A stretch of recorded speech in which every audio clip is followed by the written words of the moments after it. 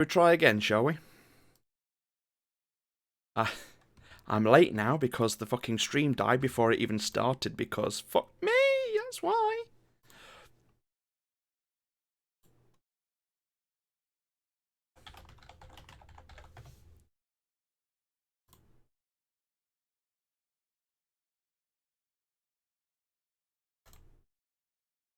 Was always like 30 minutes early. Hello. Hello. That if a player is late, they Nah, get penalized. right. If the DM is late, I get penalized. My stream died. How is your Sounds like a stream personal connected problem. to your Discord? Excuses. I had to restart my. Somebody owes us loot. I mean, I do owe you loot anyway, but that's beside the point. That's right, you do. Ram, I'd just like to point out that Cokes was here before Look. you. Yes. I would like to point out I was here before Griffin and Viking even. Technically speaking, And Well, Garbo. I have. Well, I was finishing Drag Race, so. Yeah, technically speaking, I haven't moved Panda from the was seat in the past 2 hours, so I was here long before any of you. Panda was like, I'm a little creeped out that you're here so early, Coach. Ram, you say that like I haven't been Look, at my computer listen. since like 2 in the afternoon. Yeah, well, same here. I was meant to go and get a haircut earlier on, and I was like, I literally do not have the energy to leave the house. So, hair is still not cut, so screw it. It's okay, it doesn't look bad. Good, because I've cut the top of my head off so you can only see the fringe. Her hair is not long enough to Pan it up! chew on it. It doesn't need to Listen, be cut. it's all about the angle, Uh-huh. right? If you want to show off your head nicely, you got to get the right camera. Exactly. Just put on a big old cowboy hat. There you go. Yeah. I don't have one of those. One of the few hats I don't have. What kind of DM are you? What? We need to have a conversation what entails being a DM. Yeah. He needs his robe and wizard hat. Yeah, I need my cowboy. He probably does have one of those. I have dreadlocks. Does that count? I don't know if that falls under Oh, the same yeah. category. I miss those days. Oh, God. Okay. Whoop. Oh, it's fine. No, I Stream buffered for me. oh, for fuck's sake. I'm seriously... I put out a tweet earlier on my Twitter account, and I literally had 0.03 megabytes per second. Whoa. Ooh. Yeah. I guess that's one thing America's doing better right Li- now. Literally, it's So what it- I'm hearing only is thing. you literally wrote your tweet on a piece of paper and Sent it by- yeah. through the window. yeah, Ram, that's not how tweeting Yeah. works. Actual Yeah. pigeon carrier pigeons yeah. to the Twitter headquarters. literally. I think it would have been faster. But yeah, Send the raven. yeah, it's something I really need to look at because it's really starting to piss me off now. But aside from technological issues in the actual real world, shall we go and get into a fantasy one? Yeah. Sure. Okay, so just going back over the little recap here. Last time round, you all woke up from your respective locations in the town of Eastron. You were rejoined by Nep, who informed Garble of his time in the jail, including the curious crown that had afflicted Ayara with her sinister dark eyes. Gathering once more at the home of Wayland Firth shortly after dawn, you made your way down to the southeast beach, where you loaded up half of the survivors and headed back to the island of Chokros, taking a closer look at the skull of the fallen ancient blue dragon, and other secrets that were held nearby. Walking into the cave, you finally saw this Goliath skull, cracked from a terrible blow of Cord's fist, but in the centre of the room you saw a rock with a bowl exactly the size of the stone that had been pulled from the Thunderbird's skull. As Ajran placed the stone into the bowl, 2 massive storm giants appeared along with the runic message from Cord. You have proven your might, but now a test of your courage. The 2 giants raised their massive great swords, and as one boomed out, "Do you fight or do you flee?" Naturally, not one to turn down a challenge, you all raised your spells and weapons and got to work proving yourselves worthy in Cord's final test. Once you'd proven your courage and not running away from the fight, the giants took a knee of respect. and biting the bullet, Ajran activated the stone, clearing the once everlasting tempestual storm that had encircled the continent for millennia. Now back outside, seeing the sun bathe the island of Chokros for the first time in the clan's history, your attentions turned to the blue dragonborn you had captured. Using a Kimura worm to act as a temporary tongue, some of you began to torture this individual of information. You found out that Adrisa, Ajran's mother, had been working together with the Red Dragonborn clan in order to gather the long-lost remains of the ancient chromatic dragons. They planned to bring them back from the dead, with work already far gone into reclaiming most of Tintriok and Volkan's remains. However, in recent weeks, a green-skinned elven woman had appeared, and soon put herself in command of the full operation. Seeming to be heavily skilled in magical abilities herself, she altered one of the blue dragonborn leaders known as the Five Heads of Tiamat, and created a pure chromatic dragonborn warrior, with the strength of all the chromatic dragonborn variants combined. Through an intense set of pressure, you managed to gather that Sarin and the chromatic clans were holed up in the Kromali Mountains, the ancestral home of Tiamat and her brood. They planned to use the Thunderbird to weaken the bronze dragonborn living on Chokros so that they could march in and finally retrieve the skull with little resistance. After you bled as much information as you were going to get from this individual, Natrok snapped the neck of the dragonborn for a personal reason, and also to spare him from being slowly burned to death by Garble, who was getting a little too into the torture. Fernan, borrowing Ajran's sword in a moment of realization, marched into the cave and began smashing the skull up with a magical weapon. All of you, taking your own magical weapons, followed suit, and slowly but surely broke the skull into pieces. So, picking up where we left off, the skull of Tintriok now shattered into smatterings of various pieces of all shapes and sizes, some ranging from the size of a copper piece to some that are still about as big as a table. Standing there panting as the dust kicks up around you all, Lilith is knelt down beside Echo, patting him on the head, talking to him quietly, as the rubble and dust slowly settles back down to the floor of the cave. What are the rest of you doing? Yoink. Yoinking. I'm picking up a handful of pieces as Mhm. well. Just tucking them away for now. And I would say if Natrok is with us, or maybe Fiernan, just to have him go grab some hardy fellows, and we can see what we can do with the pieces. Yeah, Fernan, your dad's with you. So Fernan kind of gives you a nod. Even if the skull fragments are taken away, the red and blue clans are going to still come here looking for them. We need to make a decision on what we're going to do with them, but for now I will get some helpful hands to come in and collect. And he starts to make his way out.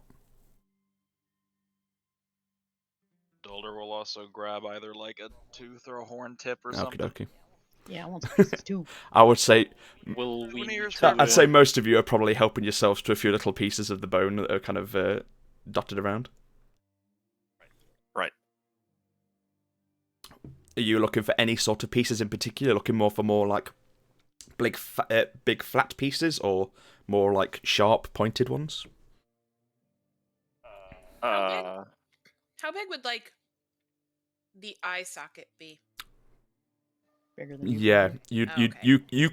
Or you could you stand could in it. comfortably stand in it. You could probably, I wouldn't say your entire party could stand in it, but a few of you could probably stand in there. I was like, can I wear it as a bangle? I mean, You could looking try. at the map right now where Ajran is standing, then yeah, that would fit Oh. about 4 of him in that Yeah. socket.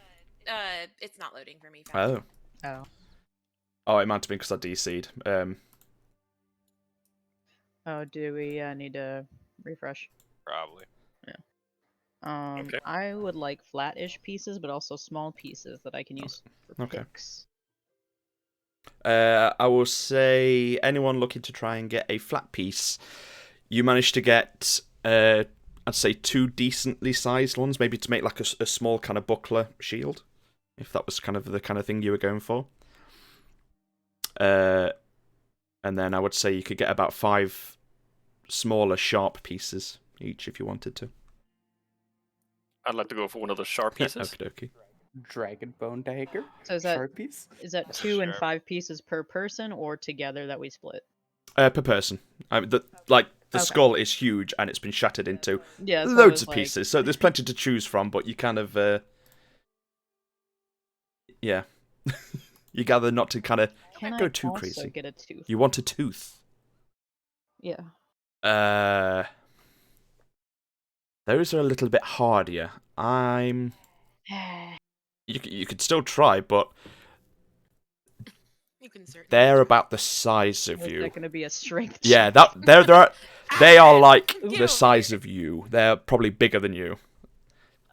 Oh, never mind. I wanted something that I could like make into a drinking vessel. I mean, you could try and chip off like the very tip of one of the teeth. Yeah, I want just the chip. You know, just the Okay. tip. Just the Do you have a magical weapon?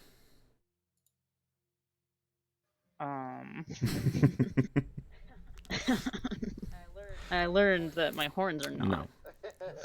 So. Is anyone? From the TikTok. Is anyone wearing any? Yeah, exactly. You grab see, I net. pick up net and swing 'em. Just start chopping away. I don't think my crossbow counts as a magical weapon. It's only +1. A plus so- 1 counts as a magical weapon. Oh, Yeah. okay. I got that. You want a dagger instead? Yeah, baby. I look at her go to smash her crossbow against this tooth, and I just chuck a dagger at her. Sorry, they. Thank you. To go up and strap it on there like a Uh-huh. bayonet. I pick up the dagger and I go after it with that. Okay, just roll a d20 for me. instead. Okay. I've got a 13. It takes you a little bit of time to kind of, because a dagger's not really the best suited tool for this operation, but you eventually manage to get. That's better than a crossbow. Yeah, it's better than a crossbow. So eventually you do manage to get the tip of a tooth. Woo! And I will give the dagger Okay, back. okay. I'm gonna grab a rock and sharpen that now. What, the dagger?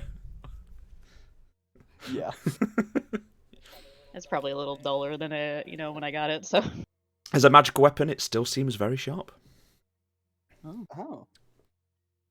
Is there any piece around that's kind of like spherical, as like the size of my fist?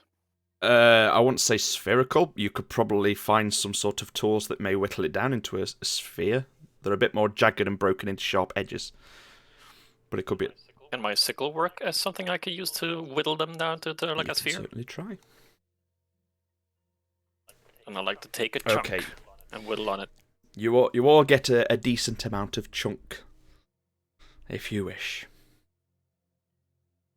Thank you. Is there anything else anyone wants to do? Get into Foundry? Is it still not loaded? Right. Yeah, I think it's it's down down. for all of us. Oh, okay. Yeah, good. it's not working. I was afraid it was just me. It's imagination time. Imagine it. Theater I'm of not the exiting it. mind. Because I'm Imagine somehow in it. I was about to say we can see it on Ram stream, so Yeah. Yeah, but you'll need it eventually. So maybe after the break or something. yeah. I Oh, could will still we? see it, but it was saying Mm. connection lost, so it was just like it wouldn't have updated if something else would have happened. Yeah. Foreshadowing. Well, you want to see new maps, don't you? Or you all could play Might and Immersion. Okay. So is it at this point, as you're all kind of sieving through all the bones and stuff, Lilith stops her little hushed conversation with Echo and pats him on the head before standing back up. The Fae Queen would like to speak to all of us. Excuse me. You hit. Dion just kind of sighs and rubs the bridge of their nose. You hear a familiar voice. Alder's narrowing its Yeah. eyes. Most of all you, Ayara, come from the direction of the small fox. Who speaks Sylvan? I do. I don't think I few of do, us. but will I understand? No, it? I think you do speak Sylvan. If you don't, Okay, I will add it right. onto your thing because you should. I should, I was yeah. gonna say your whole Especially character if has been Yeah. a lie. If you don't, you do. Don't worry. Okay. You do. Okay, I'm peeking cool. at your sheet. Yeah. You do. So yeah, you hear the words, "Hello, my friends." I guess Ayara would probably be like, I bet she'd kind of be like, oh, that's weird. Like, that sounded like out of my head. Yes, it seems a bit more distant than that normally is. Um, Yeah. All my hair is standing up on end. I look like I've been electrically Yeah. shocked. as you all kind of turn around to look at Echo, Echo's eyes and mouth are leaking black tar-like liquid, much like that comes out of Iora from time to time. And then the voice continues, Oh, I hate that. this time swapping to common so that you can all understand. Forgive the intrusion. I would normally talk as I have done through Ayara, but that tends to freak you all out. And Ayara... Like, this is better. Plus, Ayara would not be privy to what is being said. I felt it's been some time since we all got together and had a chat, as we did in the old mill. Congratulations on your accomplishments this far. Watching how far you've all come along has been wonderful. And it's been a delight to see the Order flapping about in distress. Simply delicious. I told you that there were multiple forces gathering, and now you've seen that for yourself.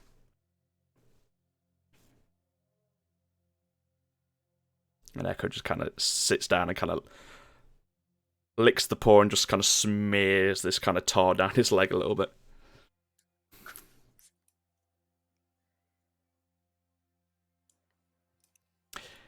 So Ayara, like, kind of looks around and she's like, you guys hear this too, right? Yep. Yeah. Okay. Unfortunately.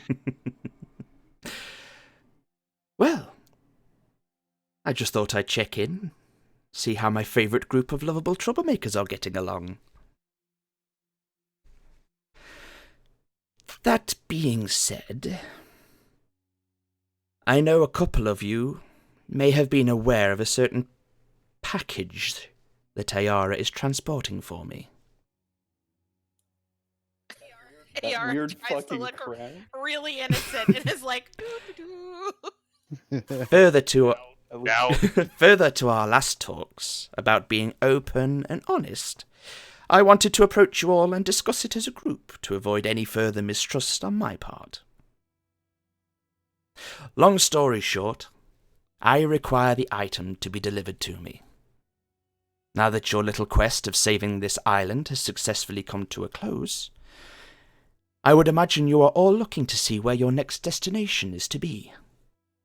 And naturally, I felt it good to put my case forward as your next port of call, before further distractions let themselves be known.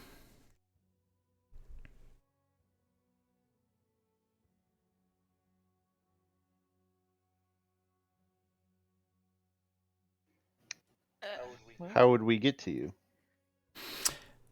Oh, you have a member in your party that knows the way very well. And Echo kind of looks over at Dion. I just kind of put my hand up very slowly, like, yeah.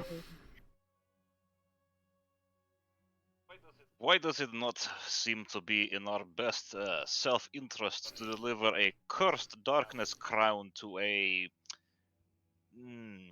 not so savory fey creature? Oh, you are my favourite, you are. It is true, the crown is evil. What? No I shit. hadn't... Are you Yeah, and surprised? I just kind of look at Arrow Echo like, just kind of... Echo's kind of weird, black, tarred eyes just kind of tilt his head towards you, AR, and kind of goes, "Darling, the jig's up." in that kind of a look.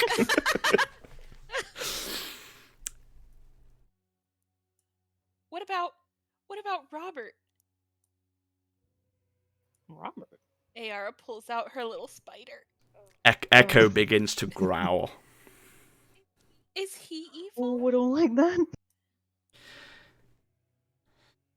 There are many items in this world that have been altered or tampered with, to inflict dark changes or curses to those who touch or wield them, as some of you have already found out before. And Echo kind of turns to Garble where the mechanical finger is on his hand. Oh yeah, that. I look at me, oblivious to what's going on. Ayara, as you kind of pulling the spider up, the spider kind of crawls up your arm and kind of goes towards your ear again. Oh god. Do not listen to her. The crown isn't evil. Put it on and see for yourself. Oh my god. Like, this is all I Yeah, already. the voice trails off as you feel a slight pressure in the ear you heard it in. Oh god. Who's standing near Ayara at this point? You. I don't You know. probably. Me? Yeah, roll a Oh. perception. Oh, roll a good. perception check. I was gonna say I probably would have moved Yeah, yeah. to be closer For to sure. the group. That's a 17 on perception. You see some of the same kind of black tar stuff forcing the spider back out of the ear. Oh, that's fun.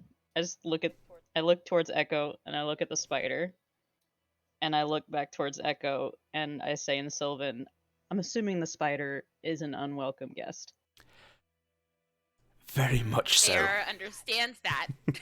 Yes, and so sorry, and so does Myra? Lilith. Yeah. No. Very much so. The item that Mm. Ayara is carrying is a long-lost vestige. A powerful artifact normally created for or by a god. In this instance, Lolth, the Queen of Spiders.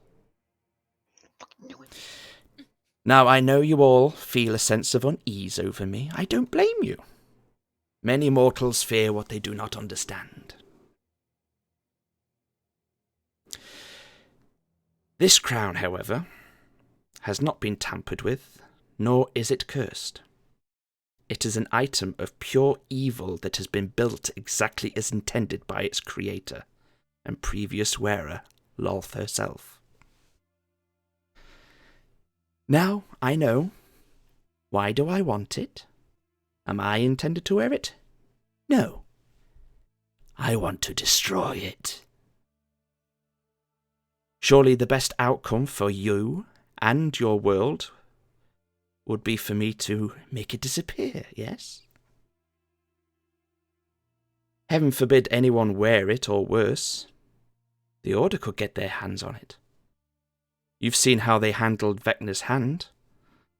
They aren't as capable of defending this world from evil as much as they claim to be. Yeah, that's a fair assessment.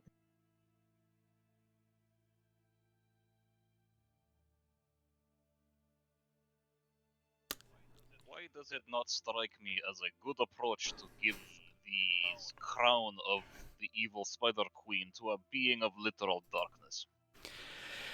The Dolder also turned to her. Also, how many things do you currently have residing in your head? Air kind of shrugs. We need a little bit more there, Alex. Yeah.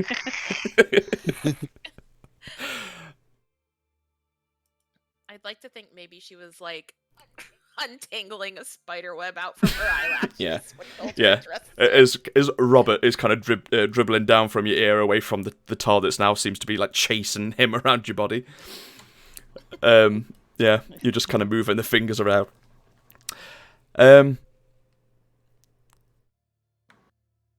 Echo kind of stands up a little bit and just starts to kind of slowly, not threateningly, just start to kind of move around the group. Wait, walking on 4 or 2 legs? on four legs, on four legs. Okay. I'm not going that weird just yet. Got to build up to it. On its back, like the spider walk. Yeah, huh? Right. Upside down, legs bent backwards. Yeah. The thing with the Feywild is you shouldn't always judge a book by its cover. Now, I can't put into words just how much I loathe the bitch that bore the crown. However, I will openly admit, the crown is the key to my freedom. Your group seem to be making a habit of breaking long-imprisoned beings free from their cages. I merely want to come forward and request the use of your skills for that very purpose. I have the decency, at least, of telling you and leaving the choice ultimately up to you. I would like to point out that I would hope my aid has not been going unnoticed.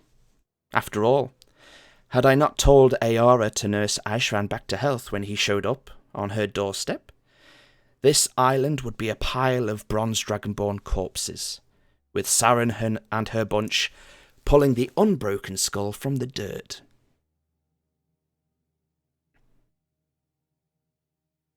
No, fair point. She did tell me not to kill him. You were gonna kill me? Oop! Secrets out of the bag! Oops. You just seem to be suffering. I'm not an animal you put out of their misery. Well, To be fair, she didn't know the difference. anyway. But see, that's neither here nor there. That doesn't make it better. Makes it a little better. To be fair. To be fair.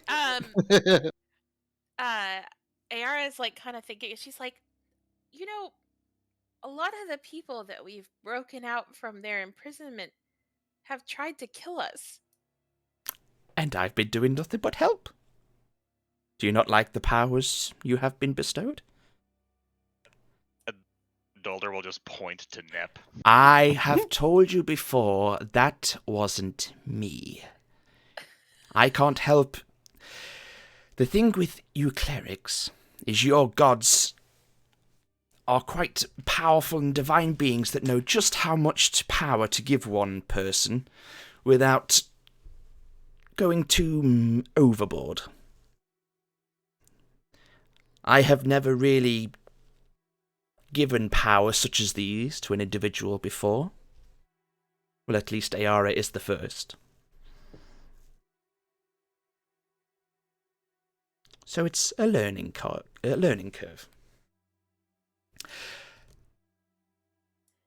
And besides, Nep and I are good now, right, Nep? So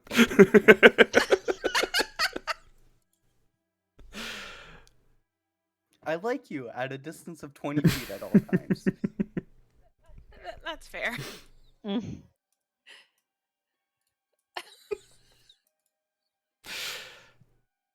Now, I'm not suggesting that you come all the way to the Feywild and deliver this crown without any sort of offering. Shinies? We don't generally deal in shinies in the Feywild. Well, good luck convincing me.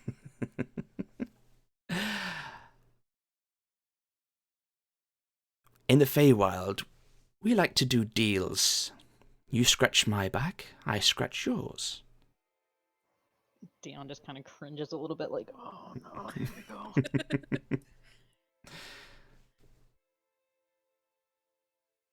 we go. Echo just starts to kind of walk around and kind of looks at Dulder. Of everyone, I know you most of all are the wariest of me. Partly down to your delusions over the elves, but regardless of what you think, my pact with Ayara has nothing to do with her soul. Please. I'm no lower class fiend. What fucking use is a soul to me? But I like fiends. As I said, us Fey revel in deals and bargains. We just don't sneak in big, long, boring contracts and complicated words designed to confuse you. As allies to my dear Ayara, and as potential heroes to the world, I am most eager to help you along the way. For the correct price, of course. I will make each of you an offer. I'll name my price, and you can take it or leave it. No harm, no foul. And as you journey to the Feywild, I have a couple of enticers planned. The threat to her soul through you is not for you eating it or caging it or doing anything past once she has left the mortal coil. The danger you possess to her soul is the dark path you will lead her down, causing her to damn her own soul. I'm And any bargains you make will always only be made for the like of yourself. Fair creatures such as you never deal fair. It is always fine print and hidden meanings, and at the end of the day, we will rue what we did, and it will leave you in a more favorable position. That is the type of your kind. deals in any walk of life tend to favour one person over the other in many ways. There's always a shopkeep that has to make a profit.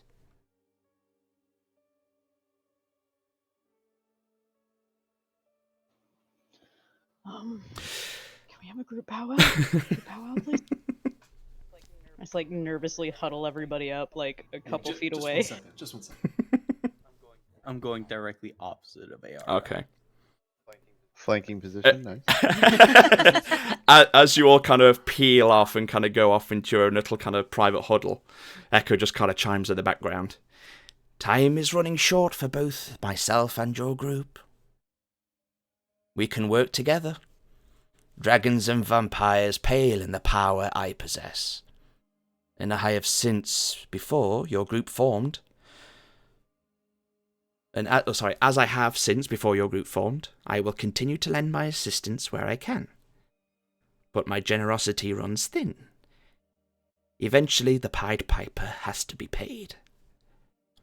Dion, you Yes. get an odd sense of familiarity when the Pied Piper mentioned. Oh. You can make a history check if you want. Oh yes, please.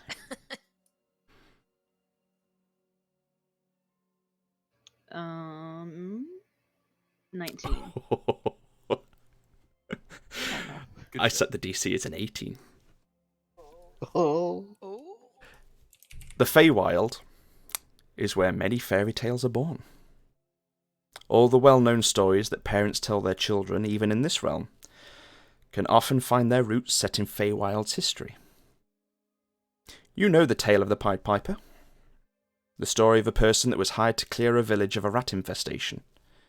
But when the village failed to pay him for his efforts, the Piper played his music and took all the children of the village instead. There are many beings in the Feywild that revel in the playful antics and pranks, and as such, children can often be a source of much joy with their youthful exuberance. Long, long ago, when the Feywild had a closer kinship to this world, children playing under the roots of trees or in long grassed meadows would often go missing and end up in your homeworld and in the hands of those that lord them there. Because you got a 19, one of these beings stands out above all others for you. She is as close to a boogeyman as you know. Even in the Vale where freedom and fun is encouraged, even your parents would warn you and your siblings to behave to some degree. Or one day, Mama Coraline would come and take you away in the night, and she would be your new mother. And then thinking back to what Ayara has told you of her past, at least what she remembered of it, you remember Ayara felt an urge to run away from home. And then at some point this entity reached out to her. And the similarities kind of give you a bit of an off feeling. But with that being said, you also know that Fae, particularly the Archfey, revel in spreading malicious rumours and stories about each other. So all tales have to be taken with a pinch of salt. And with that, Echoes just kind of sits down and starts just kind of like scratching behind his ear, sending just flaps of tar across the room. Ooh. Dolder is just standing there, kind of like hammer twitching, just really wanting to send the searing flame. Okay, so group huddle, group huddle, group huddle. Guys. Is AR part of this group huddle or not? Yeah, all of us. Oh, okay. Is Robert okay. too? Yes, yeah, get Robert out of here. Depends if it's in her ear hole or not. You just see the spider just moving down her arm, and there's just this like trail of tar just slowly following it. There's a hot mess. Pretty much. She's got shit coming out of her eyes. No, Tar coming out no, of her ears. for once, your eyes are okay, apart from the fact that they're just completely blacked over. Oh, good. That's okay. just your new thing Yeah. now. That's just you. know. Okay. Yeah, so group huddle, and then Dion will kind of just whisper, not whisper enough, but still loud enough for people to hear. Okay, there are a lot of fucking rules for the Feywild. I'm gonna have to tell you guys, but rule number 7. 7. Be mindful of every word you speak when you enter a deal. Don't just go out willy-nilly promising things, especially not to Fae. And I just like eyeball everybody like, How about rule number 1? Do not enter into deals with dark nefarious forces. that's not rule number 1. It should be. What's rule number 1? Don't give your name. Oh shit. Okay, good. But she knows my name. Well, because she lives in your head. It's a little too late for you. She knows But our because- names. She knows all of our names then. You She have doesn't know not- my name. You have not given. them Yes, your name. there's a difference between knowing a name and giving a name.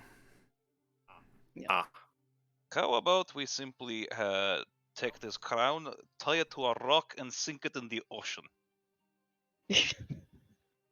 but we can sell it. Listen, Dulder, I'm with I know Garbo you're on. just starting to learn that not all elves are bad people. Next up on the table is starting to learn that not all Fey creatures are evil. Dolder will very pointedly just slowly turn to Ayara and just like look at her arm at this spider and tar goo loogie running down her arm. Okay, some are, but not all. A lot of Fae like to spread rumors about a lot of other Fae. It's a thing we do.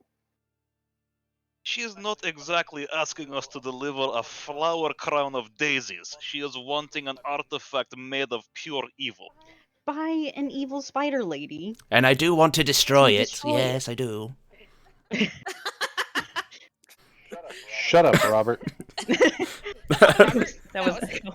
That's Echo. That was Yeah, Fake. Echo's Oh. like a good like, I thought she couldn't hear us.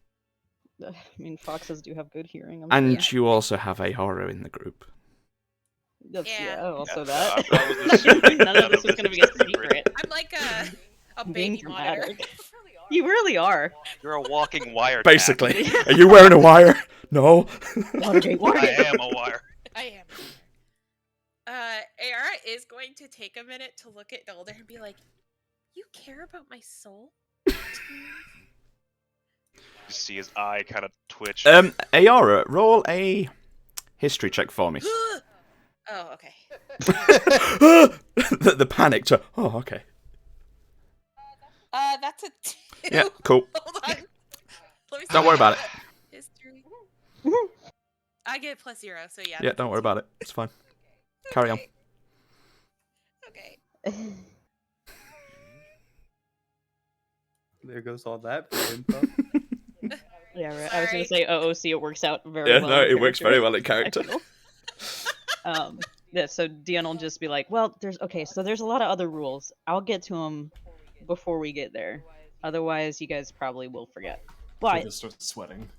Does anyone have anything to write with? A piece of paper. yeah, I hand her, like, I tear out a piece of paper from my notebook full of songs and Okay. half-naked drawings of people. Hand it to her. Okay. All right. I'm ready. Number 1, don't give your name. Oh, we're doing this right now? No, she's just gonna Okay. keep it on her. Okay. I got some ink here if you wanna. OOC, I do Good. have a picture that I was Yeah, gonna you can send send- with all Yeah, the rules.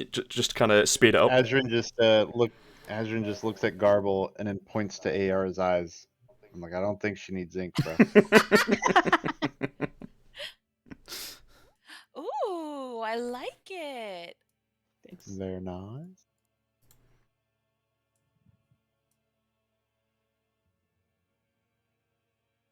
But yeah, so see, those are the rules Dion will go over Mhm. later. But so you Okay. guys have it. Okay. So, are we going to the Feywilds? I just kind of like glance at the group, glance back at Echo, glance at the group, glance at Dulder. Do we? I guess. Yeah. If I am rather concerned by the fact that we are on a timetable here for the solstice. We don't necessarily have the time for frivolous exercises doing biddings of dark creatures. well, We might. that's the thing. We might. We might have time. Bring me the crown, and time won't be such an issue. Dion's ears perk up. So how are you gonna destroy this crown? Unfortunately, Lolth was one of the individuals that had me locked away. Her crown is the key to my freedom, among a couple of other things from other individuals who were involved. So if it makes you feel better, the crown on its own will do not a great deal in the grand scheme of things. I need other items as well. But at the very least, you can bring it to me and we can at least have a face-to-face conversation. It's been challenging at times to talk through other people, and you don't seem to react very well. Which, again, understandable. Because we have had such great luck with setting things free. At least I have come and asked. That is Yeah, true. and Kaz initially asked us to sit down for dinner. Then he, did not tell us that we were going to be dinner. Well, if it makes you feel better, dwarf meat's a little bit chewy. That's something you can chew on. Dick joke. Hammer joke. Well, with a dwarf is a dick and a hammer joke. Yeah, at the same heard time. hammer joke. One and one.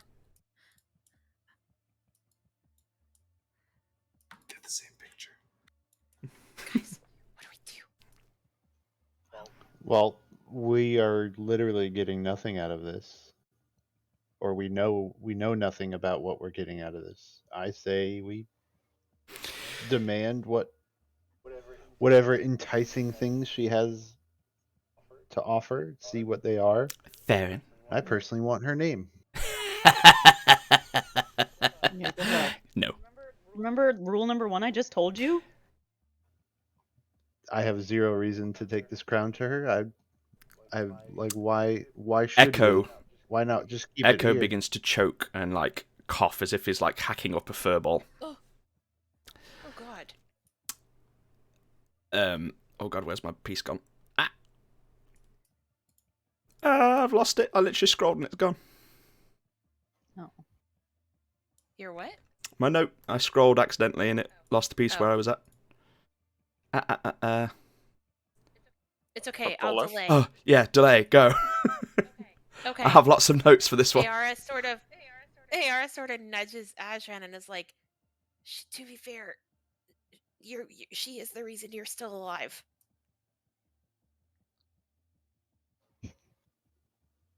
It also Semantics. kind of sounds fun. I mean, personally, I'd like to go back home. There we I'd go. also personally like to fix the weird fucking I time got it! that's gonna make my parents die of age before I come back. My point is, and I can't believe I'm saying this, but I actually agree with Dolder on this one. we have very little reason to actually help this entity. As you finish with that sentence, you turn around and see that Echo has coughed up a splodge of this black bile in the middle of the floor. In the middle of it, you see a small orange nut, kind of a similar size to that of an acorn. And Echo kind of bends down and kind of grabs it between his teeth and kind of, may I? As he kind of motions to Did you approach. say a nut? A small, Okay. nut or seed. Okay. And Echo just kind of slowly kind of wanders over to Ajran and kind of plunks it down at his feet. Oh God. Give this to your clan before you leave. Tell them to plant it wherever they decide to lay down their permanent roots. And your people will be surrounded by a magical woodland that will hide them away from any nefarious eyes that look to seek them out. The land will be as fertile as it ever has been. The crops will never be out of season, providing food all year round. Nobody unwanted will ever find and hurt them again. Should you bring the crown to me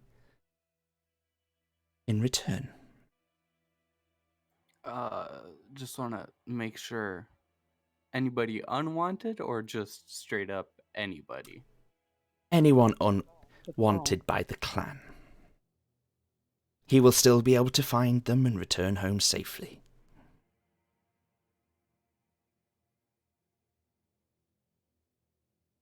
That's a pretty good deal. What's to stop them from getting lost? They know where they'll live. I mean, you could plant it on the island once you've kind of gotten rid of those and kind of looks over the kind of rubble of the amount of bones. Unfortunately, Shockros at the minute is known to the Blue and Red clan. But once you deal with them in the future, and your clan comes back to maybe reclaim the island for their home, plant the seed, and no one in the future will come and do harm to your family and people again. As I said, if the crown is brought to me.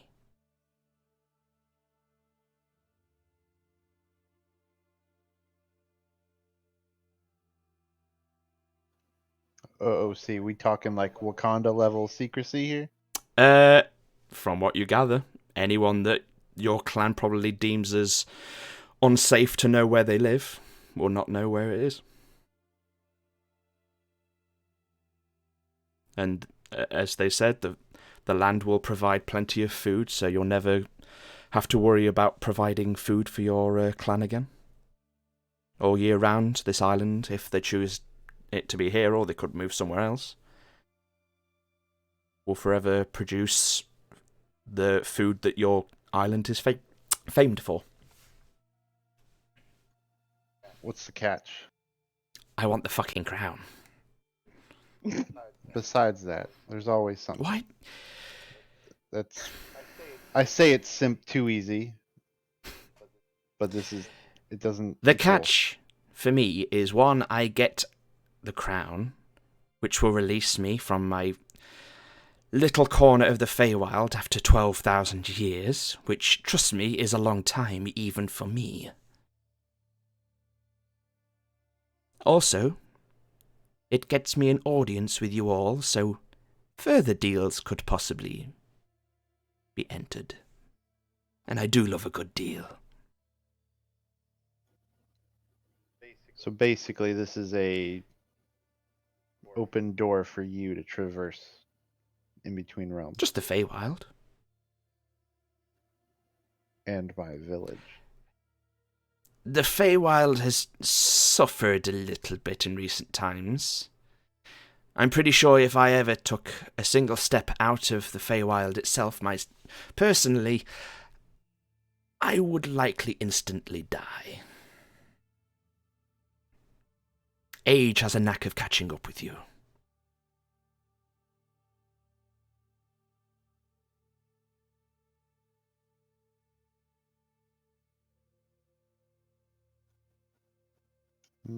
He's gonna leave the seed where it is because he's not accepting anything at the moment.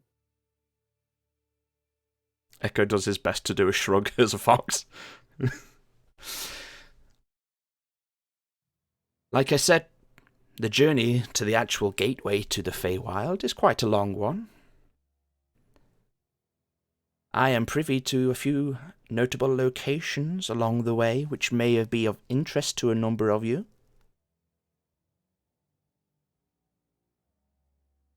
A long-lost temple to Moradin, perhaps? And kind of casts an eye over to Dulda. I think I did not notice that being phrased as a question. I'm just saying, scratch my back, I scratch yours. Yes, and perhaps when I leave this cave, Moradin will be waiting outside. Perhaps, who knows? Well, go and step outside and do let me know. It's been quite a while.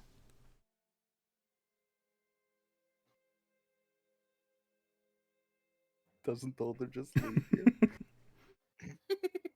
Never to be seen again. No, Dalder is currently standing here debating how many rocks you need to tie to a crown on a fox before it's sink. It would just turn into leaves and come back, so. I don't want them leaves. Gotta keep them heat leaves.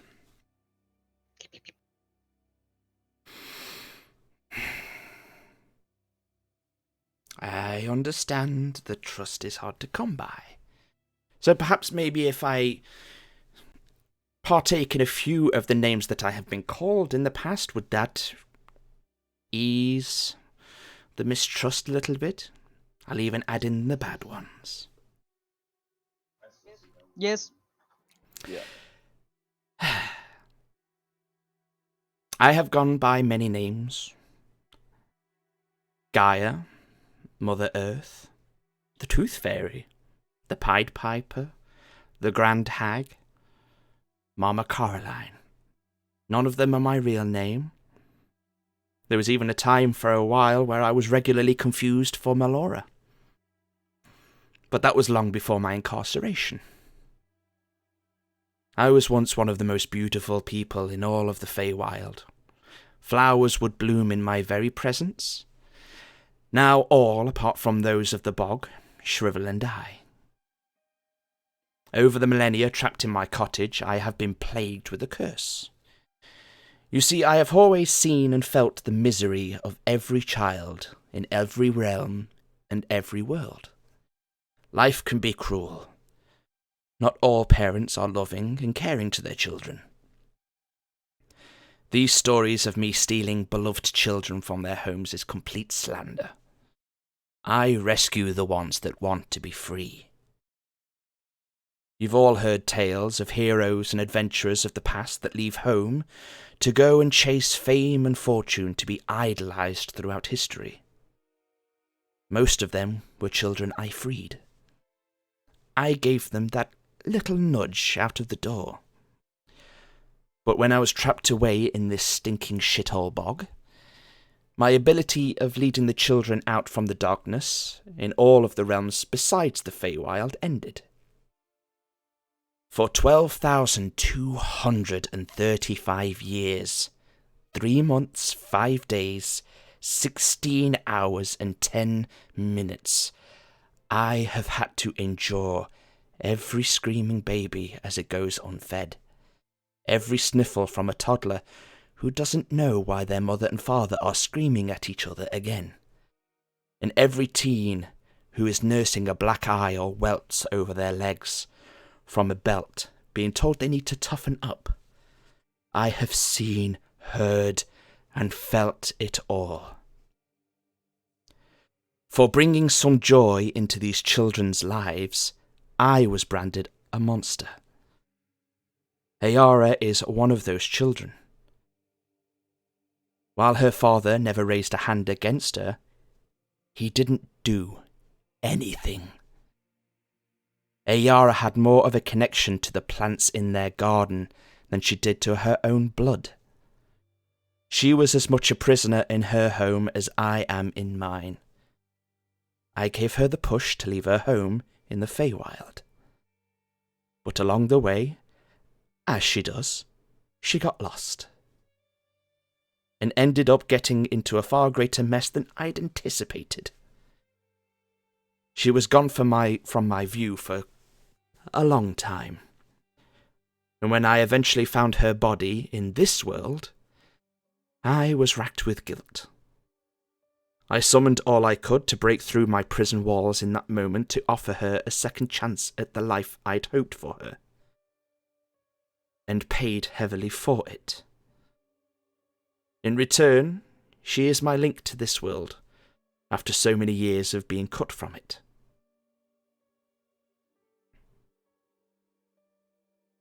So kill Ayara, kill you. Not necessarily. I'm sorry, it had Yeah. to be said. Era's glaring at Nep. And Echo's neck is kind of snapped at a very odd angle towards Nep. And is just kind of staring, and the tar's just dripping and drooling in like a, do it.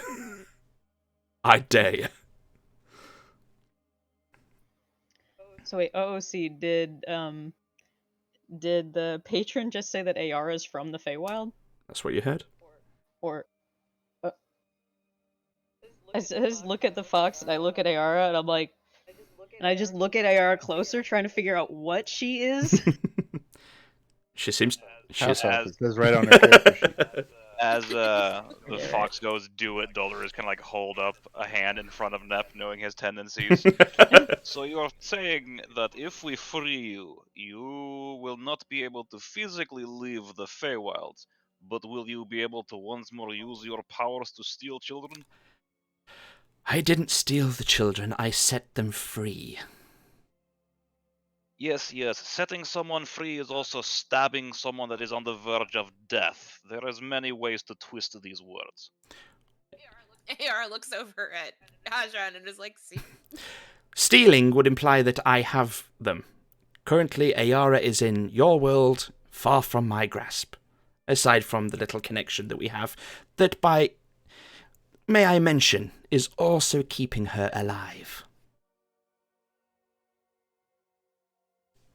You saw in the mill, when I had to pull what I had kind of put into her out from her body, that she began to die. Oh.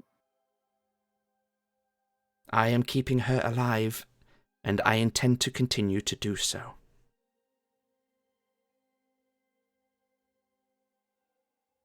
She can't just be your puppet, though. If you want me to take it back, I can. Um, And Are you not Ayara starts to paying kind of wilt a little bit. That's not what I meant.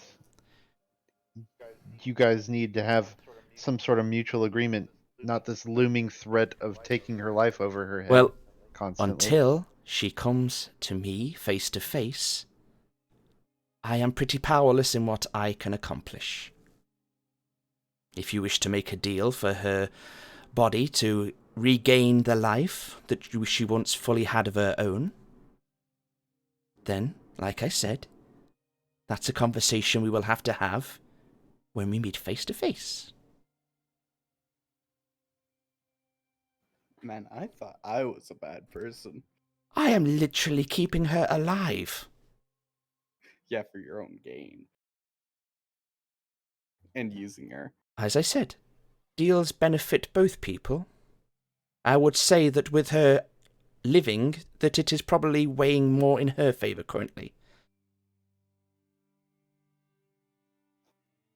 Rewinding back, you said the crown was only one piece. Who else imprisoned you? What else do you need? I also need the crown of Oberon.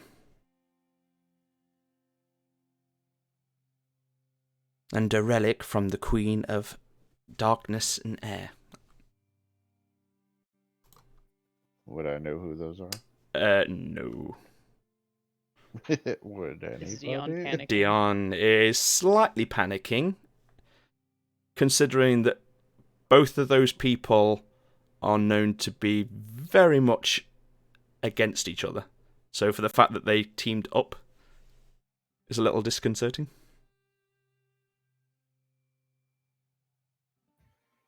Cool. She kind of sees your kind of hesitation and your kind of worriment. During the war, when the gods started to die, be banished or straight up disappear, many Fae within my realm began to fear what that meant for the Feywild. Should there be a lack of divinity watching over it? Knowing the ancient power I possess, Lolth began to weave her web of deceit amongst the other leaders of the Feywild. They, along with Lolth's aid, decided to lock me away, even though I had committed no crimes, nor had any intentions to. Does that sound fair to you? You've all grown quite powerful in a short space of time. How would it feel if the Order just showed up one day, surrounded you, and made you disappear? The way they have for many others. I merely wished to be freed of my prison, and to be able to wander through my lands of the Feywild, as I once did.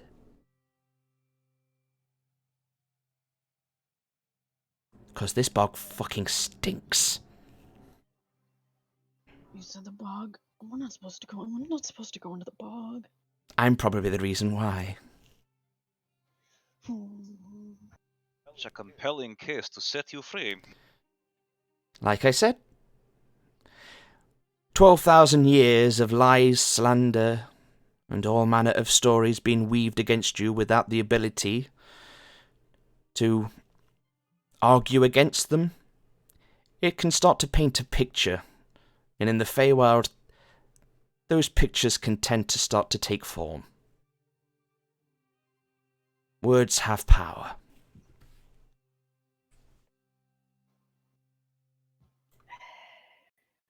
It's kind of, I'll, rub the bridge of my nose again, and I'm just like, all right, guys, I hate to tell you, when it comes to the Feywild beings, there's not really a good guy.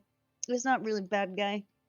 We're all just kind of out doing our thing, pranking people, making deals, playing music. Making children vanish. Listen, sometimes those kids are better off in the Feywild. You know what I mean? No, I do not. Okay. Well, Dion's from the Feywild, and she turned out all right, right? And to be fair, I never brought any of the children I freed to the Feywild. Ayara is the first one I'm, returning home, in a way. All the children that I made disappear went on to explore the world, become rich, famous adventurers. But as I said, when I got locked away during the war, the time of adventurers slowly died away.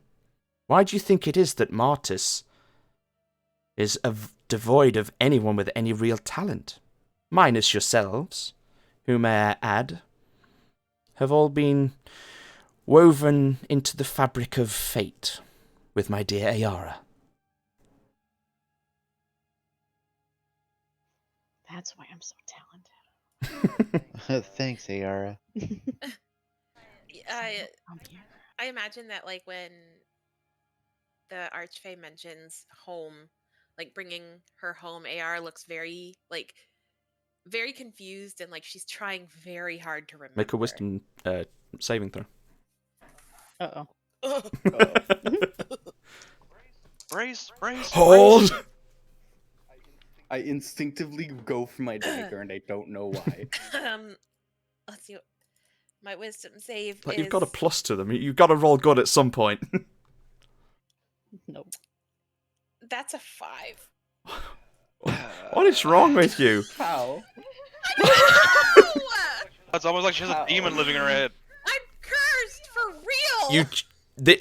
This whole tidal wave of information flooding your brain that you've never heard before, it's a lot for Ayara's brain to grasp onto. In like the brief kind of like what, like you're kind of being thrown in all directions at the minute. You kind of snap back to that moment in the mill, and you kind of retrace the steps of the vision you had when you were unconscious on the floor, of seeing a sky of lavender and long fields of blue-coloured grass. But that's about all you can pick from your brain. Just replaying the memories that you'd already gotten.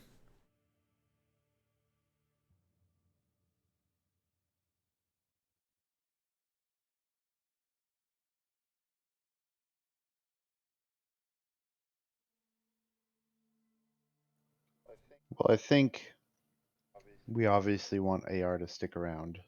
So I think we definitely need to give this some thought. Thanks. Like I said, Going back home. you can still bring the crown, to the Feywild. You don't even have to give it to me. You can hide it away in that little bag of yours.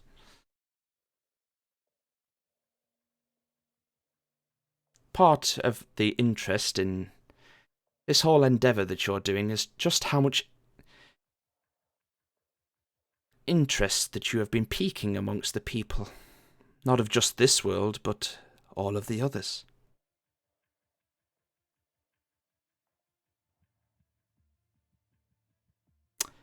Other people know about us? At this point, Lilith is pointing above all your heads. And Echo's kind of eyes are just kind of looking above, where you're all kind of, like how the dogs do the creepy, like, stare into the corner when there's nothing there kind of a thing. Yeah. And you just see the eyes kind of flash purple. And you see a number of floating orbs circling around above you. Yes. Anyone trained in Arcana, do an Arcana check for me. Right. Well, guys, it's been nice knowing you. I can't roll another 2. That's No, not you can't roll right? another 2. Since I have Jack of all trades, can I technically roll? Yeah. that? That's a You're also 16. magic. I'm also yeah. Well, I only got a 12, so That's a 15. So the highest was what? 16. 16.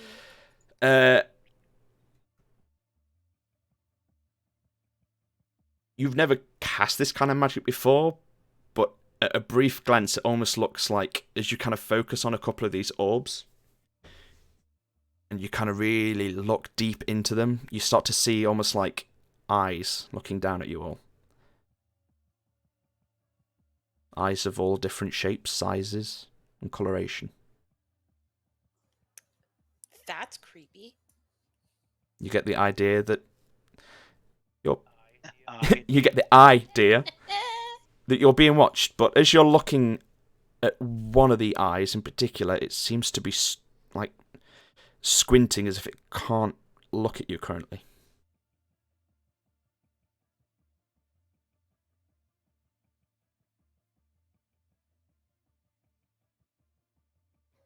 You said see, what? what the fuck is going on? One of the eyes is squinty, you Mhm. said? As if like someone's trying to. It's like someone's got a microscope looking at like a dish, okay. and they can't get the focus.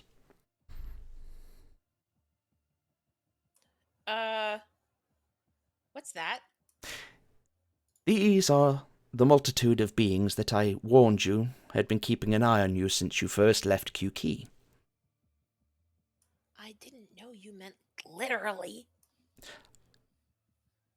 Whenever I speak, it's normally a good thing to take everything that I say is mostly literal. At the minute, I am blocking this conversation from any peering eyes or ears.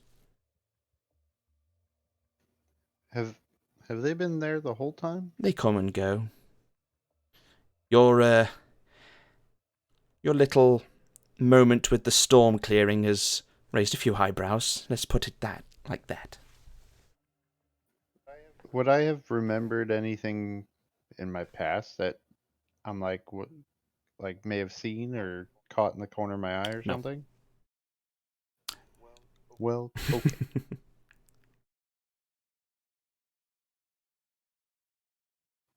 I have no idea what's going on, so I'm just gonna be quiet.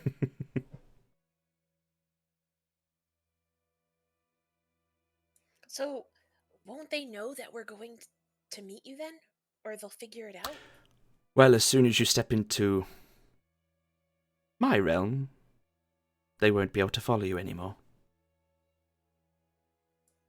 Oh. As I said, my power in this realm is limited to what I can achieve through you and Echo.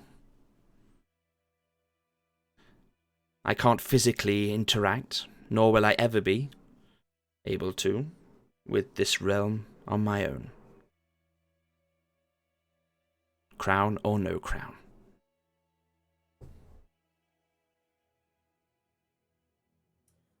Ayara Oh, sort of... go ahead. Oh, go ahead. Nope, go ahead. Nope, you...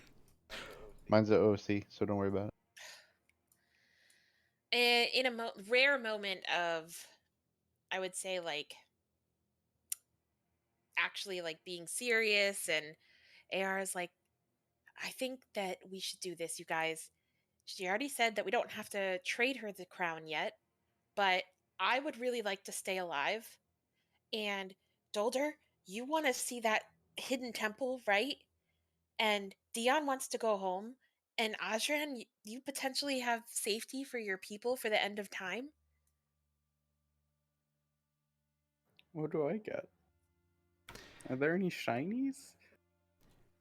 I mean, Some relics? probably we just don't consider them shiny. Like I said, deals can be made, but my generosity is starting to wear thin.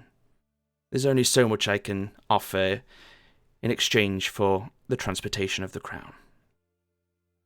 If you want to negotiate other deals when you get here, then that can be arranged. And as you're all kind of looking, Echo begins to wander around your group. He brushes up against your leg, Garble, as the voice continues. Perhaps you seek a way to break the sins of your ancestors. And you all look at Garble, whose bright red face diminishes slightly as he almost looks human for a brief moment, until the skin flashes deep crimson red once more. Echo continues to wander around past Quithus and Dolder. Perhaps you seek a remedy for an incurable disease. You wish to find out the fate of the gods you pray for, but hear nothing from. And then looks at Net. Or maybe you just seek fame and fortune as so many children in my past have. Honestly, no fame, just fortune. Swell. All of these can be yours. And Echo finally stops walking and winces, as if struggling to hold the connection. Well, I would love to discuss further, but my time is becoming limited. The Seelie Court are pushing back for control, and until I am free, I cannot be of further aid. I will continue to keep the passage of time equalized between this realm and the Feywild, but I cannot hold on forever. I need the crown. Echo looks up at you then, Dion. Look after them, Boris. Neroli will be so pleased to see you again. It seems the Vale has had some rather curious visitors of late. One last thing before I go. Be wary when you return to the mainland. The Order has released their dogs in the area, searching for the cause of the storm clearing. The island should be safe, but Eastrun is within their reach. And Echo snaps back to his normal self, his eyes and mouth no longer dripping with the black tar-like substance. The cave falls quiet as Echo does a little shake to clear any of the extra bog muck from his face, before running back over to Lilith and rolling over on his belly. Lilith kind of rubs his tummy and looks at you all. So, what do you think?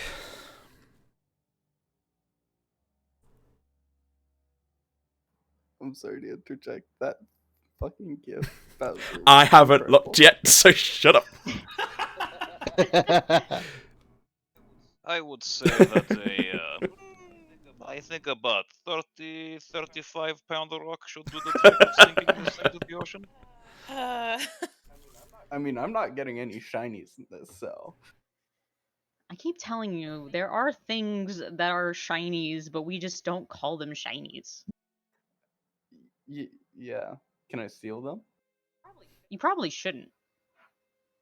I probably shouldn't steal things in the first place. Yeah, but like, especially in the Feywilds. Difference being you stealing simply means you break a law. In that world, it will probably come with some sort of magical curse that will curse you for 3 generations. Yeah, basically.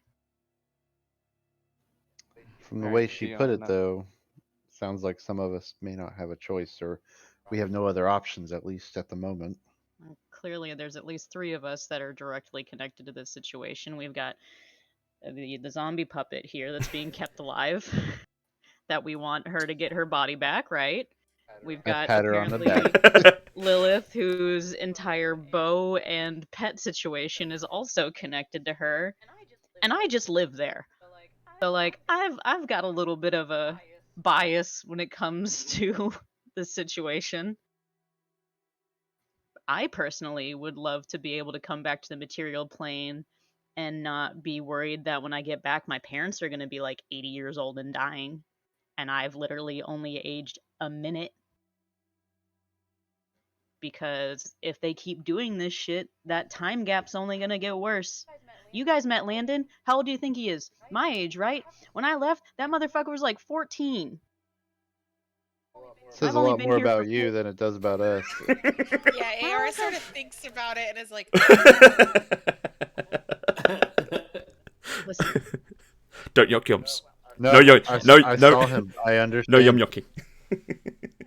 yeah. no yum yucking. AR just kind of like is like, you guys, I appreciate you debating whether or not, we're gonna do this. But and I don't mean to like hold this over anyone, but I am going, regardless of, if anyone's not. So Then I will too. Dalder turns to Dion. What do you actually know of this creature and children? How much of the future success of its interactions is true? OOC DM.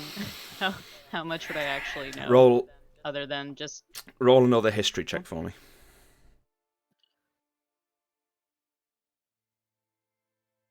ooh, 23. Shit. hot damn. Damn. Smart. As children, you were always warned to stay out of the bog. But in your travels since leaving, and probably going to other kind of areas and speaking to different people around in the Feywild, you've heard from time to time of people that have ventured into the bog in a moment of desperation to enter some sort of deal. You've heard stories where things have turned out pretty well. You've heard stories where things probably didn't quite work out the way it had been planned. There's a kind of a mixed kind of bag.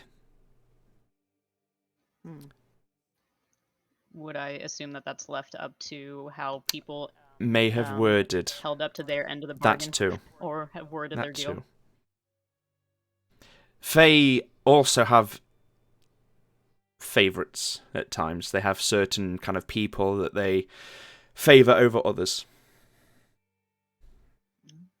If someone slights a Fae, that could probably be one of the reasons why a deal is almost like a bit of a monkey paw. If you're one of the favoured people, they may be a little bit more lenient.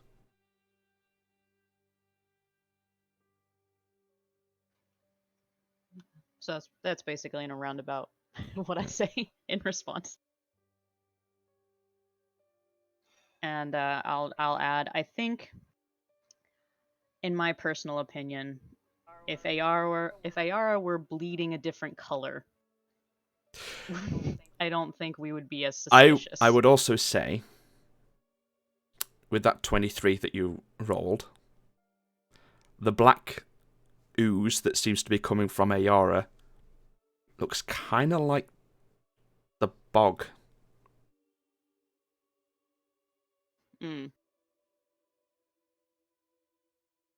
Hopefully it doesn't smell like it. Probably. That's the information you relay. Essentially, yeah.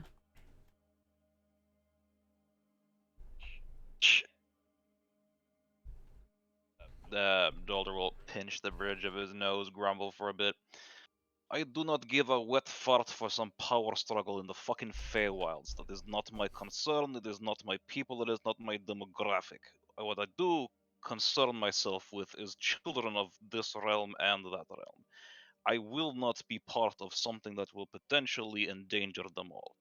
If that means that some will have to pay a price, and he'll kind of glance at Ayara, then the needs of the many outweigh the needs of the few. But if this thing is truthful and it is not a outright hostility towards children, that is a different decision. In the stories I've heard, the children were never hurt. I mean, in my times, I've probably seen a couple of them wandering around the Feywilds. I don't know, but they don't leave good situations. They don't leave good homes. They weren't happy. Life is very rarely fair, and some of us do not make it through, some of us emerge broken. That does not mean the fact that a rough beginning to a life will mean a bitter, dark end. Plenty of people have a bad, shitty childhood and still have a successful, happy life. Whereas a fake creature involved, that can change it. Oh, this is about the whole free will thing again. I got it.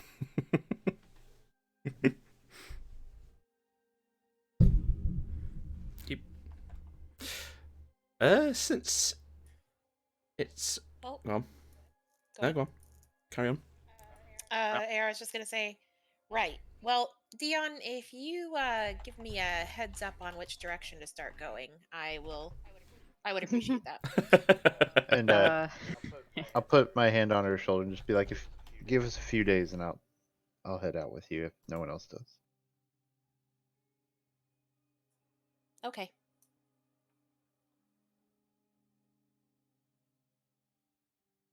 At this point, a number of the Bronze Dragonborn from outside start to kind of come in and with like big kind of sacks and start to kind of load up the bones inside them. Yeah, I just kind of meet up with them, and I let the group still continue to talk, and I just kind of direct them where to go. And As the powwow is kind of like, starting to come to an end, Dalder will say, there is much here to think about. I will meditate and seek what wisdom I can find. Kind of touching the pouch where he has the Ioun stone. Depending on how things go, I will come with you, but I will say this with full honesty and truth. If I believe that this crown being handed over will threaten the children of this realm, I will not let it be handed over. I have your back on that. That's fair. Though there's my moral compass on It has mercy on my soul. You have morals? Dalder is his No, Yeah. he only has morals if he can He steal them. has somebody make his morals for him. I just want to Um, clarify.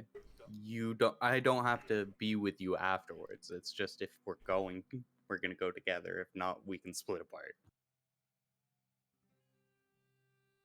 I say if we go, we should all go together. Aye. Your mind does cast back to the time on the boat, Nep, when a certain Tentussi was warning you that forces were trying to pull your group apart and would continue to do so, but that she was intent on trying to keep you together. She was the Tentussi all She was. along. Oh my god. I thought that was already well known. I mean, nope, Yeah, we're because oblivious. there is only the one dark, nefarious, otherworldly creature whispering to this group at any one given I mean- time. However, would we think it could be something Technically, else? there's I was only two. Only. Spoilers! out of character, I had already figured that out, but I mean, I think it was mentioned in the mill as well that she kind of addressed Nep as being one that she'd talked to previously. Yeah. It was touched at that point as well. yeah. I mean, at this point, Dalder's just kind of assuming that there's some sort of dark pantheon living in Ayara's head. Lilith pops up at this point. Let's hear your best Soph impersonation. So, Coffee. where is this crown?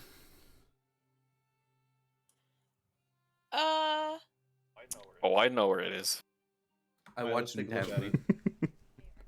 AR glares at Garble.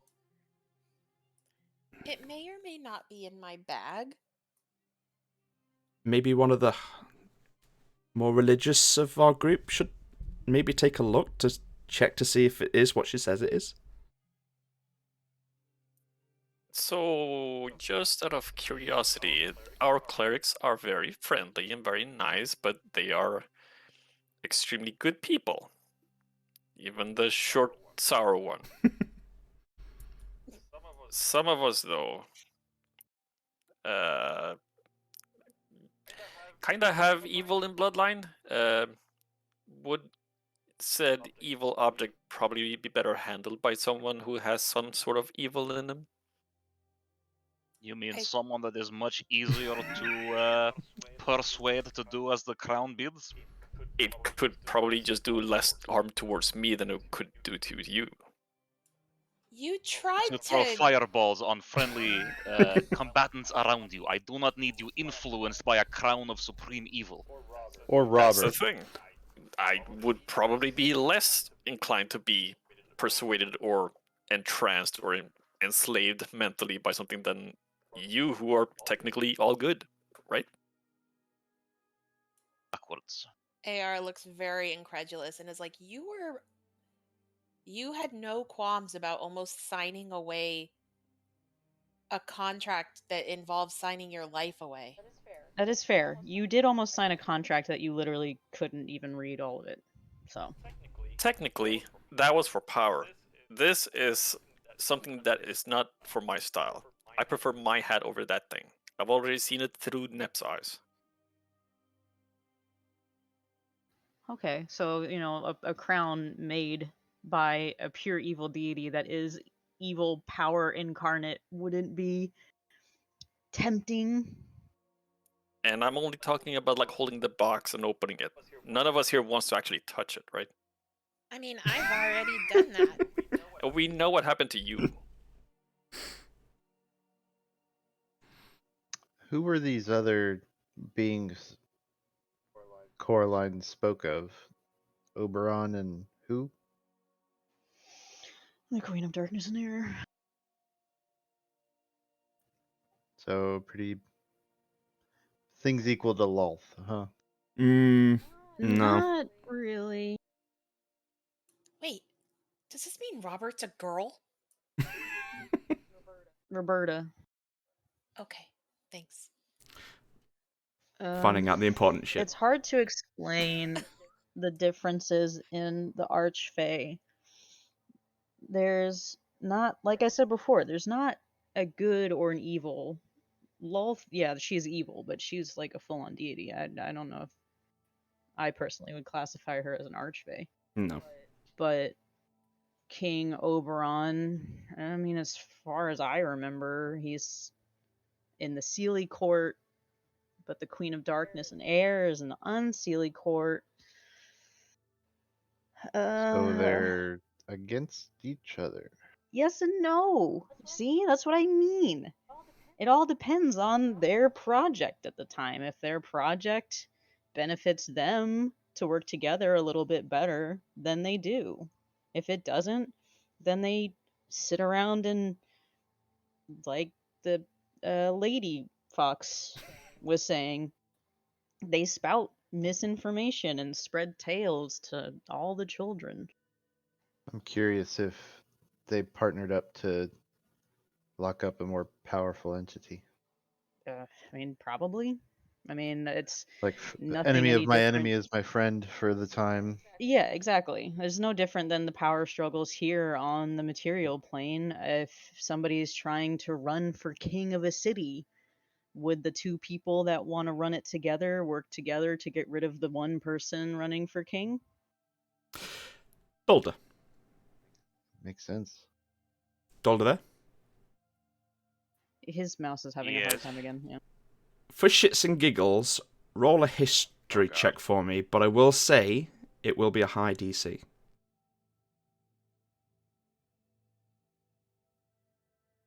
Well, I do have a +4 modifier, but that doesn't necessarily help a whole lot when I roll a 4, so 8. Yeah.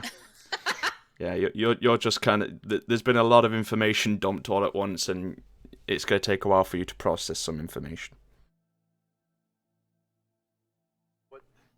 What time would it be after the fight, the Uh, interrogation, the skull? So you left at dawn, which was quite early in the morning, like 4 5 a.m. In this kind of time period of the year. About an 8-hour journey. Oh god, may as well look at the clock. That would help. So that's midday fight. I'd say you're looking at about 3 p.m., 4 p.m. Oh, okay. Well, we can start preparing possibly a bigger boat to kind of circumvent Eastrun, knowing that the Arcane Order is kind of our enemy now, I guess. You weren't necessarily told they were searching for you in particular, just that this has almost seemed to be the point of origin of where the storm's been cleared, so they've been kind of let loose to kind of look into it. Yeah, they've just basically sent out their version of the Men in Black to figure out the hell's Kind of, going yeah. on.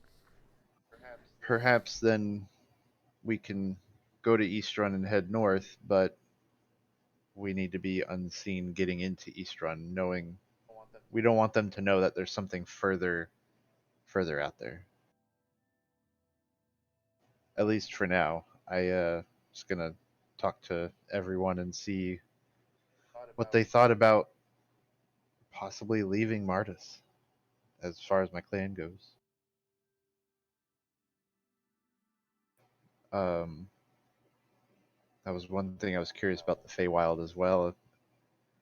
If they know what's out there, because I mean, we don't have any written history of what's beyond Martis, so I'm not sure.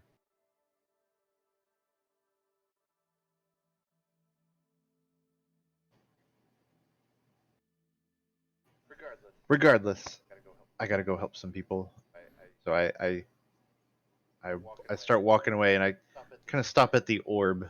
Am I able to like lift it up or have any reaction from it anymore? As soon as even a little touch of your finger hits it, it just kind of melts away, almost like water, and just goes away.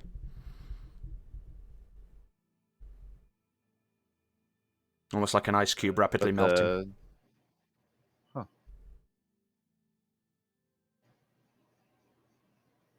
I'll walk out of the cave and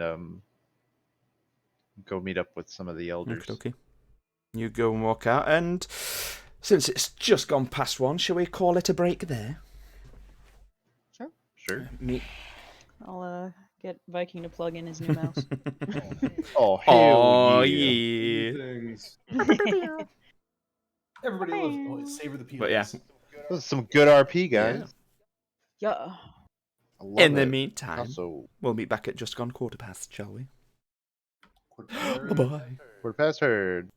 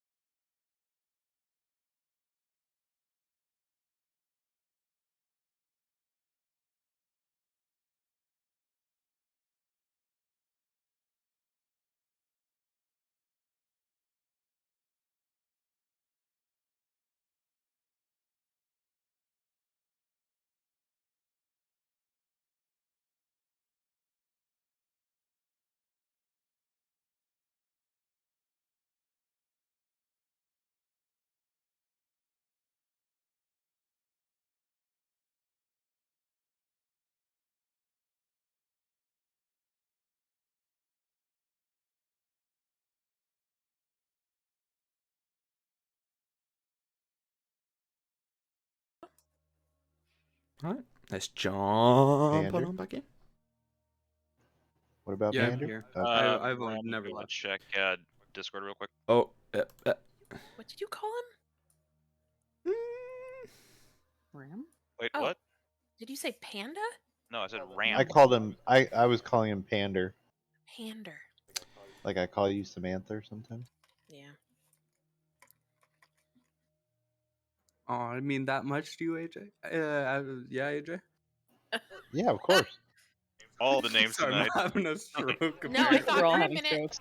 I thought you called him Andrew, and I was like, is that his name? Because I don't actually think I know Panda's real name. What is your real name? I think I've told you guys before. I feel like you have, yeah. Is it super Yeah. I don't French? remember. No, it's super English. Michael? No, it's James. Oh, James. I And was then I have way a off. super French last name, but I'm not gonna Okay. say that. Omelette du fromage. I'm sorry. oh my Legally god. changed my name to James. Amazing. Oh. That's incredible. I Oh, love the that. fucking nostalgia there. Anyway, now we're all back in the room. With that all kind of said and done, what's everyone doing?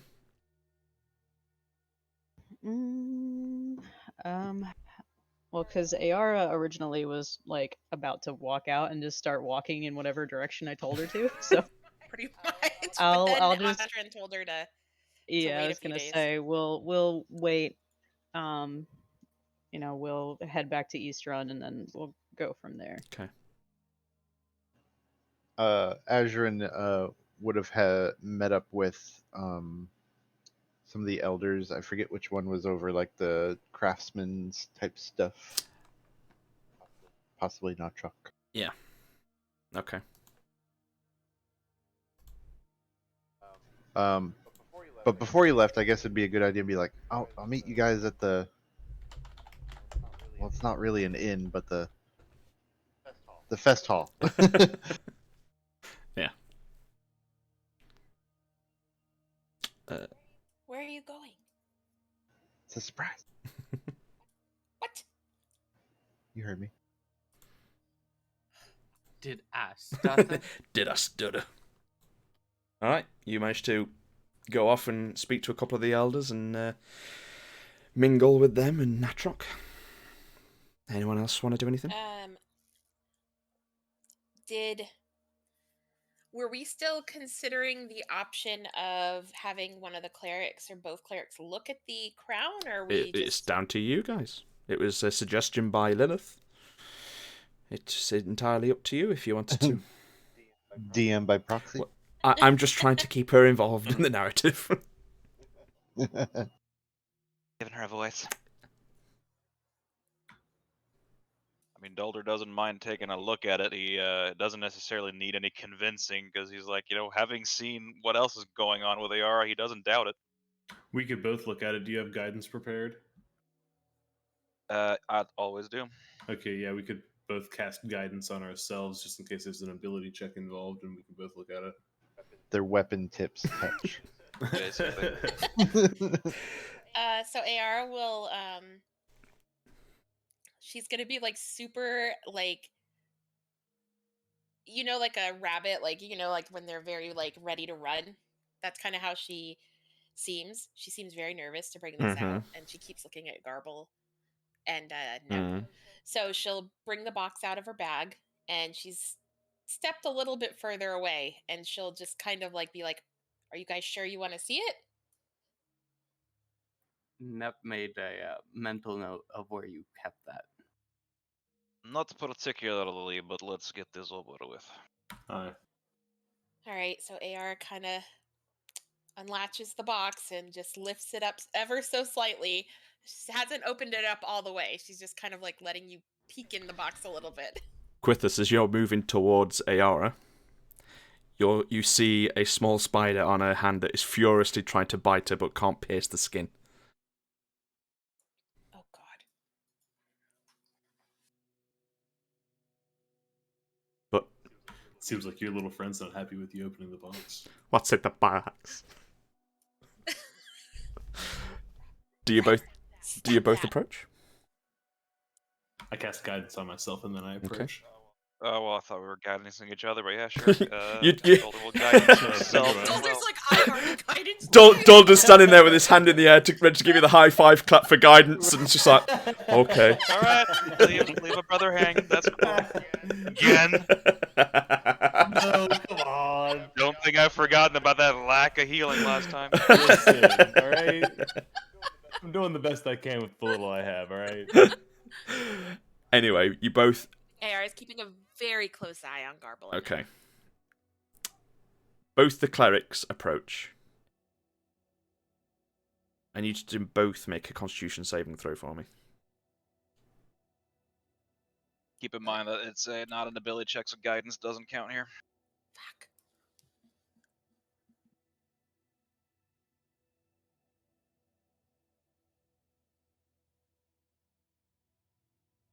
The fire 4, so 19. Did you say 4? So that means a 19. No, Oh. plus 4. I rolled a I 15. thought it was plus 15? What the He's fuck? at plus 15. But, dwarves have a pretty chunky Yeah, con, yeah. you know? But damn. I got a 10. You got a 10. Yeah. Just in the sheer proximity, like you'd already it was kind of Dulder waited for the high five that never came. You've kind of taken the extra step forward a little bit.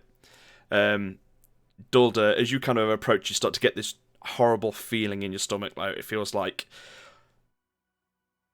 I was going to say all the joy's been poured out of you, but I don't want to go. No, I'm not saying that. Excuse the fuck out of you. Am I wrong? You're just thinking it. You just feel the urge of like, it isn't right to be anywhere near that thing. Whereas you, Quithus, you just feel sick. You just feel like you need to vomit everywhere just being close to this thing. This is irradiating such evil that it's almost like hard for you to stand to be close to it. I start backing away.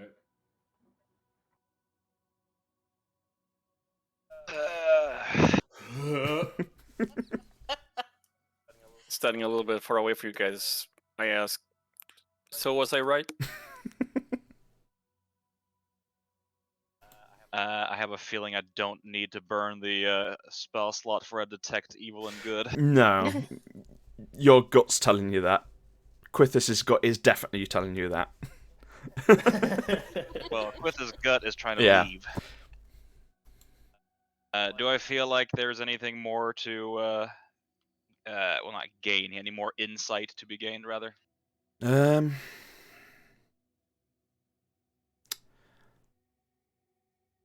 That's enough hesitation. I'll take one more step forward. Make a religion check. I'm gonna use my dwarf dice for that one.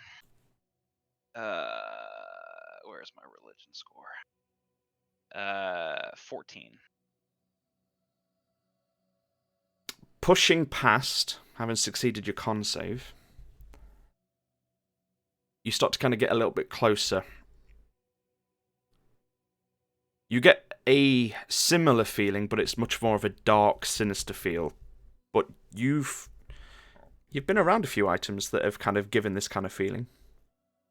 A number of them are within your party.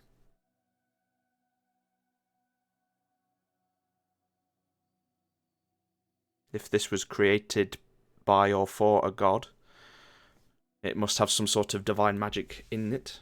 And there are some items within your group that have given similar feelings, but more on the less vomit side. Okay, I was sitting here going, who the fuck else in the party has a freaking Loth forged item here? It's more Okay, divine. Yeah, just feeling Celestial. divine Yeah. energy. Got it. Close that box. Yara closes the box and very quickly puts it back in her bag and puts her bag back on Okay, her back. okay. The sickening feeling in both of your stomachs instantly vanishes as it disappears in the bag. I've made a mental note. Oh boy, you kept that. Just pointing this out. Does Dulder notice Nep standing there staring like he's looking at a freaking birthday cake? Are you trying to be sneaky? No. Then yes, he does. Dollar will kind of grumble and look at Nep. It is in your best interest to not touch that thing. It is pure evil, and it is most definitely forged by a god. Oh, I wasn't gonna touch the crown. I saw what kind of weird shit that does. That box, however, may or may not go into the ocean's possession, not mine. For once, I agree with you. Although I will say, if it is possible for your friend, and he'll look at Ayara, to destroy this thing, it would be beneficial to everyone. It should not exist. As soon as Dolder turned away, Nep just did the biggest, like, fuck yeah. I got a thumbs up from Dad. Got a bit of approval. Positive reinforcement. Galba, what are you doing?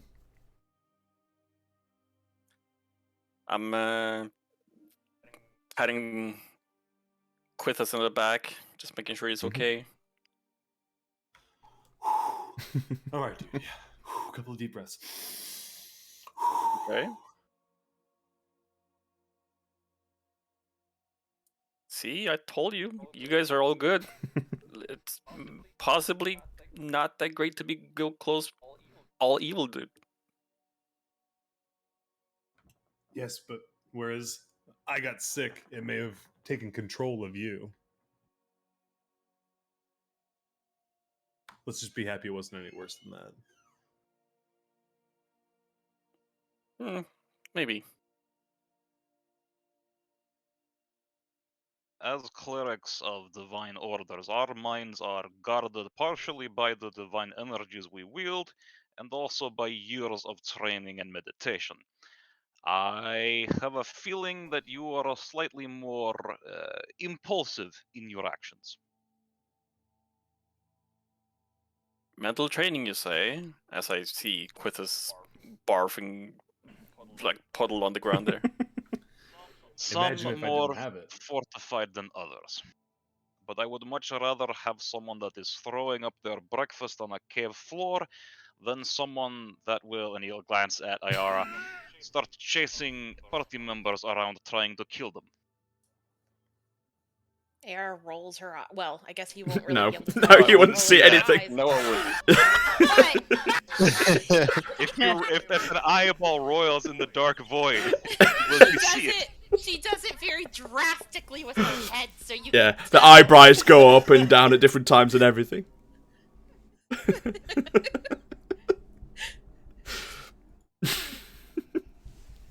I guess that's kind of advantageous. People don't know if I'm actually looking at them. This or is not. true. You get built-in Yeah. sunglasses at the Yeah. beach. Yep. Which now on the island that is now basking in sunshine when you're outside is kind of useful. Nice. All the other Dragonborns who haven't seen sun for decades are like, You hear the Basically. sizzling sound of heating metal. A lot of hoods Yeah. are up.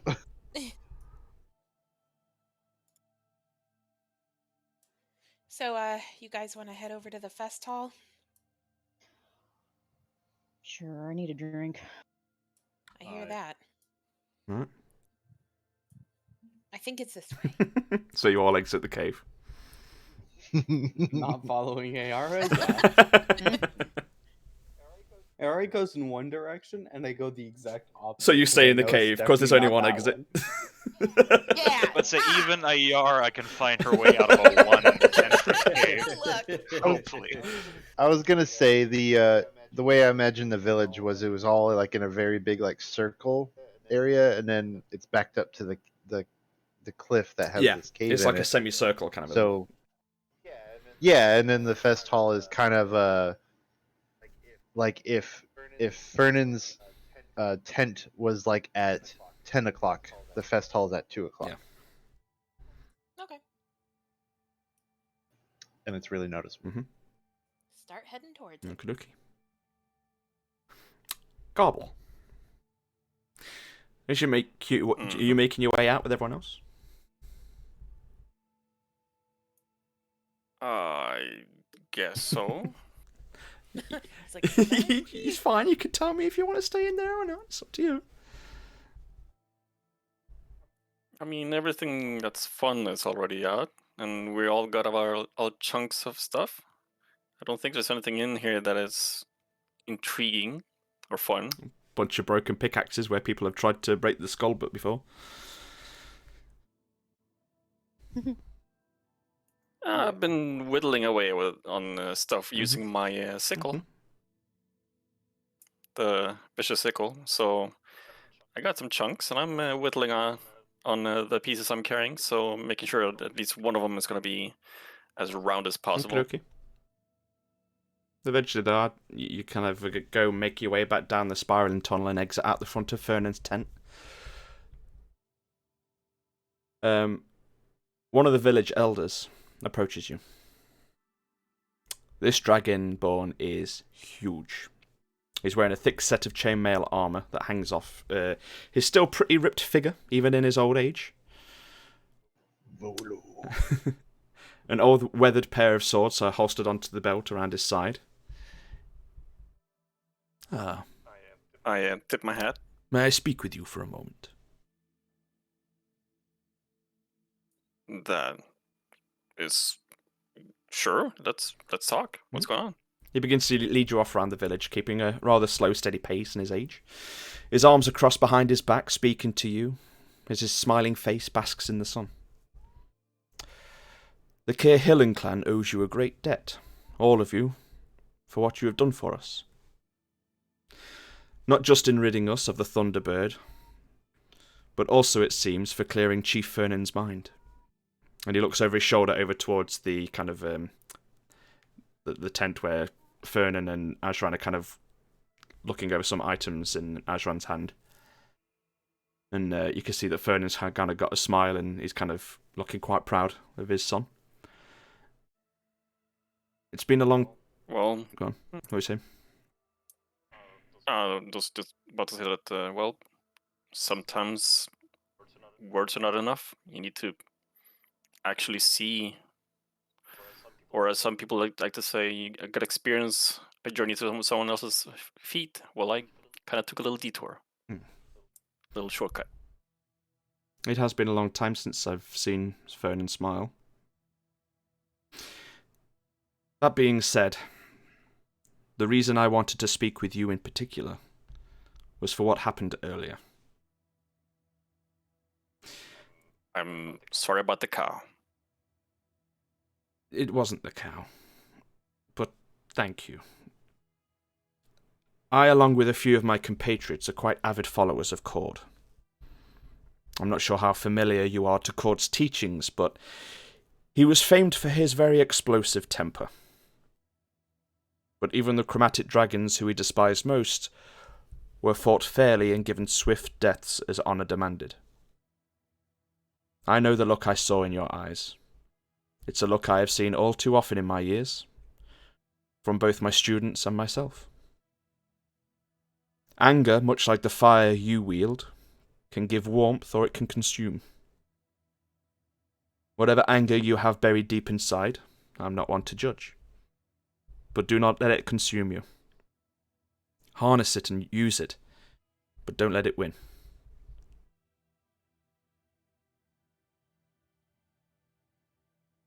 That is probably what you will call my goal. Because you see this hand, this face, these cheeks? This is not the color of what my parent had raised me. Do you know what it is to live and looking the way no one in your bloodline that you grew up with, that you don't resemble anyone that you know? That changes a man. It's not so much rage right now, it's fury. But I'm trying to get rid of this. So, if I can get back and looking like my mom. And I will put down my quarterstaff and my sickle. I will no longer cause any fiery explosions. He kind of pulls one of his hands. Go on. But if this is not treatable, if this condition, if you want to call it that, is uncurable, then this rage is going to be aimed to what caused it. And he kind of places a hand on your shoulder. The world can be a cruel place for both our kinds. We were once considered to be the most noble and respected race amongst all. And while we still have a lot of pride in our own ability and our history, the world has kind of forgotten of what we were and who we were. Friends can be a hard thing to come by for people like us. It would be a shame to let those friendships slip away. I know I wasn't the only one seeing you relish in the Blueskins' pain, but we're wary that you don't step too far and find your allies one day stand against you. A burden shared is a lighter load to carry. And with that, he just kind of pats you on the shoulder and just kind of puts his arms back round his back and continues walking down the street away from you.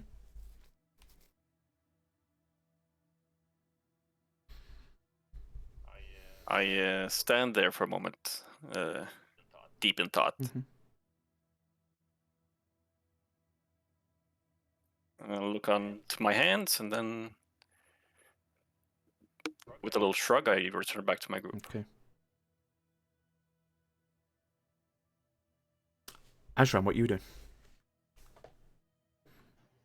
I am working with the craftsmen of the clan to try and form some of the bones into stuff. Mm-hmm. I would say that you see kind of Garble kind of wandering back over towards your group, and you kind of at this point, I'd say you've managed to get the pieces ready. You just need to kind of carve into them.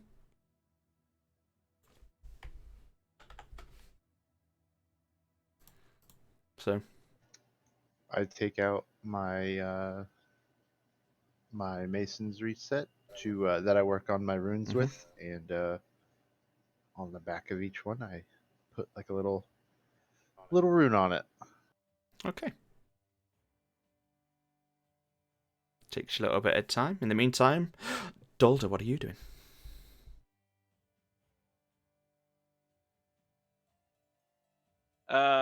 Dollar, what time did you say that was in the day now? By this point, after you've kind of had all these discussions, looked at the crown, blah blah blah, I would say you're looking at probably about 5 o'clock in the afternoon, evening. Right. Dollar will probably see about getting chow, and then he will be excusing himself to. I actually don't remember what our lodgings currently are. You didn't have lodgings on the island. You just you kind of Yeah. all kind of slept in Fernan's tent, but Fernan's back. Although I think you took a Right. bedroll and kind of just found a sheltered area and just kind of went off on your own. I think. Well, that was before we took the boat ride. I went to the inn by myself. No, on the island Oh as well. no, yeah, that's right. Yeah, that's right. Once we got to that, yeah, okay, that's fine. Nature camping, Yeah. that works. But yeah, see about getting dinner, and then after that, Dolder will kind of like, if anyone asks, excuse himself, and he will go off to his little corner to pray. Okay. What are you praying for? Dolder will go out, and he will, set up, as he tends to do, his hammer, since that is his holy symbol, and he will be setting out the Ioun stone, or the Ioun amulet, not like in front as if he's praying to it, but on the side to pretty much let it listen in rather than being part of the actual worship. Mm-hmm. And his prayer will be along the lines of Moradin, God and Father of my people, your son once more needs your guidance. As always, I seek your light and how to find you, as my people have done for generations. I am already blessed well past my kin, having been shown more than any of your flock has for centuries, so I am ashamed to ask more of you.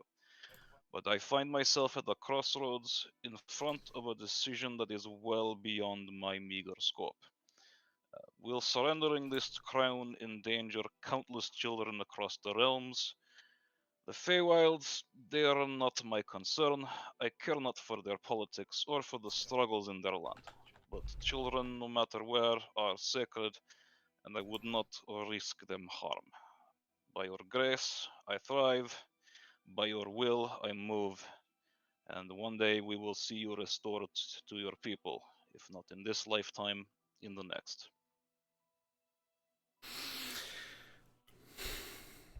And very much after that, he will meditate. As you kind of meditate over this kind of reaching out,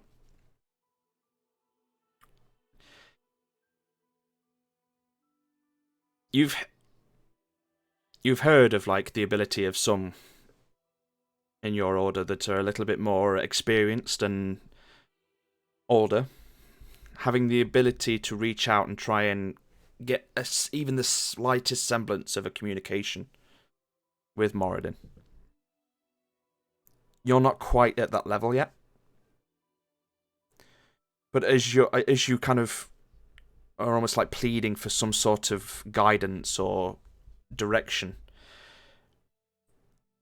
you feel like the amulet in your hand almost kind of gives a warm glow, and you feel that you have one single question that you can ask with a very simple yes or no answer.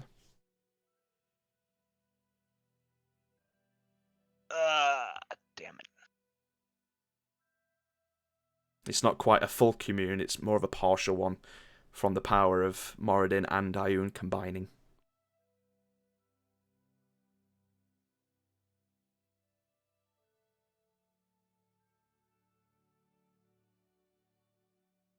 Alright, will transporting the crown needlessly endanger children?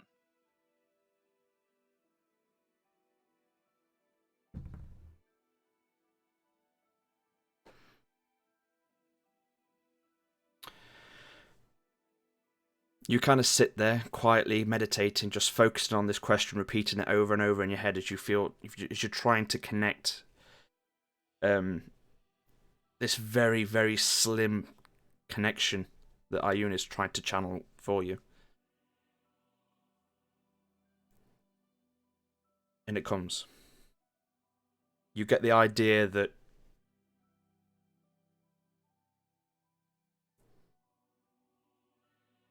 no harm will come.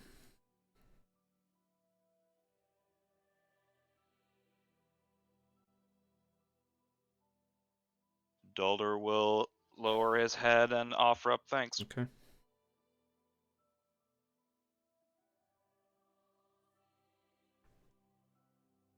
I rolled a natural 20 for the fucking thing, by the way, so yeah, you're welcome. Nice. So yeah. You got an answer. Good. So, anyone else? Quithus, what are you doing? I go back to the mouth of the cave and carve the symbol of Bahamut into the wall. Okay.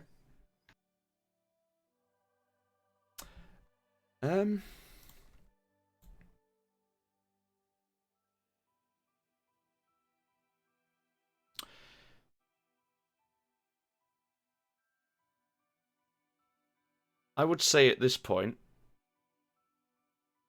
Valletta, the Dragonborn priestess that had fought the Thunderbird with you all, has just been kind of quietly watching you and sees you kind of start to carve the kind of symbol of Bahamut into the wall of the cave, and she kind of gives you a warm smile and a nod. I nod back and walk off. Okay. She doesn't try to stop you, but she just kind of looks at the symbol and kind of gives a bit of a slight smile.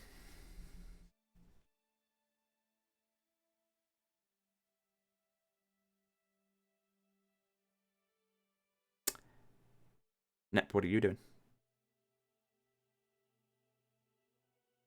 I'm gonna get food because I feel like if we go to East Run, I'm not gonna be able to eat there for some weird reason. Okay. What? Don't worry about it. And then try to make sharpen the bone that I Okay. got. Yeah, you've got a magic dagger, so I would say that you can start to kind of whittle it down a little bit. Take some effort and time. You kind of, as you're kind of sitting there on the table, just kind of managing to eat some little bits of grub that have been kind of rustled up. You see Azran kind of walk back in, kind of carrying a bunch of bone trinkets of his own.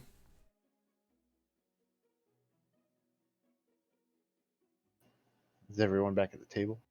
Well, in the same area. I would say most people are within this kind of central area of the village, if you wanted to call them over. Yeah, I'll kind of look around and get their attention and kind of wave Okay. them over. You all see Azran waving you all in. Hi. For convenience sake, all of us. Mm-hmm. Uh-huh. Yeah. Yeah. This is after your thing and your meditation's done, and you've just kind of started to kind of come back into the village. There you go. Hey, gang! And everyone just Yeah. shows up from off screen. He blows the horn. There you go. So, I'm not really good at these sort of things, but I owe you guys a great debt, and to show my appreciation, I wanted to give you these. And I lay out some little talismans on the table. There's 8 in total, and they're in the shape of a dragon, and they're carved out of the bone. 1 second, I'm trying to find them. My immersion.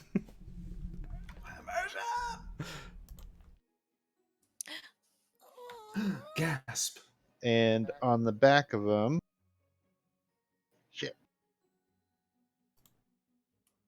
Well, that's gross. Why would you shit? Wow. Wow. On the back of them, shit. Yeah. On the back of them, a brown smear. And on the back of them, you see some like scratch marks that don't look like anything really. But he just kind of shrugs and it's just like it's a rune for protection.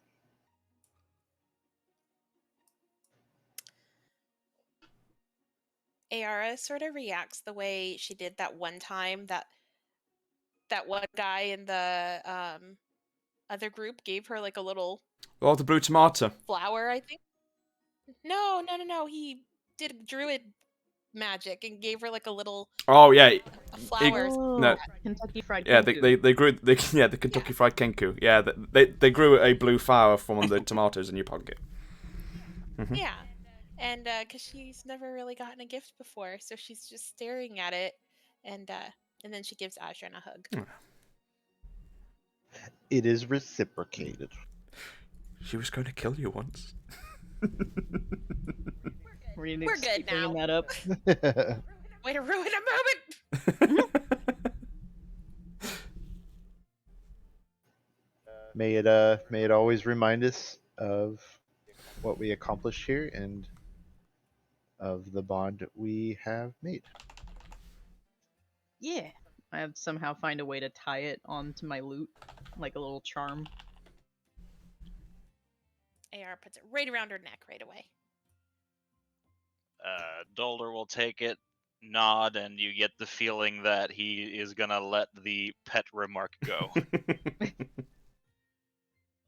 Good.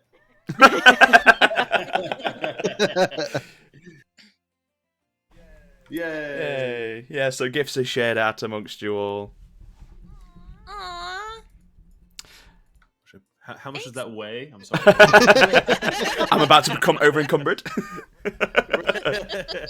And I can't move. Wait, who has the bag of holding? I Yeah. do. Will you take my chainmail, please? Of course. Oh, that was really heavy. Thank you for carrying that. What is it?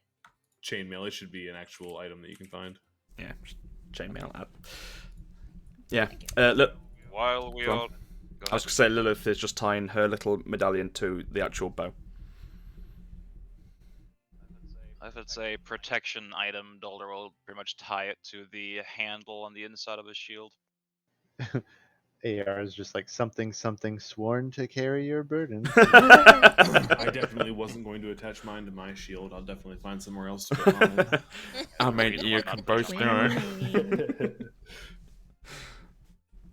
it. He's like, Well, while we are all gathered in a group here, I have received some divination from on high, and we need to bring that crown to the wilds.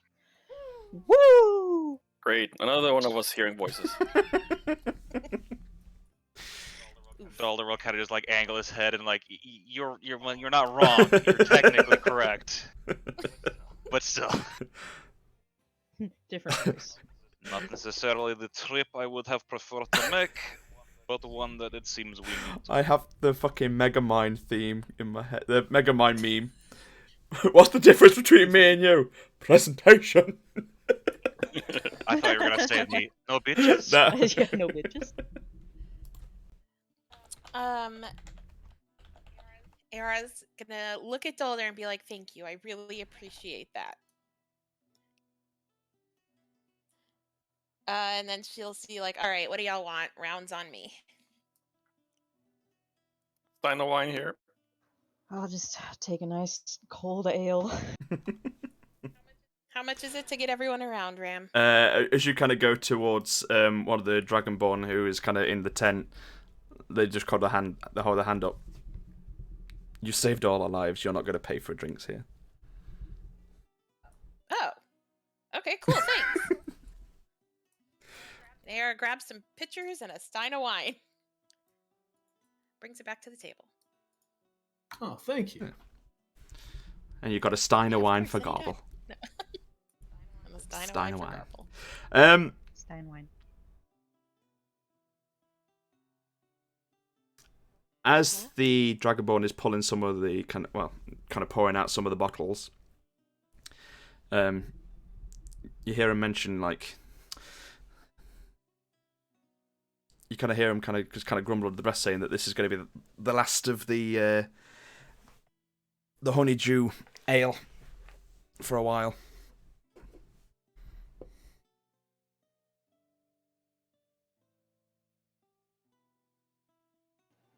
The honeydew Mhm. ale.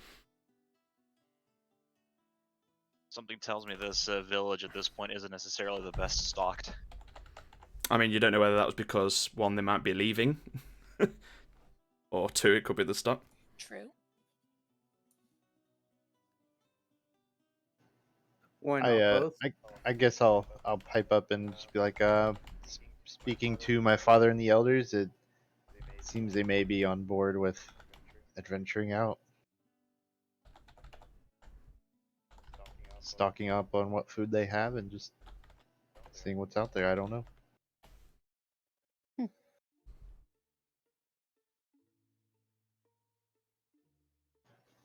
Regardless, they're taking as many bone fragments as they can, so we're trying to spread them out so they can't resurrect Tintriok. Yeah, that's probably a good call. Yeah. And another reason for our talismans. Mm-hmm. At which point, Fernan kind of pipes up behind you. Yes, we've started loading up a number of the boats, and as the storms clear, might be worth sending them in different directions. See what we find out there. If we don't find anything, we can always dump them in the deepest part of the ocean we find. If we do find some signs of civilization, we can always try and sell them and start getting the wealth of the clan back. Just make sure you let me know where. Absolutely. I must admit, it's kind of exciting. Who knows what we'll find out there?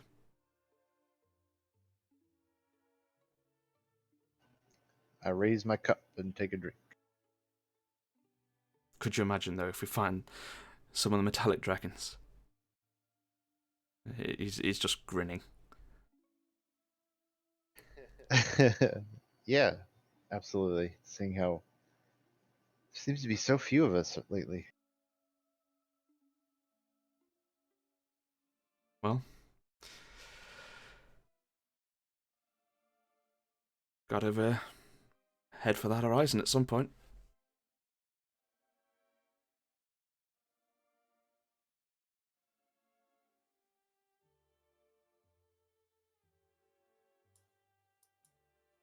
To new beginnings. To new beginnings. They are just To new beginnings. To adventure. Wait. To adventure! To a dawn of a new world. He said it. He said the line. Eh. Eh. Credits. I'm kidding. Wow. Yeah, exactly. I'm not gonna lie, Ram, when you said to New Horizons, I heard Event Horizons. Not yet. That's next episode. Oh no. Crown gets handed over. World implodes. Bloop.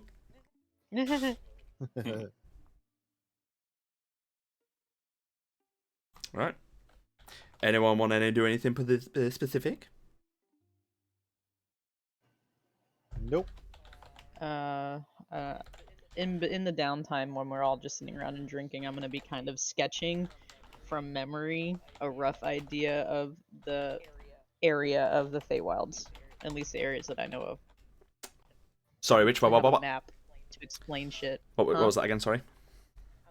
I'm gonna try to make a map of the Feywilds, like from memory, best that I can recall, kind of to show people like where we're going. Yeah. You kind of pull out a bit of parchment from your kind of notebook and start to kind of draw a very rough kind of outline and a few little kind of detailed kind of areas. The rest of you kind of watch as you start to see kind of the emergence of a kind of land that looks quite similar in shape in a lot of ways to the one that you're on currently. I mean, I don't think. Do you have coloured pencils? Are you going crazy with the colours, or are you just gonna making a very basic map?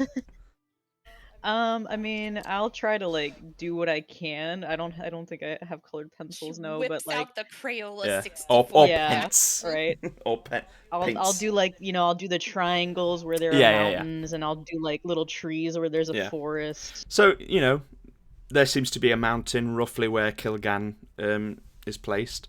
There's a mountain where the Kramali Mountains are in this world, and you see she kind of draws a little arrow pointed to a small little kind of town built on the side of those mountains, saying "Skull of Ale, my home." You see that in between where they draw the gate called Melora's Blessing, there's a bit of a forest, a lake, and then another kind of big patch of woodland before you get to her home. And then opposite the Skull... Loud. Opposite the Skull of Ale is the West Pit Bowels, known as the Black Bog. And you kind of get the impression that that is the location where you will have to go.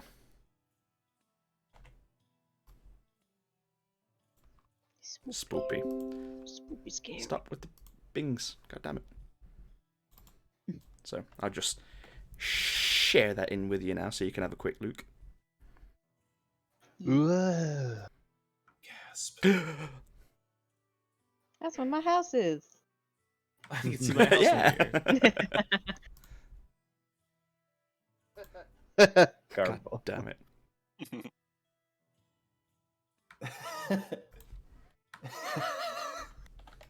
I mean, it fits.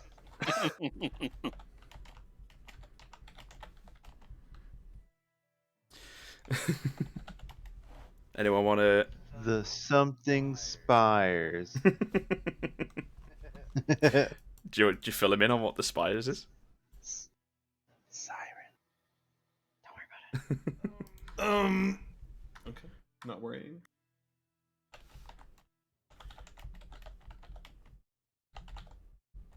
More so like in character, do I know? I'm assuming. It's like right there. I mean, unlike the material plane, there was no storm in the Feywild that was blocking people from travelling over. A lot of the land where you're living is attached, so there's like a possibility of kind of spreading out a little bit. You tend not to get too many people that take boats in your realm. Oh, I can't imagine why. You can imagine why. You know why. There's certain entities that live within the seas that don't make ferry crossings very pleasant for those that trespass in the waters. But other than that, as far as you know, there are plenty of places across the Feywild that you've heard tales of, people have visited from.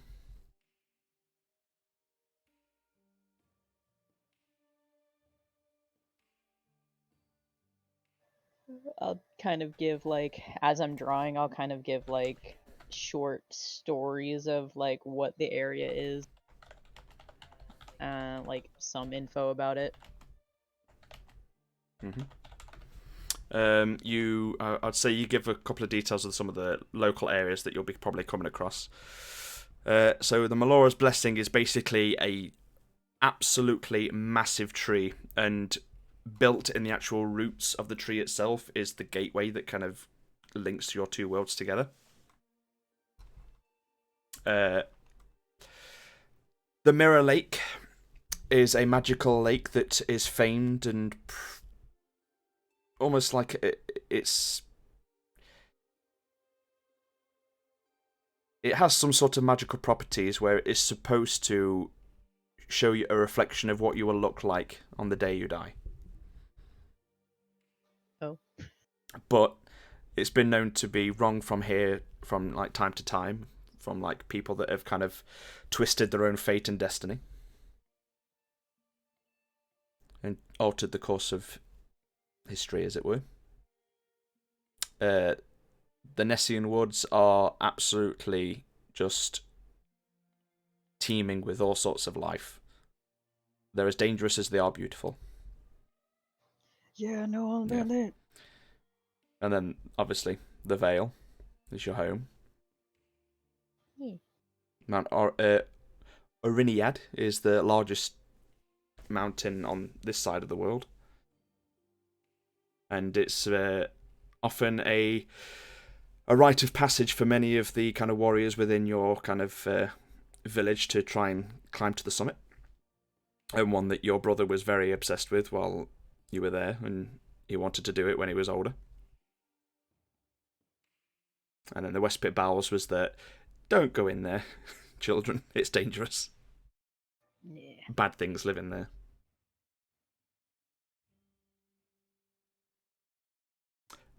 And then the last one I will give you is the Feyway Forest. The Feyway Forest is basically an interconnecting bunch of kind of pathways and roads that are all belonging to different Fey, and some are okay to walk on, some you probably shouldn't step on. You don't tend to visit Fernmoor or Copling that much. It tends to be stuffy elves and Eldarin that don't seem to mingle all that much with the kind of citizens of the Feywild all that much, just keeping to themselves. Ah. But yeah, that's your little corner of the Feywild.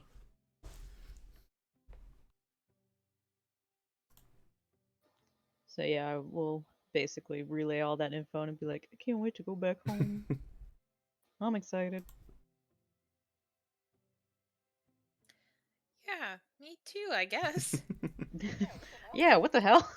Yeah, your guess is as good as mine.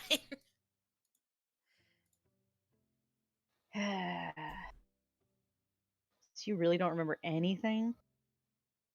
Very little.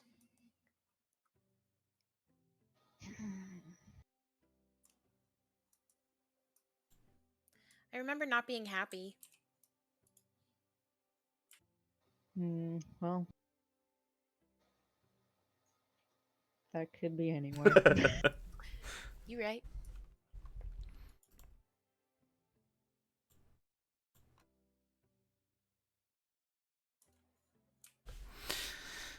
So,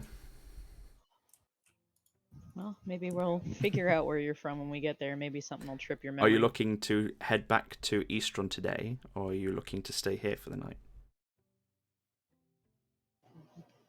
I'd say here for the night, Yeah, leave like first thing in the morning kind of a because thing. then we'd be exhausted. Yeah. Did they? The Archfey said we needed to kind of be careful at East Run because they are sending people out to look for the cause of the storm dissipating, right? OC. You did get a bit of a warning. You also got told that. Yeah. Oh shit! I don't actually know if I mentioned this, but there was when the entity, Coraline, if you want to call her that, told you about the journey. They said that they had several kind of things along the way to help you out, maybe guide you in a direction of somewhere interesting. Oh yeah. I'm not sure if Like a temple. maybe a temple. One of the things that I don't think I mentioned, but I'll just retroactively say is when you get back onto the mainland, for you, AR, to give a little whistle. To give a whistle when I get back on the mainland? Okay, so that's not No. right now. Okay. Okay, good to know.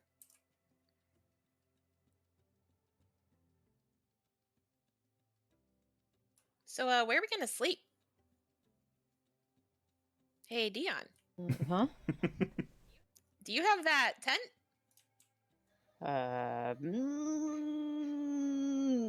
No.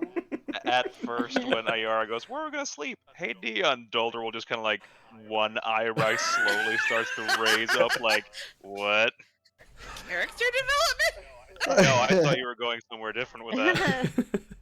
What? Oh.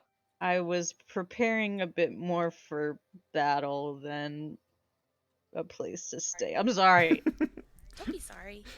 I've slept in worse places. Adrian offers up, well, there's, not to sound morbid, but there are a few vacant tents now in houses. Oh, that's true. I want to make a little nest in a tree or something in the wilds nearby. Okay. Like close. Not like I'm going on an adventure. Just like the closest patch of grass or tree. Yeah, I mean, there's some trees up along the coast, up towards the north side of the village. A few kind of palm trees you could probably hang a hammock between, Ooh. or makeshift kind of canvas kind of a bungee thing. Sure, why not? Nice hammock. Yeah. And look at the stars. Yeah. Which are clearly visible now that the storm has been cleared. Oh. Aww. AR will ask Lilith if she wants to find a tent and room together. She kind of she nods. Yeah, okay. And then she kind of gives Echo a pat on the head and wanders off down the village to look for a vacant tent. All right. Adrian's gonna go back out to Cord's Wrath. Okay. When it's after Okay. night.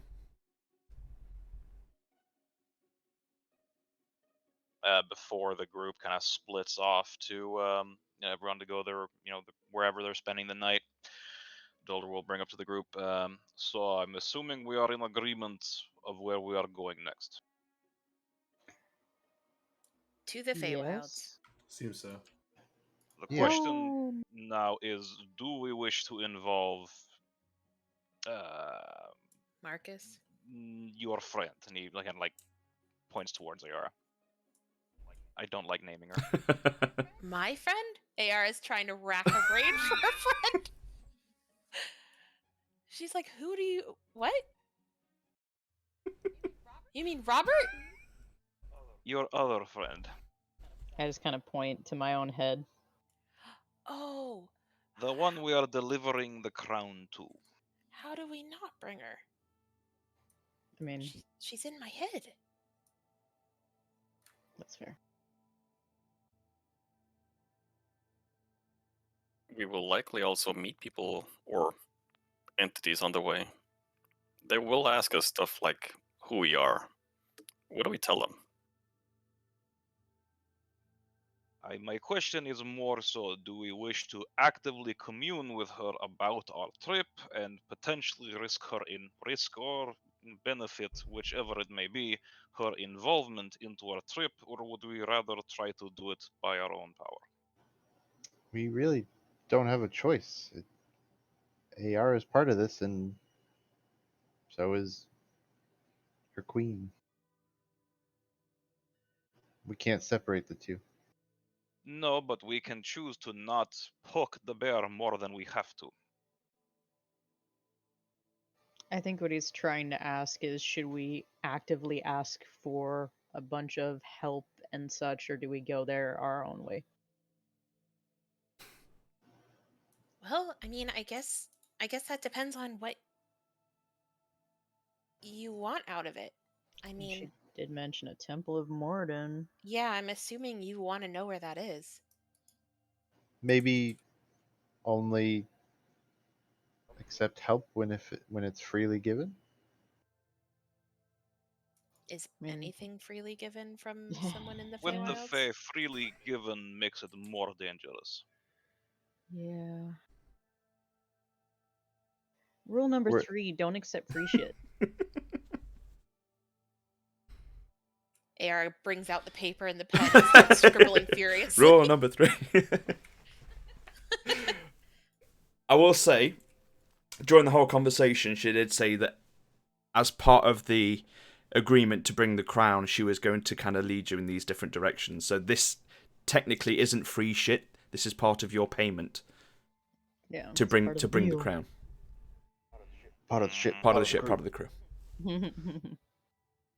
So it's, basically waypoints that she would be leading Yeah. us to on the way to the Yeah. gate. So basically, as you, So as, we hold X, and it gives a little line on the ground and tells us where to go. Exactly.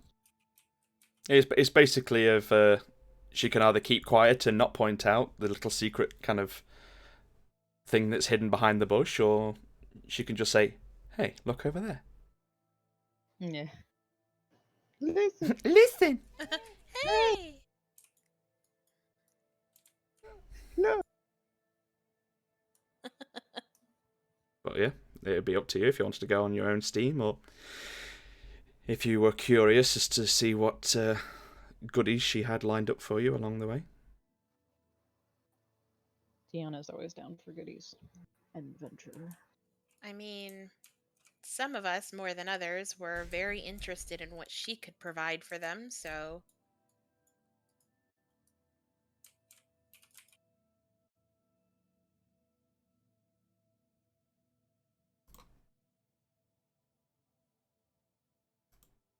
Alright. Are you all heading off to your little corners of the island? Yeah. I'll be Sure. splitting up. Unless there's something else. If AR leaves before Dolder, I'm gonna have a chat with Dolder.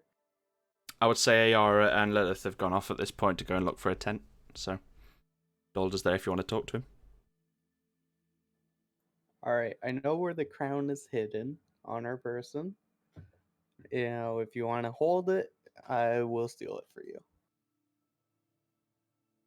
I want as little as dwarvenly possible to do with that cursed object. Do you want somebody else other than Ayara to be in possession of it? Considering the fact that the deity that tends to take control of her is, well, not a deity, creature, thing, whatever. The thing that takes control of her is the very thing that we are attempting to deliver this crown to. If it was another thing, then yes, your concern would be valid. But I also believe that as long as we keep an eye on her and keep it in the box, in the bag where it's safely out of the way, that is the best place for it to stay. Okay.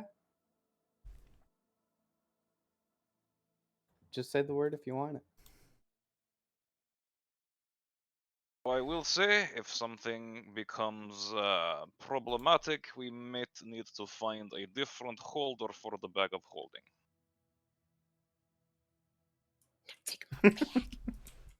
It's not your bag, it's the group's bag. Calm down. My precious. My precious bag. That's it. But your concern is noted and appreciated. More points with Dad.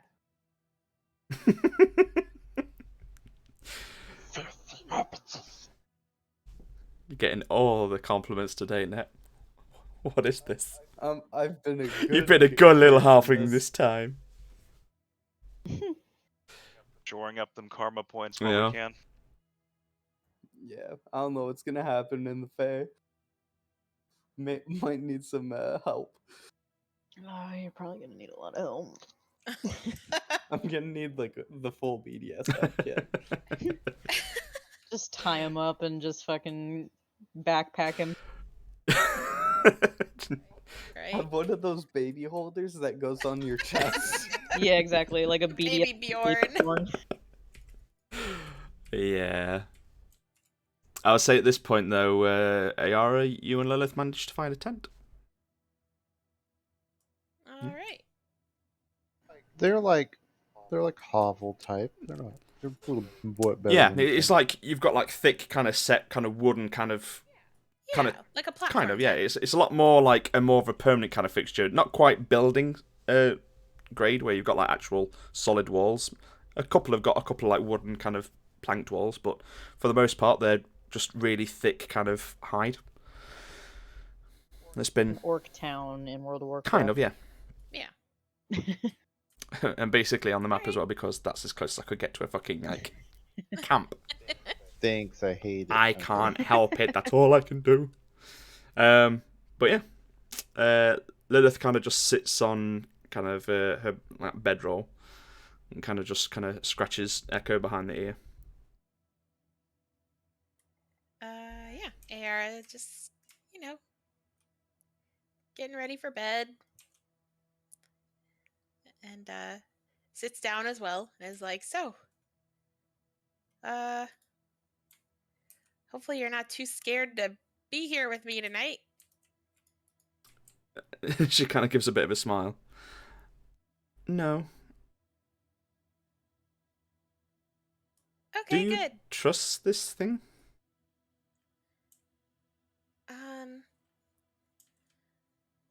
I think so. It hasn't really given me a reason not to trust it yet. It told me I could save Echo.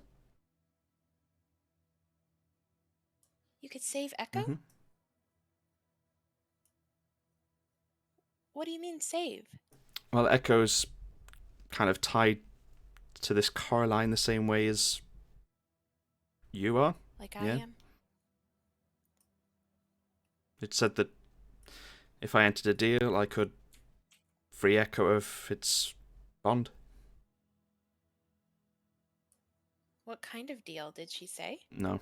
It said it'd have to wait until we all got there. Yeah.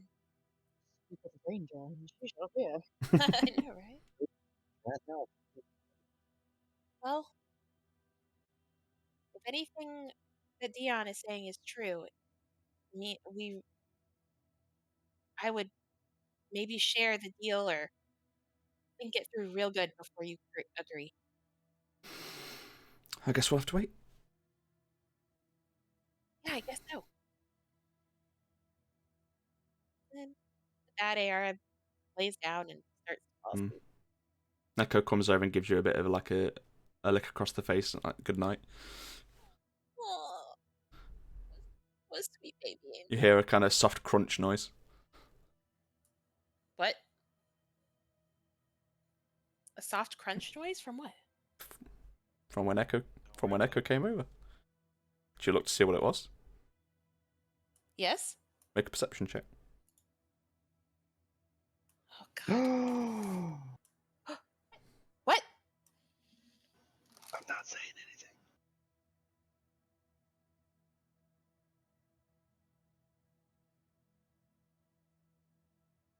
Oh, Dun hold dun on. dun. We get another single digit roll. No, I did okay. Wait, perception, I get a plus 0. Okay, 17. Okay, that was a roller coaster. Yeah, I mean, Echo is like literally standing over your face. Like the bedrolls are lying flat on the floor. But as you kind of turn around, you see these kind of crushed up spider legs hanging out of his mouth.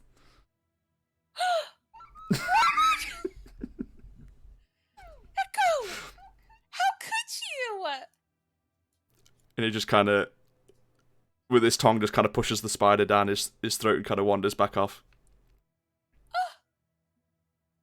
AR is in shock. And she's a little upset.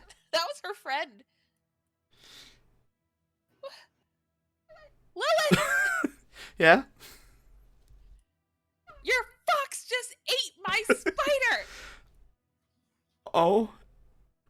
Wait, no, it's there. What? And as she kind of points at your face, you see these legs just crawl down from your hair. And over your eye. And then another spider appears. Well, then who was that? Echo just kind of growls a little bit and just kind of curls up next to Lilith. Oh my god. Ayara's like, come here, Robert, and puts him in her hand and like cups him.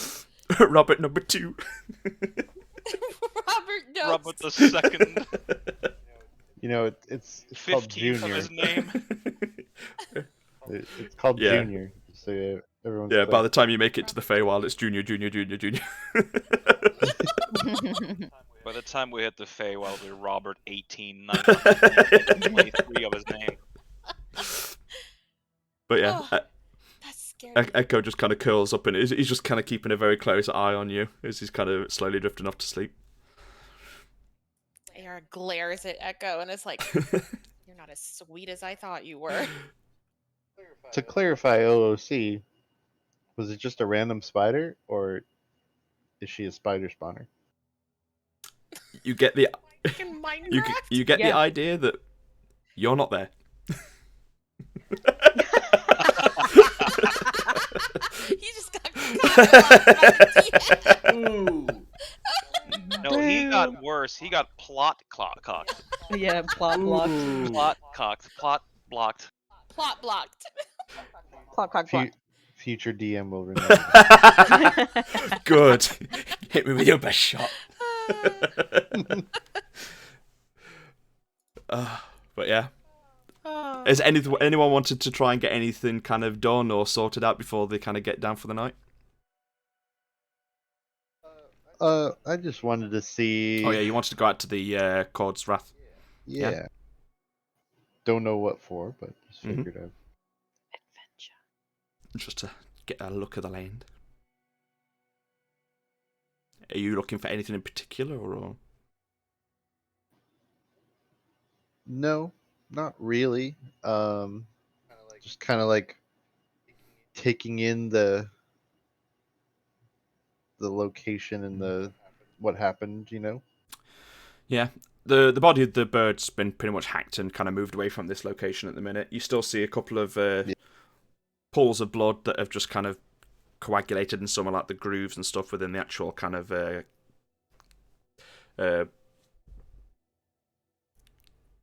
cracks in the ground. Seems to kind of be. Is there like a altar or anything? There's no altar as such. It just looks like something big and heavy impacted the ground here. Probably enough to puncture into the actual ground itself, and that's probably how the body of Tintrot got buried under the ground. That's a huge bit. You said there was like one like significant like crater though, right? Yes. Like so there's so the there's all these but cracks. then there's an Yeah. actual. Do you want to take a look at that? Yeah. All right. Make a investigation or perception check.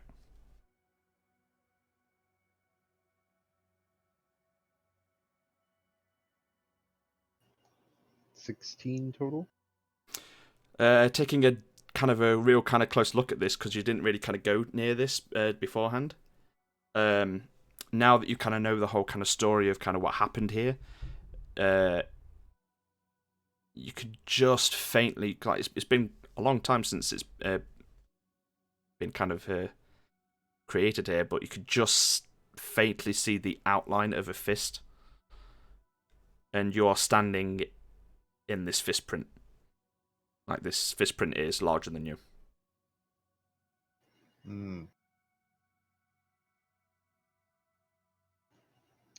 I'm just gonna kneel down, close my eyes, and meditate for a little bit. Okay.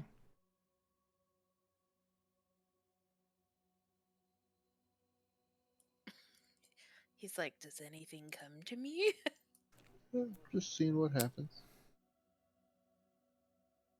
He kind of just in his own head is basically like, thanking the god of storms.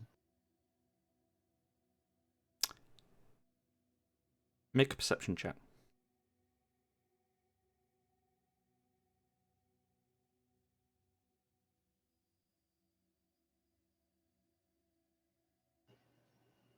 Dirty 20. Okay, good. As you kind of sit here with your eyes closed, just kind of almost trying to emulate what you've seen some of the clerics probably do from time to time, you try and kind of give a bit of like a reach out to Cord. For a brief instant in this quiet moment, you swear you hear the sound of rumbling thunder in the distance. But you open your eyes and it's still the very clear, cloudless open night sky full of stars and the shine of the moon Celestia to the north.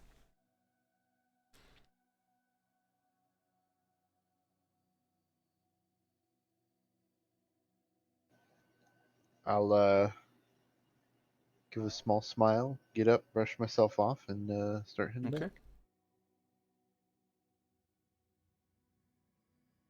Anyone else got anything they want to do?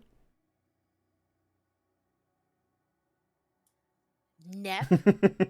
Stab Ayara in her sleep. You could certainly try. Oh God. Okay, I'll say that after that you all managed to get a full night's rest in. You can change any of the spell kind of spells you have prepared for the next day. Let me just double sure that I've given Lilith a long rest.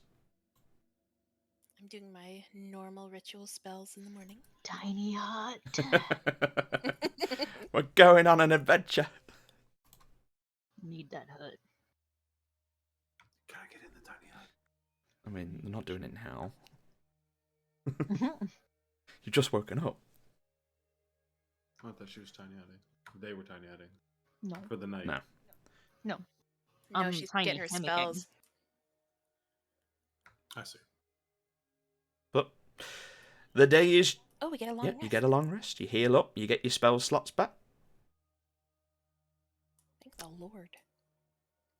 And the day is yours. A fresh new day. The first dawn of a new era across the world where it has all been united as one. For better or worse. For better or worse. Dun dun dun. I'm up And- and about already in the morning, like, let's go!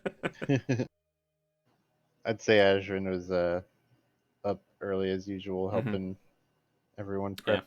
There's quite a lot of the kind of people that are up at this time in the morning. They've started to kind of load a number of the boats down at the kind of dockyard area to load up some of the bone that's been kind of collected on some of the ships.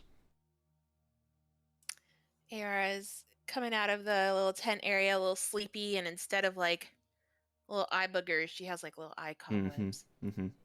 Ew. Yeah, instead of having that eye kind of close with kind of thing, it's just web.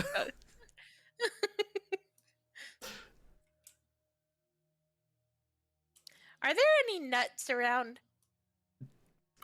Just you. What kind of nuts are you looking for? Like walnuts? Walnuts. You can try and make a perception check. Would that be perception or would that be like survival or nature? I'll let you do a nature if you wanted to do a nature.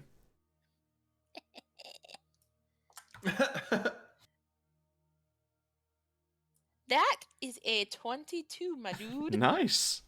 You don't find any walnuts, but there are some palm trees up towards the north side of the village that are budding some coconuts.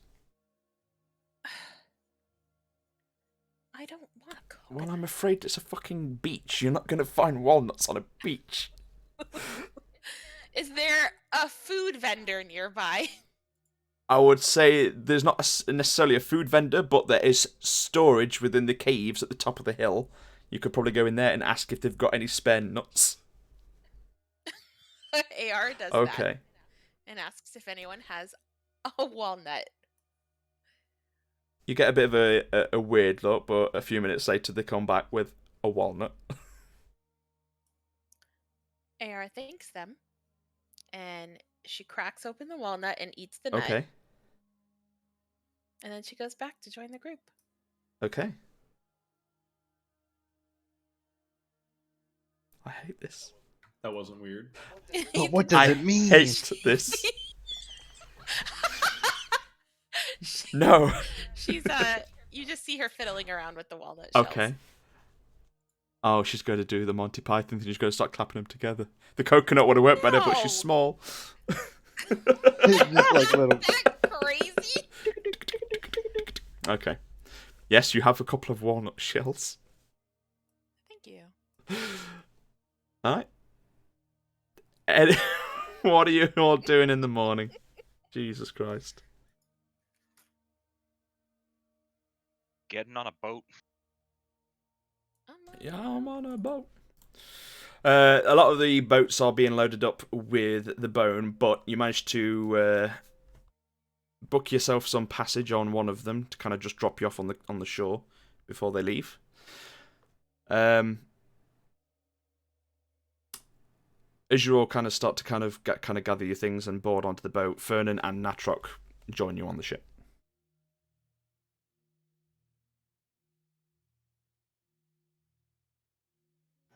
I clasp hands, arms. Arm. Well, Yeah, singular. for there's sure. three between them. Yeah. And your father comes on the ship and says, "You didn't think we were going to let you go without saying goodbye, did you?" Nah, of course not. Just making final preparations. For sure. AR sort of like elbows Ashran and is like, hey, maybe we can ask Sprink to make an arm for your dad like he made a finger for Garble. Oh yeah, we could do that. If you want to become a full-fledged metal dragonborn. If Sprink's still alive. What? What have you done with my boy Sprinkle? I've done nothing, don't worry. That doesn't sound good.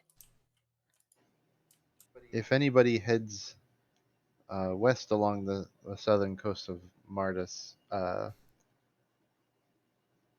in the bay there, if you head south a little, there might be an island of pirates that could help you locate some land that might be habitable for you. We ran into them when we were crossing the sea there to Vidal. We'll bear that in mind, but we'll try to stay clear of pirates, if at all possible. He was actually a follower of Cord, so I think he might know quite a bit. And he kind of gives a nodded bow. As always, you bring yeah, surprises. Just tell him. Go on. Just tell them Dion sent you, and she gives him a wink. Yeah, Crom will know what you're talking about. Crom. Frantically looking up his name, weren't you? Yeah. Listen, Dion can't keep track of No. everybody. The list is long. They have a long list. But yeah, eventually the boat is kind of cast off, and you all start to head back towards the mainland. Is any of you trying to steer, or are you just going to let the Dragonborn take you over? Well, I'm not steering. I know that. I'll let the more than likely the professional Dragonborn that does this all the time. Wise choice. But yeah, after quite a long journey, you're all kind of having little conversations backwards and forwards between yourself. You don't seem to kind of run into any kind of danger. The sea is calm, sky's clear, seagulls are just cawing all around in the sky around you, and eventually you manage to pull up onto the side of the coast. Ayara freezes and has this overwhelming urge to whistle when she gets up onto the beach. Do you whistle? Yes. Wisdom saving. No, throw. no. It's nice There. knowing you guys. Whistle, whistle, whistle. Oh, whistle, whistle, whistle. As Ayara whistles, you all hear the sound of galloping hooves. And emerging from the tree line are 8 jet black unsaddled horses. As they approach down the side of the beach towards the ship, they all slowly come to a trot, and you see their very creepy Nazgul-looking creatures. All around their hooves, you see the thick black tar, viscous material that often secretes from Ayara's body and echoes. Around their lips and nostrils, you see kind of foam oozing out as if they're almost rabid. And in their eyes, they have a deep purplish glow to them. They look fucking horrifying, but they stand there perfectly in a line awaiting you to disembark from the boat. You can summon horses now? Dalder just kind of groans. Ayara is like, We know. oh, they're pretty cute though, right? That's a word. Dalder groans again. They look a little malnourished. They're gonna be okay. Ayara brings out a very questionable tomato out of her bag and offers it to one of the horses. Okay. Does he eat it? Weirdly, one of the horses seems to be a little bit different than the others. He's got a little kind of slightly bit more of a red coloration through his mane. A little bit of a red kind of nose, he's almost like the Rudolph of the group. Oh Lord. And he likes the tomatoes. He loves the tomatoes. He munches it down. Oh my god! I'm so happy right now. Ayara's like, see, they're fine. And she's petting his snout. The rest of you just see this tomato just go down the throat. The horse is that thin, you can just see the muscles slowly work the tomato down the throat. But they look like they don't look like they're gonna fall over dead at any minute. They look like they can actually move without dying. But they do have a very different look to them as to other horses that you've seen around. Well, this is inconspicuous. Have I ever seen these horses? Make an nature check. Oh boy. 19. You've never seen these particular horses, but there are many creatures within the Feywild that have all kind of manner of weird looks. You know, you're quite confident that they're not going to turn around and eat you in the middle of the night. And not everything that looks evil is particularly a bad thing, and not everything that looks quite cute and cuddly is a good thing. Oh, yeah, that's valid.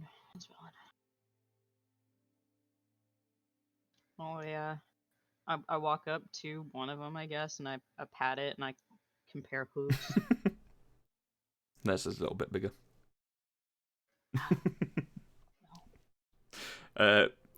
Hooven. As you start to kind of You know what to say about big hooves. big horseshoes.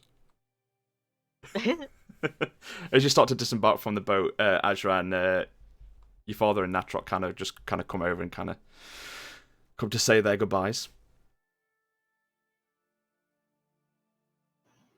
I'll give them big hugs.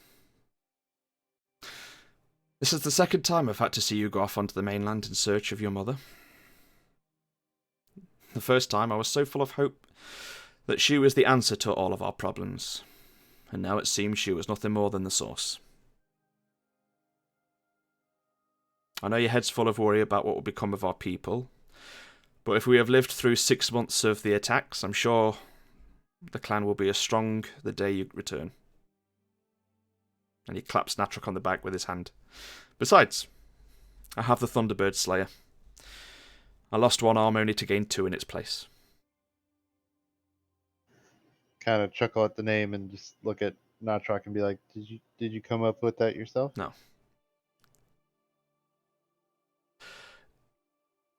But he kind of just gives a nod. Thank you again. Take care of him. I will. Your father kind of goes, "Anyway, you go. This world needs people willing to fight for it.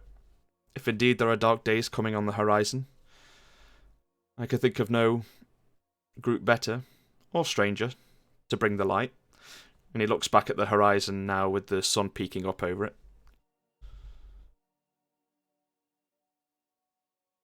That goes for all of you too. And he kind of leans over. Fight well and keep safe. Clan Caerhillen will forever be grateful for what you did for us. And he reaches to his side and throws a heavy sack to Dulder. I catch said sack. He then leans back to you, Ezran. When you come back, the time will become for you to be the leader of our people, but for now, you can start getting some practice in with these friends of yours. And he hands you a jar filled with small round beans. One of the duties of a leader is to provide for their people. I'm sure you have many miles to travel. They're not the best tasting, but boil just one of these up, add a few herbs and spices to give it some flavour, and it will fill a man's stomach for an entire day. Should keep you going for a while. Such to fucking be, you dicks. Oh. Yep. I can't help it. I look round and see fucking... Look at me and tell me that No, I'm you're wrong. not wrong. It's a fucking Senzu bean. Of course it's a Senzu bean. But... add beads of nourishment to your inventory. Bean. Beads of nourishment. Beads Like with a D, yeah. Bead. B-E-A-D. Dulder stands next to them staring in, has just taken create food and water.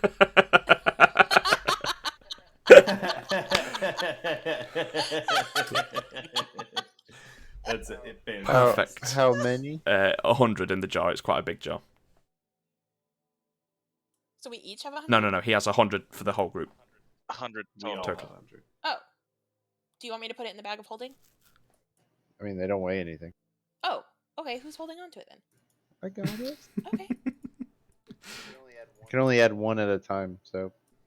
Oh, I'll really? just hold on to the one. I'll be here. I'll there's- I'll you can't- sort it out. I think I might be able to Okay. edit it for you. One, One. 2, One. 3. Oh, fuck, I forgot one. 1. He your father kind of gives a chuckle and gives a small smile before wrapping his arm around you and hugging you tightly. Go kick some ass, soldier. That's an order. And he kind of turns away, and you can see him kind of lift his hand up and kind of rub his eyes. He kind of steps away slightly. Natrok comes forward. This clan is far different from the one I was first with. It will take some adjusting, but you have my word that I will do all I can to protect them. Perhaps I could put my own gardening skills to some use when we finally settle down again. That's all I can ask for. How will I find you or contact you guys? I mean, I imagine once... I don't know how far we're going to be going around the world, but I would hope that by the time that we return to the island that things have turned out a little bit better here on this continent.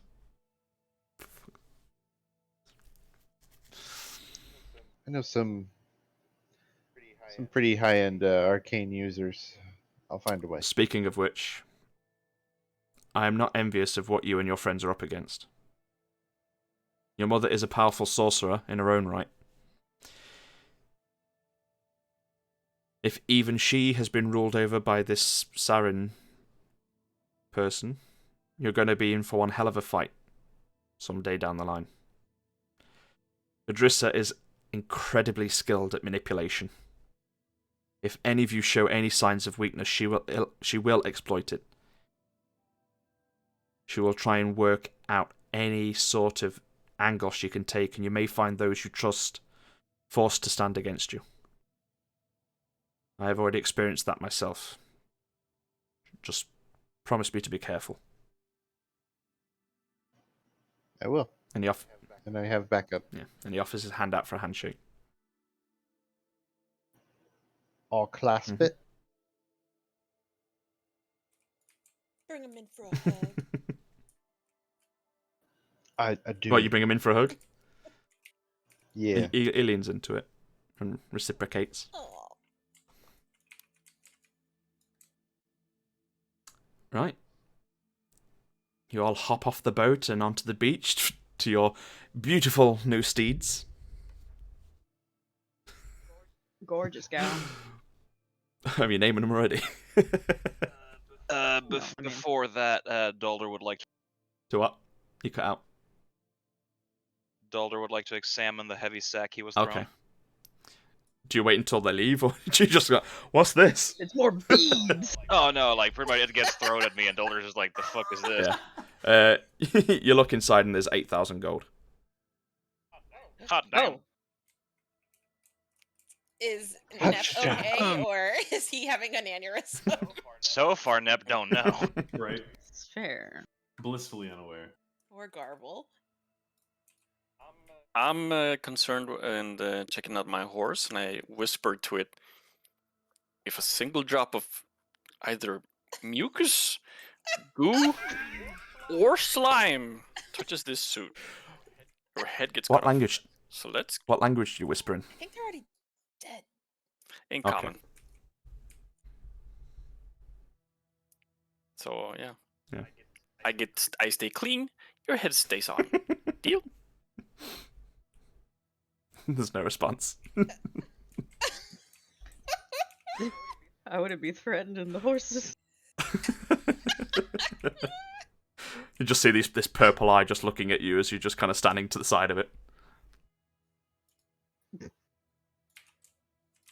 I walk up to mine and I try to talk to it in Sylvan. Okay. See if it recognizes. What'd you say? Yeah, hello, what's your name? It doesn't answer, but it kind of turns to look at you, seemingly recognizing the language. Oh, okay, good. You understand me? And I like nod And my it gives head. a nod like, back. "Hmm? Oh. Lilith, seeing this, does the same to her horse, and she climbs up. Yeah. She's like, hello. She's very excited at the fact she can actually talk to an animal without needing to cast a spell. And it's just kind of leaning over, just whispering into the horse's ear constantly. So I'll lean over to the horse that Garble was whispering threats Mm. to, and just say, "Don't mess up his suit if you can help it." Just gives the whole... What? Does the horse kind of like lip thing. I don't think it picked up on the mic. Oh. No. A horse snort. Yeah.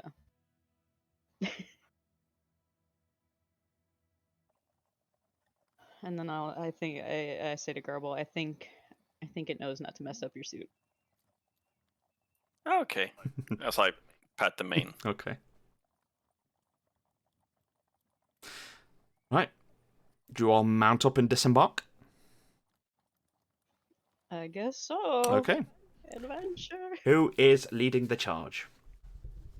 Did Dolver split up that money? He's currently AFK, but I'm assuming. Okay.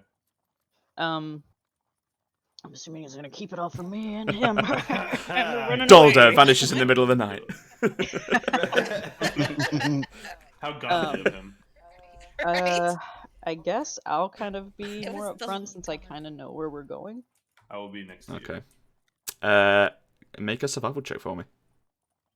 Hi bye.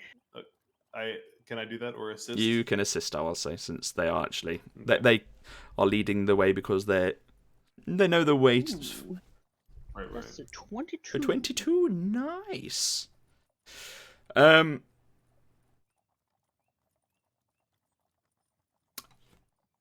You were warned by Coraline, if you want to call her that, that the Arcane Sure. Order presence was in the area. As you kind of pull away from the beach and start to make your way up the kind of pathway towards Eastrun, along the road you start to see a number of tracks. Tracks that you've never seen before. And you kind of start to kind of slowly bring the horses down to a more cautiously quiet kind of trot. Further up the road, you manage to see just barely a dash of blood on the path up ahead. And the road curves off to the right. I alert the party to this quietly. Sneak it then? Are you all going to try and sneak past?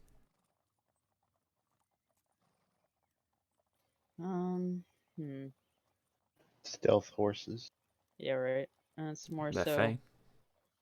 Somebody has passed without a trace. Yeah. Somebody has a lot of pluses on stealth that can go scout. I will say at this point, if you do kind of give the signal as like something up ahead, Ayara can cast pass without a trace. Lilith can pass without a trace. Sorry. I was like, Yeah, if I we- Sorry, can? no, Lilith. If we want to send some people to go see and look what's going on, if it's something we need to intervene in, sure. If it's not, we keep going. Your mic is muted, by the way, so I don't know if that's intentional. Yeah, I think she's just I listening don't in. think she's playing. She's just Yeah. listening. Ah, I gotcha. So what are you doing? Are you sending some people to split off and kind of check it out, or? Yes. Sure. If we have some volunteers. Sneaky Yeah. boy. I'll do it. Sneaky boy is my Lilith thing. will also volunteer. Yeah, she's pretty good sneaky. I will say that she She might be sneakier, actually. I was. Than me, yeah, no. Well, with Path Without a Trace, I mean. Okay, yeah, that's just cheating, though. Magically assisted sneak is good sneak. I will say before she leaves, she will cast Pass Without a Trace on all of you, just as a precaution. So all of you add a +10 bonus to stealth checks for in the next hour. Alright. Good, because I have. Oh no, it's a straight roll. Never mind. So, oh my god. Hey, Ram, I think I just succeed on stealth checks at this point. The best thing is, that was a 21 technically for Lilith, Oh. but it was also a natural 1. Oh. How does Wait, that? Does that cancel it out? She's got a Nope. +10 and then +10 Yeah. again for But- this pass without Oh, trace. A natural 1 is still a natural 1. God damn it. D&D So even on a natural 1, yeah, shoot. I'm making up Yeah, with it. you got a for it 32. With like a 32. Yeah, 32. As the two of you start to kind of move your way up the kind of pathway,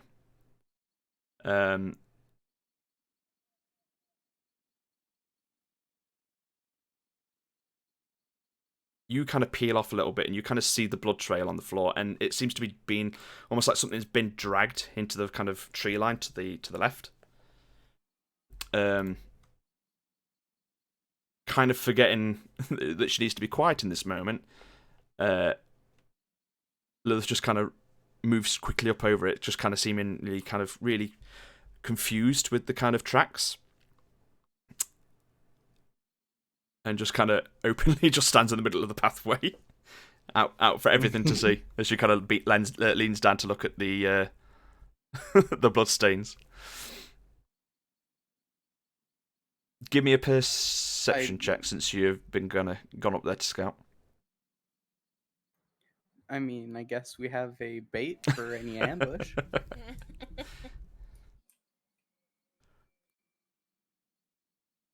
22. As you're kind of looking around and Lilith's just out here in the open, you start to see movement to the left-hand side where the kind of blood trail leads into the woods. And you start to see a very large kind of silhouette just start to move through the tree line. Did you do anything? Yes, I will do something. What are you doing?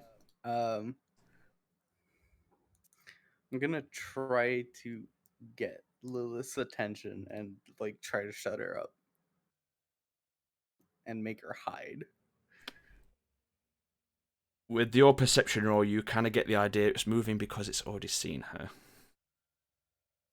Oh. Well, I guess. How far away from the group are we? I would say you're probably about 40, 50 feet ahead.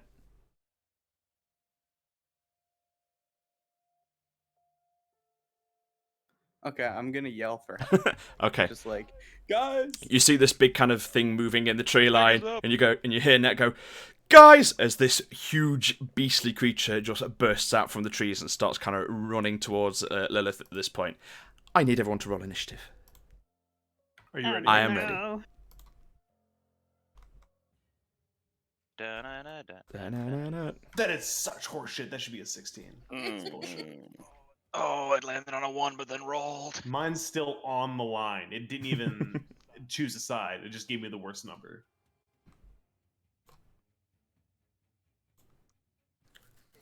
Hey. I can't mount you on the horses, so I'm just going to say at this point you've all managed to dismount your horse because it's fucking effort to move two things at once. And look, there's your little tomato horse.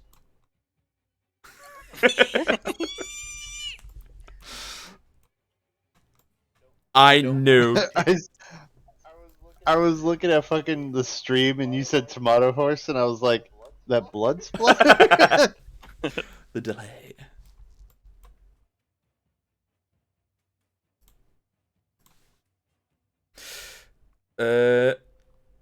Oh yeah, shit, I'm waiting for Lilith and Lilith's not here because I'm Lilith. Haha. Dumb.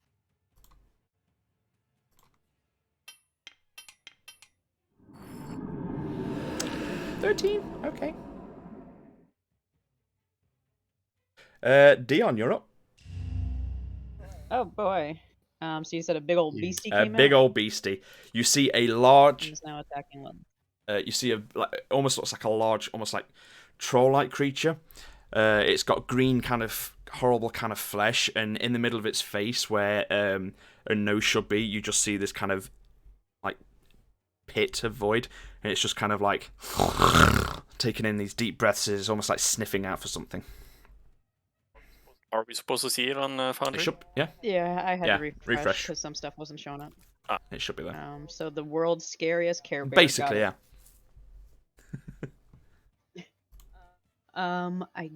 It hasn't noticed us? It's darting towards Earth. Oh, okay.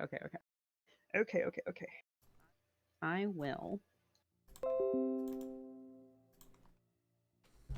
I will cast Dissonant Whispers on it. Okay. It has to make a Wisdom saving throw. A DC Wisdom saving throw. Wisdom saving throw. That is a 23. Dang it. Never mind. Dang, that thing's wise. Yeah, right. It's a wise bear. Or it rolled like a 20. Yeah, right. Yeah, roll an 18. I'll give you I'm that. going to use my bonus action then to Bardic Inspiration Lilith. Okay. Hey, watch She out! is inspired. As she kind of turns and sees this huge green kind of thing just kind of come on all fours, barreling out of the woods.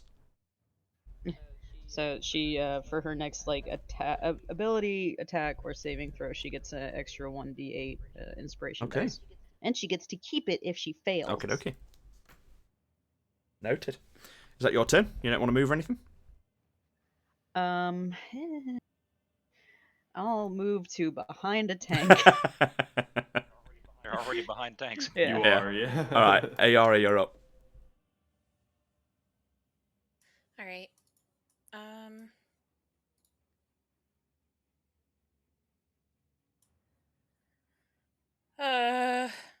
Ayara's going to cast Hex. Okay.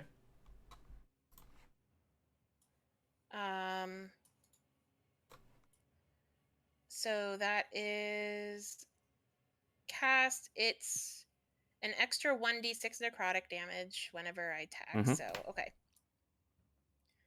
And then I guess I'm gonna do Eldritch Blast. Okay. Hold on, get my dice. Ugh, that's a nat 1. Oof. Luckily, So that Lilith doesn't. isn't in the line of sight. Thank God. And luckily you're standing between the tanks and not behind them. Right? But Oh, There's always a but.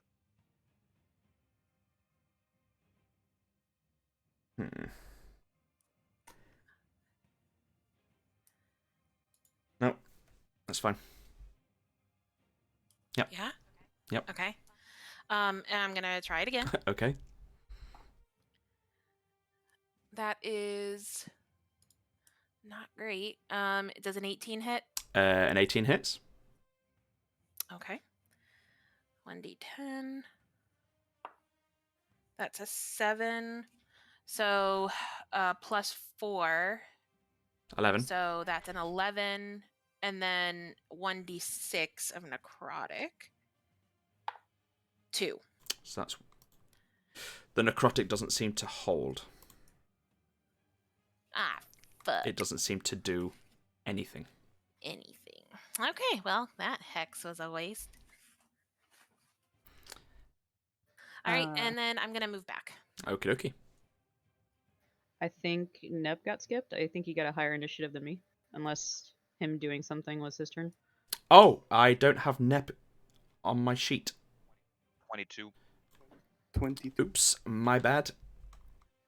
This No was worries. because you weren't in the order.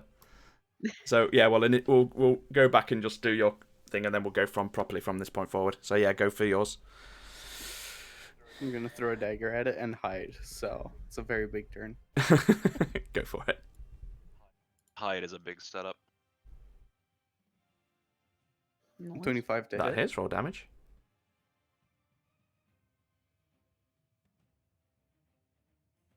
I will say, as this is like your first turn of combat, and you did have the pass without a trace on, and it only saw Lilith, that you can use sneak attack for this first attack. Good, because I just used it without thinking. Well, there you go. 19 Rogue- damage. rogue's total. got a Rogue's got to rogue, go. Yeah. What was that? 19. 19 Okay. total, yeah. Cool. And then I'm gonna hide. Okay. Make us. Even my... Oh, okay, that's a 7, not a nat 1. Even then, that's 16 plus 10 because the pass without a trace is still up, so that's 26. Oh, yep. Cool. Dolder. Right.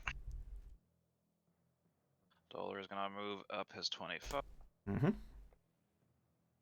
move up to here. He's going to, as he's, well, running is a strong word, but as he is combat jogging up, he reaches into a pouch, pulls out a scrap of parchment, and he flicks it towards Lilith and casts Shield of Faith on her. So she gets +2 AC. And he will then do a Sacred Flame at the beastie. Okay. Oh boy. So, Dex 16 save. Eep. That is a 5. You got your 1 a day. Holy shit. I done got one. Oh, I can find my sorry, right hang on, wait a sec. Don't do me like this. I'm sorry, I forgot that it has advantage. That was my fault. I'll allow you have it because that was my fault for not rolling it. I don't want to build your hopes up and take it But I away. didn't want to delete my gift. Do you not though? No, I'll let. Don't you? No, I'll let you have it. Come on. All right, it does a takes 5 radiant damage. No, it doesn't. It's Oh, immune to no. radiant damage. Mhm. All right, cool. And necrotic. Mhm. Okay. What? And seeing that, Dolder will bang his shield and come here, you ugly fuck. Okay. That's my turn. As 2 spells have now kind of come wafting towards it, its attention suddenly shifts from Lilith. Oh, surprise. Cowboy. Clench your buttholes. Task failed successfully. Yeah, and it's just going to go all out with its 3 attacks on you. First one is a nat 1, so that fucking fails to hit. Honk the He shield. harms himself. I'll give him 1 point of ow damage because he was a twat. That'll be the 1 point that It could be. It's fucking done that before. That's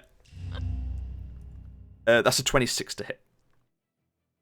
That hits. You take 17 points of piercing damage plus 4 points of force damage. As one of the claws just as the mouth just kind of clamps around your shoulder. And then for its 3rd attack, yeah, that's an 11 to hit. Take it, that misses. Yeah, hits the shield. Yep. And with that, it ends its turn and then just kind of gives like a big loud roar, and you hear further around the corner the sounds of shuffling. Oh, no. These things have ooh. I don't like that sound, Ram. Yeah, he pluralized them.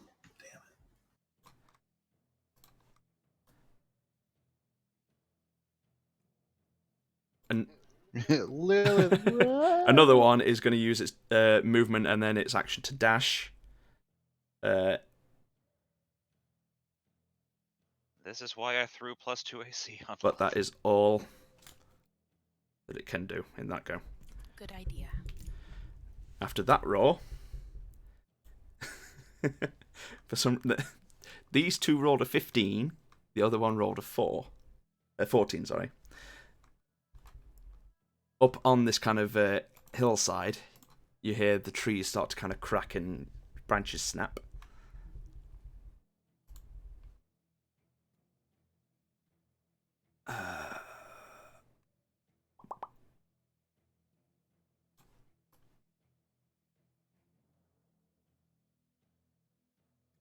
Yep.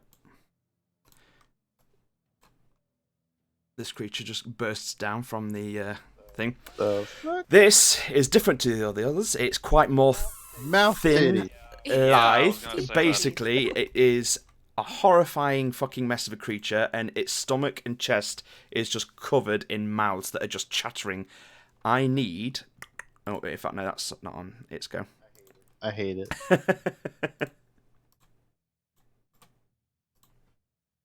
There you go. There's a nice little image in the chat for you. Nope, Nice. don't like that. Oh god! Oh! What the mouth do? What the mouths do, I though. was about to say. Apparently a lot. A lot of forked tongues. Tryptophobia, full force right now. So, Call me the dentist mode to fuck up your teeth.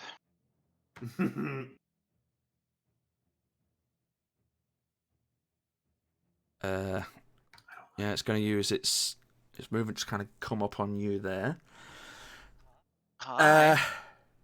And Didn't it use its movement to get there? Has I didn't more. use the full move. I just kind of chucked it down there just so you could Oh, see what it looked okay. like. It was in the tree line. Yeah, and But wait. but wait, there's more. This one's got to go for 3 attacks on you as well. First one. Let's do it. It's another nat 1. I'm going to give it another point of fucking fuck you damage because what the fuck?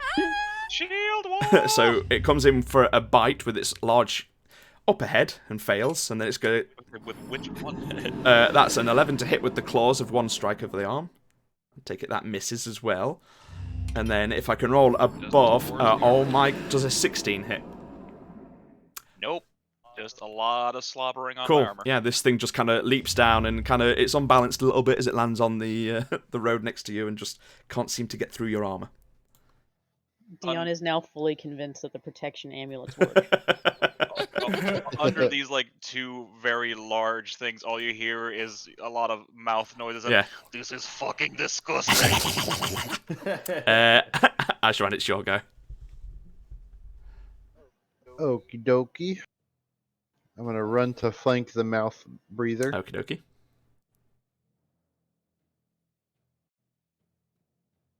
As I'm running, I'm triggering the Dragon's Fury. Okie dokie.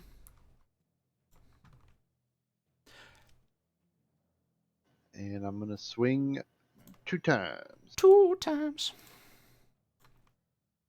2 times, let's swing. 2 times, Throwing it let's out there swing. now. Whoever kills this thing earns a new title of Jawbreaker. 22. 32 hits, roll damage. Coo.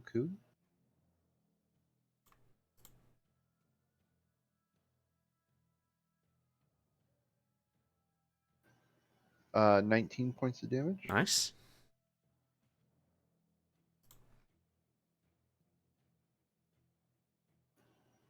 Uh, 16. 16 misses, I'm afraid. Dang. Anything else? Nope, that's my Okay. go. It comes to Lilith's turn. Disengage. Move her out of the way. Please. Yeah, she's going to use a pack. Oh. Oh, go on. Am I flanking? Yes, sorry, you are flanking, so you would have had an advantage. Yeah. It's a nat 20, bitch! Alright. Oh, no, she can't. I'm always confused by this, and I apologize. Do I just double the You dice? can double the right? dice or double the dice damage. So if you have to roll out like a 1d10, Okay. you can roll 2d10, or you can roll a 1d10 and double what you got. Okay, I'll double what I got. That's 13 on the dice, so 26 plus 4, so 30 damage. A 13 on the dice. 2 5s and a 3. Oh, okay. You're like, there's no Yeah, you know, D13. I was like, AJ. what? Did you roll a d20 for Not supposed damage? to roll not supposed to roll a D100 for damage. So what's that total, sorry? 30 total. Okay, nice. Try to go for a Yeah. leg sweep with the dice. Lilith is in complete panics mode as she's now split off from the group, so yeah, she's going to use her action to disengage.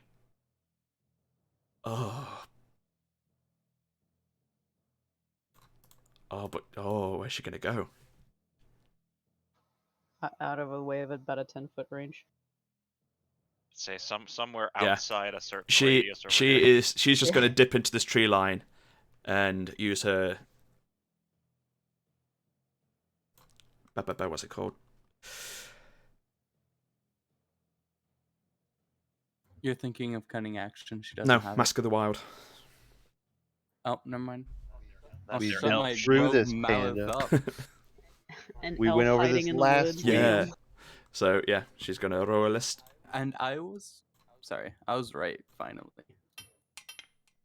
There's So yeah, that's 19 with a plus 10. Well, the plus 10, so that's a 39.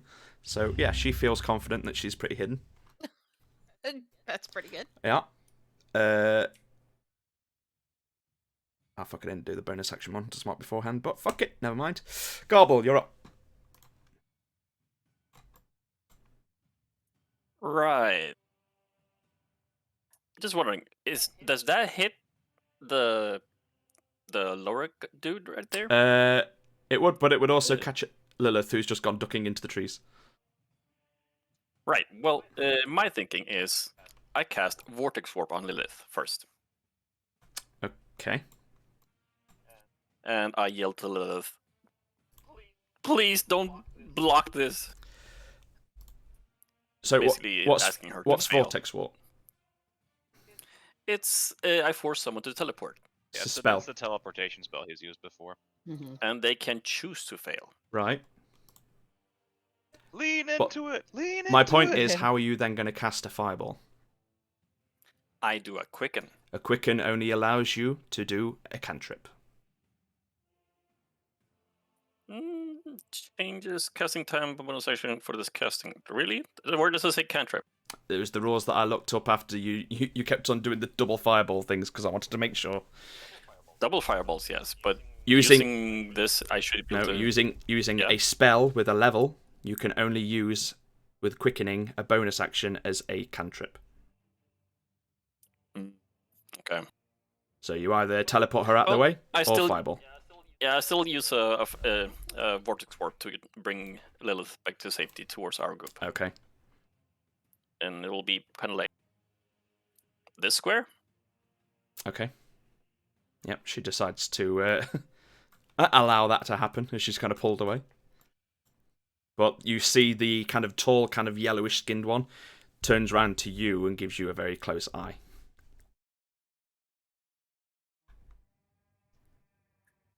I just give him a little tip of my hat, and that'll be it for me. Okay, Quithus, you're up. All right.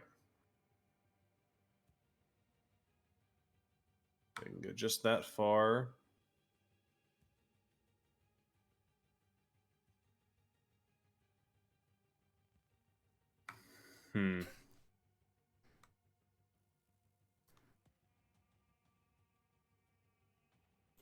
Let me do a guiding bolt on the pale one in front of me. It's at disadvantage because you're within melee.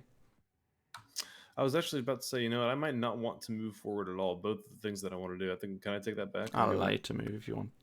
Go back if you want to. Yeah, because everything I'm going to do is actually at range. So I'm going to do a guiding bolt on the pale one with the mouths. Go for it.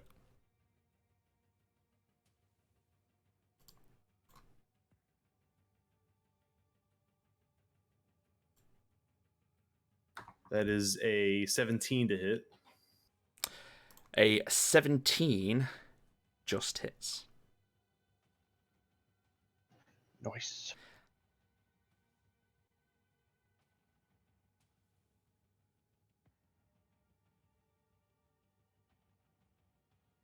That's 15 radiant and advantage on the next attack made against Okie dokie.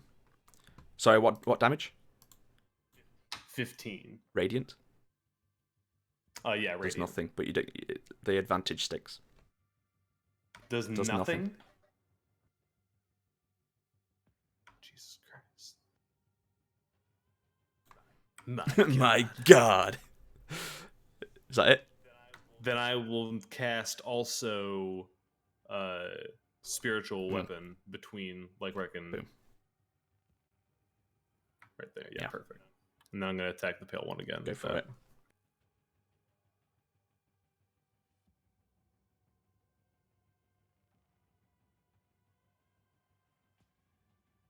That's a 26 to That hit. certainly hits.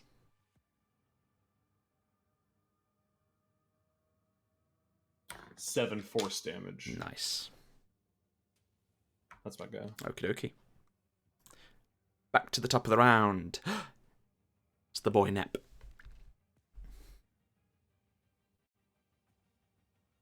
I That's forgot my boy. Mic was muted. It's gonna be an instant replay of last round, except I'm gonna Shoot. go for the weird mouth Okay. guy. Go for the eyes, Bo. Go for the eyes. It's gonna be a 20 to That hit. hits, roll damage. Dirty 20. With sneak attack because you've got 2 people in melee with it. Where is Nep? I don't see him. He's a rogue. Exactly. Yeah, he's there. Another 19 damage. Nice. Okie dokie. And 31 to hide. Absolutely. You feel confident as you're kind of ducking down in one of these bushes that you've been well and truly hidden. Dion. Oh boy. Imagine the bard guy from TikTok. Okay. As I cast, as my action, I will do counter charm. Okay. And so me and any friendly creatures within 30 feet gain advantage on saving throws against being frightened or charmed. Because this guy looks spoopy. What spell level is that? It's just an action. A bard action.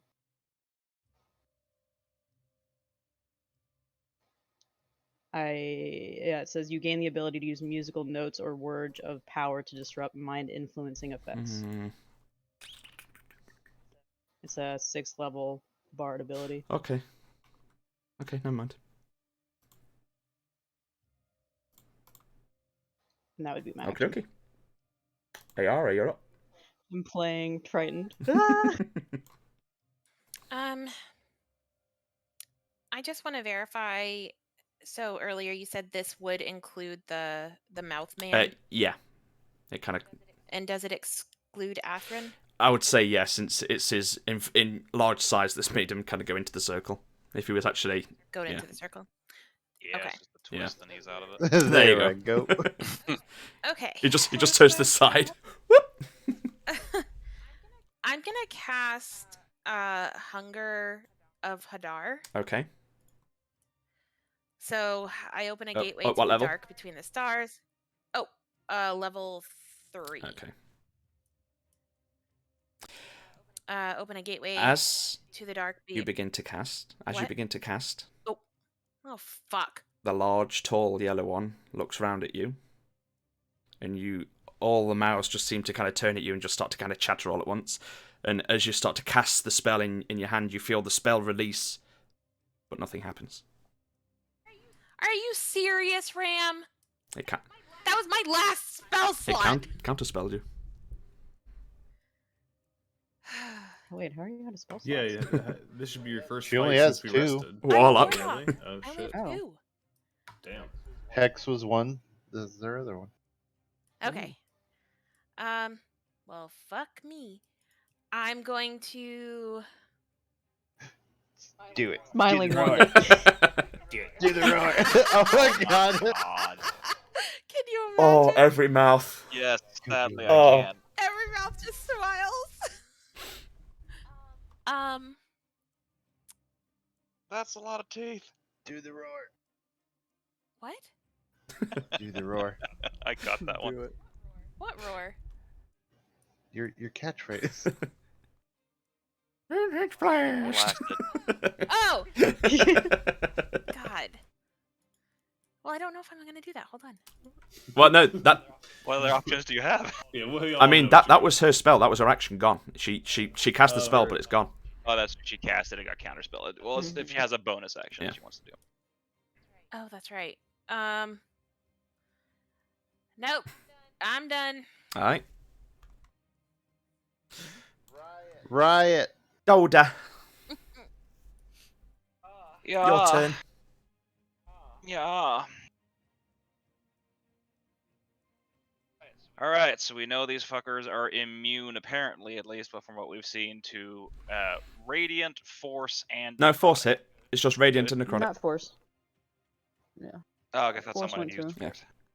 Use the force. I did use force and it Yeah. did hit. It did. Oh, Yeah. actually, I thought that was one that didn't No. do No, it. the It radiant was the- did not hit. Just so far radiant It was the necrotic. full God. juicy guiding bolt that didn't do anything. Oh, okay, that's why I was sitting here. I was like, All right, let's see what else we can conjure up to see if we can make anything happen here. Cause what the actual shit? Running out of options very quickly. Yeah. Well, let's see here. We are going to, as a bonus action, I'm gonna heal on myself. As you go to heal, the one standing in front of you Go for it.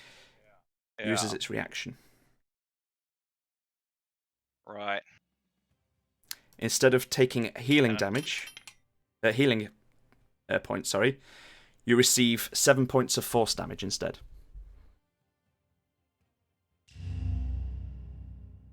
Am I able to discern what it did or what happened? It seems to be some kind of ability this creature had. These creatures are nothing like anything you've ever seen. That got me. Also, FYI, Ram, for my concentration check from last round, I rolled a 2, so I failed that. Okay. So Lilith no longer has plus Cool, 2 cool, AC. Cool. All right, Dalder will cuss out, relay to the party that magic apparently don't fucking work, and he's going to take a swing at Mouthy Boy.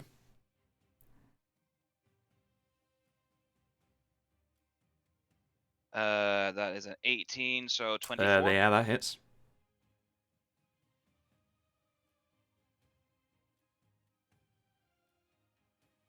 And I will be triggering my special ability. Okay.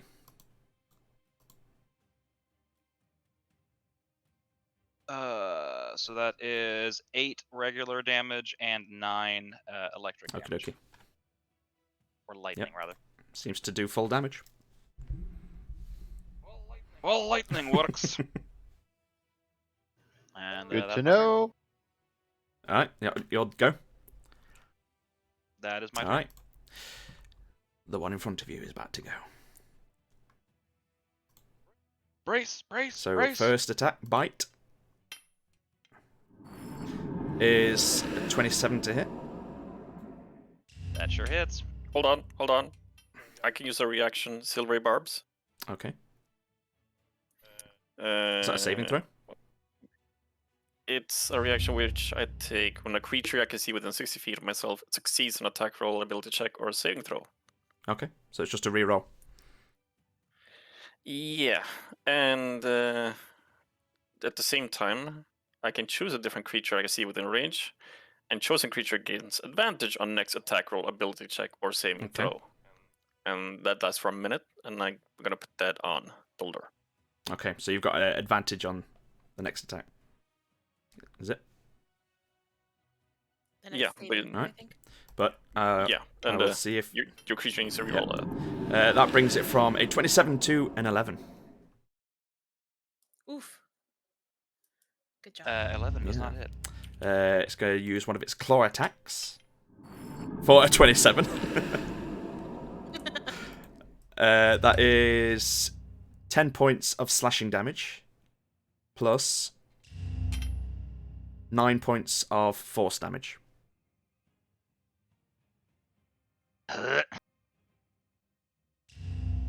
Where are you at? 24 out of 71 currently. Okay. All right. This one is going to come down and cozy on up to Senor Ashran here. Ole. Unfortunately, you're big and you're blocking the way for it to get past. Right. It doesn't seem to want to go for you, but you're blocking the way, so it's just going to try and plow through you. Does a 15 hit? Negatory. Okay. Dice, please go. You're literally on top of the thing. Thank you. 24 to hit. And it. So one of the slashing claws comes down and does 11 points of slashing damage to you, and 8 points of force damage. So that's one claw. The second claw comes down. 15 to hit. I take it that misses. Yeah. What was the extra Force. damage? Force. Yeah. Okay. It's like as soon as it kind of slashes into you, you just feel this like almost like an mini explosion kind of go across your body.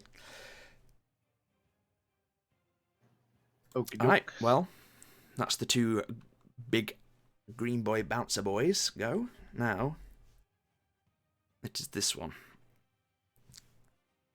This one's going to see Dalder start to looking a little bit woozy and is just going to go for him. Shields up. Oh my god, I'm rolling shit. I'm gonna roll my dice. That was an 11 to hit. I take it that misses. Well, considering you've been swinging, you've either been rolling 11 or I know, 27. it's fucking... Those are yeah. like the two It's things like you've been D&D rolling on. Beyond only knows those two numbers, it seems. So I'm gonna roll my actual D20. Okay, I'm gonna go back to D&D Beyond. That was a 2. Third attack. Please be the 27. Oh, almost. It was the 25. Yeah, There's it's silver barbs again. You've already used your reaction for this round. So reactions can only be used once per run then. Okay, understood. Real quick, do I have to announce reactions before I know damage? depends on your Yeah. ability. It's the acid rune. It should say on the actual ability itself when it needs to be declared. Some are before damage, some are after damage. Okay, it just says when an attack roll hits you or an ally. Yeah. So I So guess you- I have to. I would So say you know it hits, but you don't know the damage. So, I'm gonna do it anyway. okay. So is it this you... Or, no, you choose a target to... Yeah, I'm gonna choose the other green bear. Okie dokie. Because the mouth breather is attacking, right? Yeah, the mouth breathe. Okay. Okay. What's the damage? 19 points of damage. So that all goes It to all the bear. goes to the bear to the side of it, who now kind of growls a little bit grumpily as his friends just kind of hacked at him. But that is its go. Ajran, you're up. All right. I heard lightning damage works. My breath weapon is listed as an action, and I have 2 attacks per action. You have 2 melee So would attacks. Would you classify? Yeah, the dual attack is specifically when you make a melee attack. So you either do the breath weapon for 1 action, or you use 2 weapon attacks. Okay. Seeing how Dulder is serious, looking pretty serious, I'm gonna do my 2 attacks on mouth breather, and then I'm gonna action surge. Okay. First one is a dirty 20. You're aiming for the mouth one, yeah? That hits. Correct. Yeah.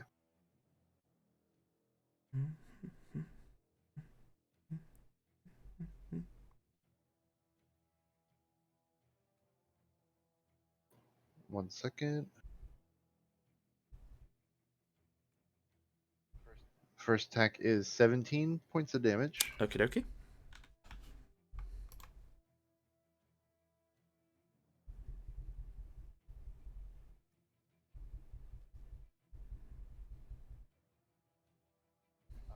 That is a 22 to hit. A 22 hits. Roll damage.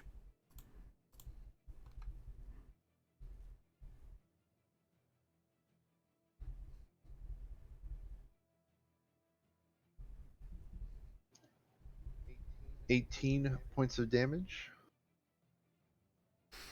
Okie dokie. And then I'm going to do my action Go surge. for it. Marking it off. And I'm going to do my breath weapon. Forgetting a fucking thing. Okay. Level 6, I get 3d6 now. Dex save of 14 for mouth breather and the other bugbear that I hit. Okay.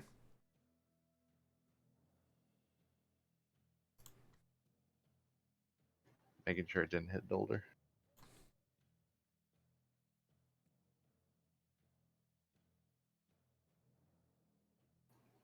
That will be 12 points of lightning damage to both of them. Okay. Is that save? Or is it just happens? Dex 14 save. For half or for nothing? For half. So Mouth Boy gets an 11. Yeah. And Big Green Care Bear gets 15. So he gets 6 damage. Okay. And the other one gets 12, yeah? That's my go. Okie dokie. Lilith's turn. Lilith, now back in the safety of the group, is going to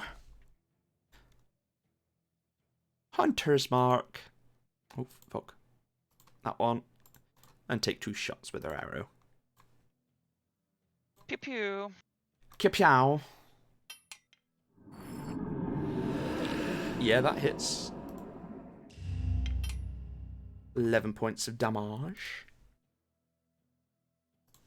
Plus the 1d6. Use the sneak attack because it's easier. Plus the 4. And then the next attack. 20 hits, roll damage. That is 7 plus... Ooh. So that's 10. And I forgot the sneak attack on the first one, so we just roll that d6 again. If a DM is playing both sides of the combat against himself, is that some weird sort of D&D masturbating? I'm playing with myself. That's against TOS. Anyway, Gobble, you're up. Now, without anyone in that area, a proper fireball.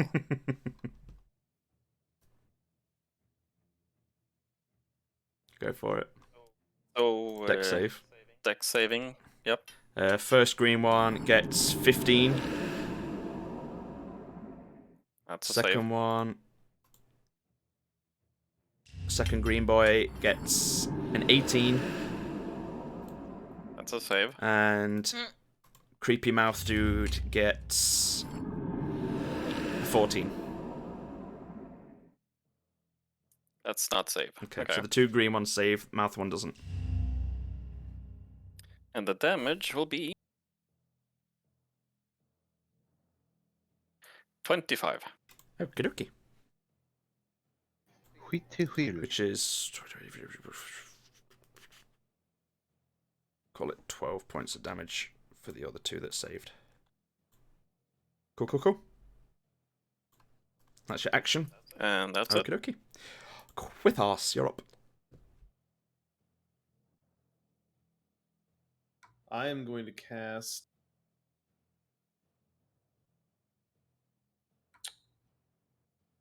I'm going to cast a healing word at level 3 on Dolder. Okay. As you do that,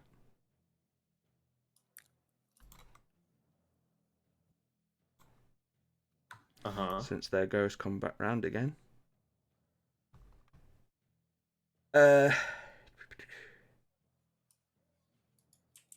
Your healing spell goes out, reaches Dulder, and instead he takes 15 points of force damage. What? A little pat on the back for you. I'm so tilted right now.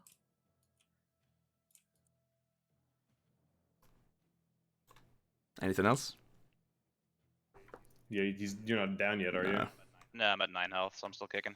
Okay. For now. Quick little question regarding reactions. What does a round signify? It's when their turn comes back round again. Okay. So their go was just before Ashran, so all their turns just came back round.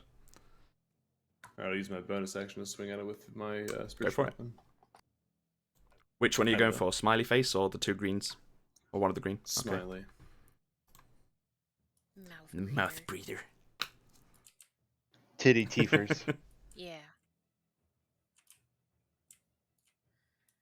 13 to hit. Unfortunately misses. That's it. Okay. They just chatter and go, ha cha cha. Senor Rogue, it's your turn. You are still pretty well hidden in the bushes since you rolled so high, so this is sneak attack and advantage. All right, so hear me out, right? Okay. I'm gonna throw a dagger Okay. at it, and then I'm gonna hide. Wow. How daring of you today. Go for it. I'm very So yeah, creative so yeah. today. I don't have much many- else. Daggers do you have, or do you still have that belt? Yeah. I still have that belt. Oh, nice. 26. That to hits, hit. raw damage, plus the sneak.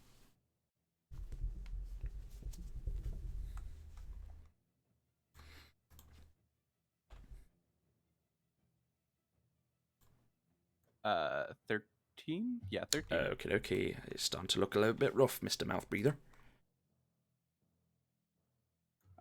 Yeah, and I'm hiding. Okay, roll stealth.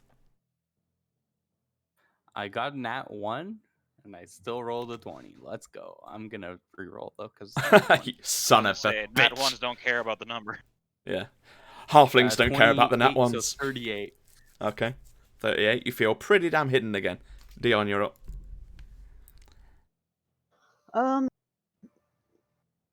So throughout the fight for Mouthy Boy, have I been able to, can I like do any kind of passive perception to see like if this whole interrupting spell thing is like, does he look at people before he does it? It would appear that it is something that he has to see, so he's turned towards pretty much the majority of the party. Then is hiding an action? Hiding for you would be an action, yes. Or is... Okay, well, That's a rogue bonusy thing. yeah, well, Cunning action. me.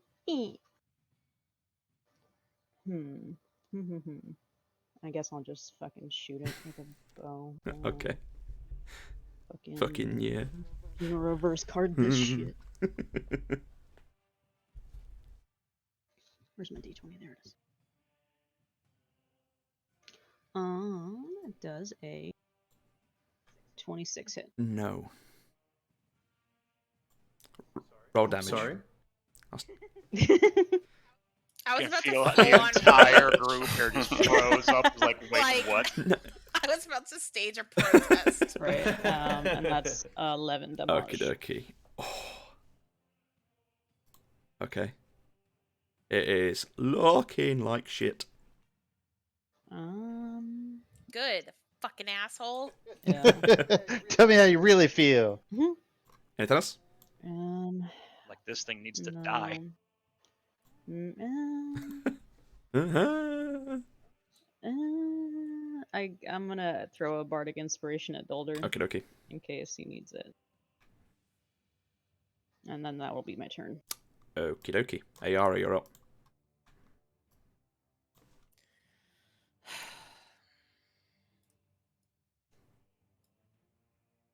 Well, I can't do any of my spells, so I guess I'm gonna have to fucking Eldritch Blast.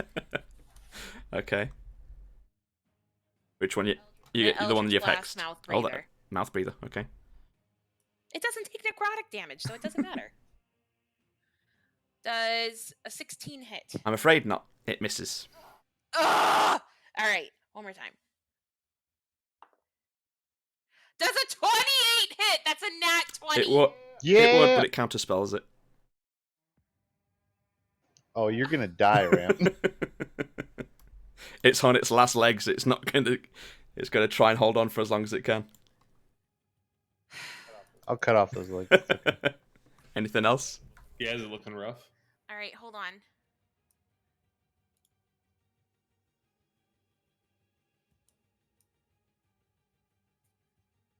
Damn it. I imagine two-weapon means two-handed Yeah. weapon.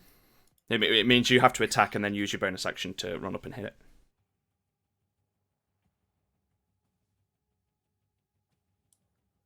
I don't have a two-handed weapon. No, it's you attack with your action with a weapon, and then you can use your bonus action to attack again. That's the two-handed. Oh. It's like Dual you're wielding. carrying two weapons, one in Yeah. each hand. Yeah.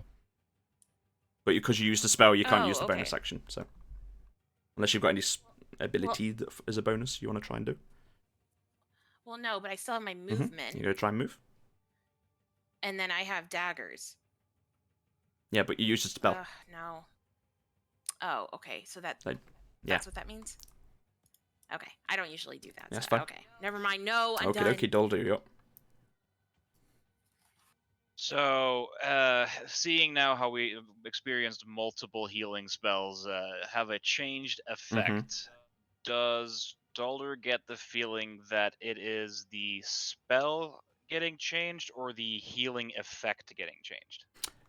You get the idea that these large green things, as a healing spell hits you, they are altering it, and instead of healing damage, you take damage. You take actual physical damage instead of healing.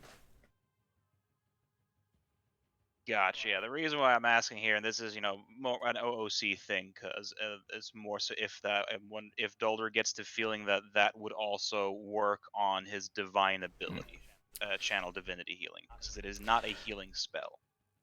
Okay, I'll give you the description of the spell, just so that you can be aware. Of the ability. When a creature the reverser can see within 30 feet of it regains hit points, the reverser reduces the number of hit points regained to 0, and the reverser deals 3d8 force damage to the creature. Yeah, okay, so it is the actual healing So, effect rather than the The spell. healing effect taking part, it's just saying, no, you take damage instead. Yeah, so that's what I was getting at, was if it is the spell that's intercepted or the healing effect that gets Sorry, the intercepted. healing Okay, effect. cool. Rock on. Alrighty, let's see what we can then do instead.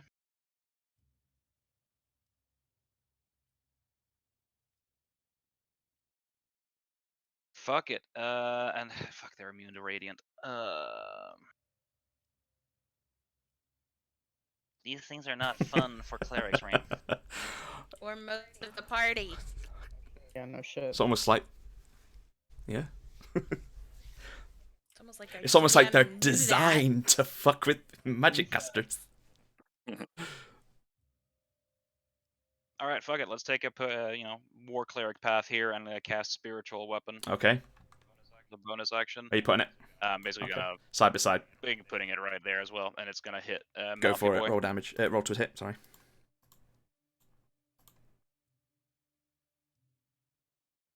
Oh fuck! I forgot its ability again. Does Fucking bollocks. Does a 20 hit? A 20 does hit, but It's gonna count. no, it's not going to counterspell it. It's got an ability that I keep fucking forgetting to use. At the Oh, sorry. Too late. I have gone back plenty of times for you guys. I need you to make a wisdom saving throw for me, Dalder. Rip. Better be fucking Would wise. it Dalton. be? Well, it's a 15 plus Yeah, you 8 plus another Yeah, you 8. save. You're fine. So yeah, roll damage. 10. Sorry, no. Plus 5, so yeah, 8. Oh, fucking hell. Okay. And that is force damage. I Okay. believe. Blood is pouring from every mouth of this creature, but it's still clinging. That was my bonus Yeah. action. As my main action, I must smack it with my real Go hammer. for it.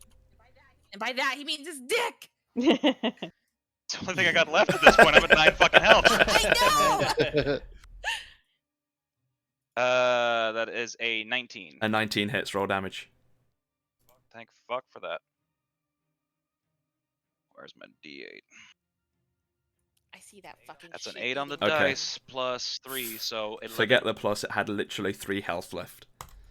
You thank fuck smash for the hammer into one of its mouths, and all the teeth shatter inwards as you cause massive internal bleeding from all its teeth shattering into its ribcage. But that one is now down. Thank God. Dalder, bleeding profusely, just takes a step forward, beats the shit out of it. Teeth go flying, and he then points his hammer at the bear, mauling on him. Going, I go down swinging, you ugly fuck. And that's my And turn. seeing it go down, the one that you've just pointed your hammer to is just going to go in and try and bite you as you're kind of wailing into its friend that's on the floor. That's a 10 to hit. Fucking bollocks, I can't hit to fucking do shit. Fucking wank. I have 9 health, Ram. Shut up. Does a 17 hit? I don't think so. Nope. Final attack. Another 17. Fucking shit. Shield wall! It's just woof. MVP. Dalder just MVP. proceeds to spit blood in its eyes. The Is that the best you got? the other one. I don't know. After seeing its friend go down, and the Dragonborn's not really doing spells. How smart are these animals? They're not animals. Oh, does it get an attack of opportunity for cutting in front He of didn't AJ? move out of melee. No, because it never left his range. First attack. Nat 1, he's going to take a point of stupid because, yeah. I have rolled 3 Nat 1s in attacks this fucking. At least. It's No. karma for that fucking creature. Pendant. Creatures. They all suck. Okay, that's an 18 Well, the plus. These all fucking suck. Yeah, that hits. I'll take it. An 18 plus 8 hits. Silvery barbs? My AC is 21, so. Silvery barbs. Hmm? If only I was level 7, I would have a move.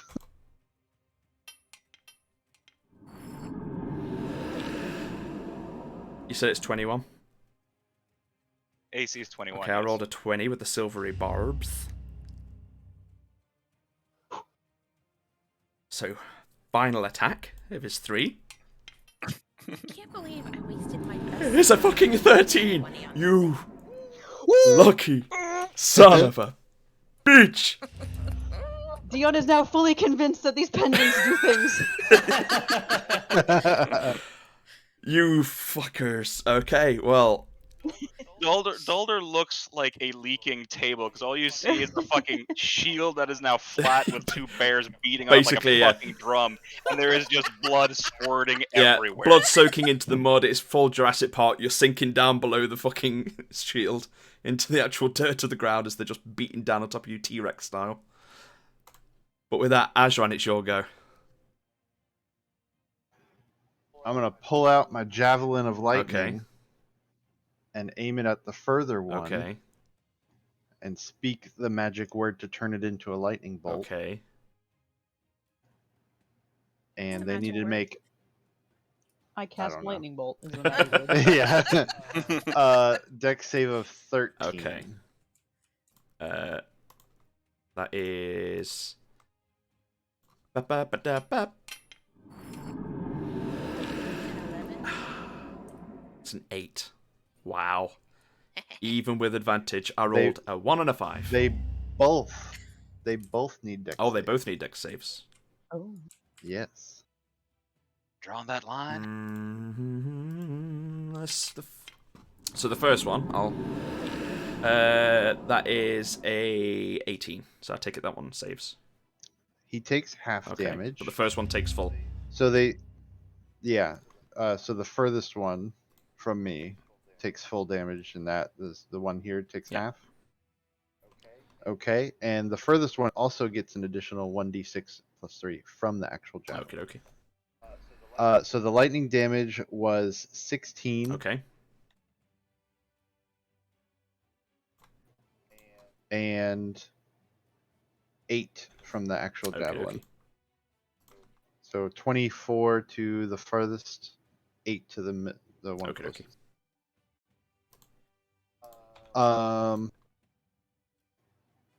Would you consider that similar to breath weapon? Yeah. Okay, then I won't do my second attack. All right. I guess. That's a lot of damage in one hit on for 2 things.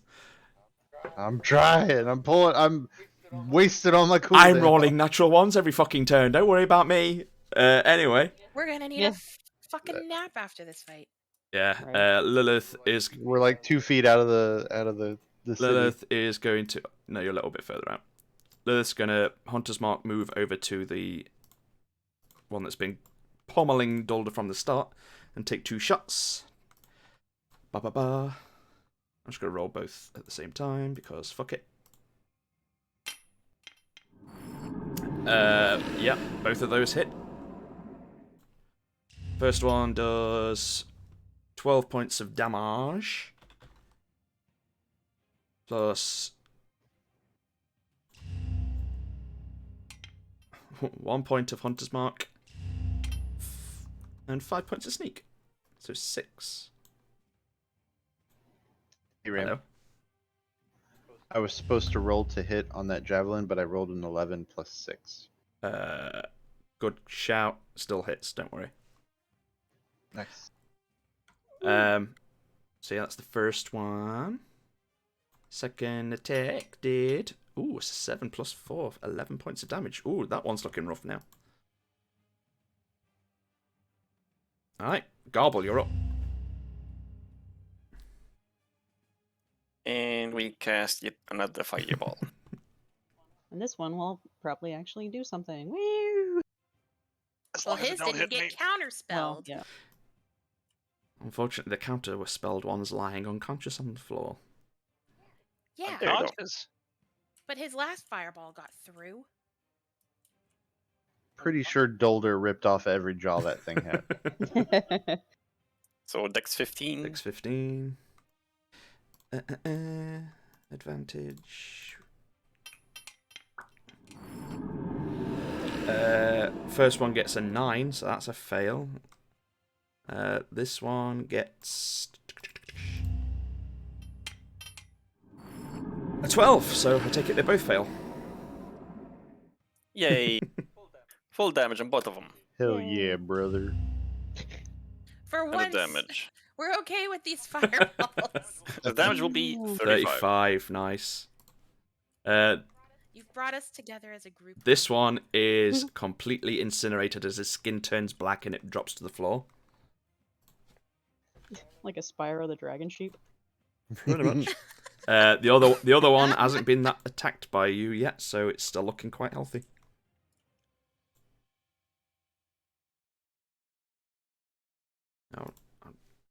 I'll delete them so that you know it. Is that it, Garble? That was it for Okay, me, okay, yeah. Quithus, you're up. Okay.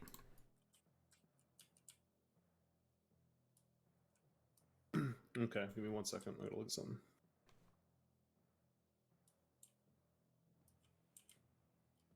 Oh, OC, don't heal me, bro. Don't heal me. No, please, yeah, right. please heal him. He's looking woozy here.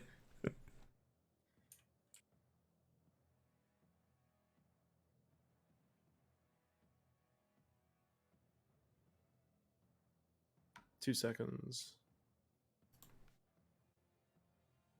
One. I'm gonna cast. Let me cast blindness on this creature. Okay, okay. Con save 16.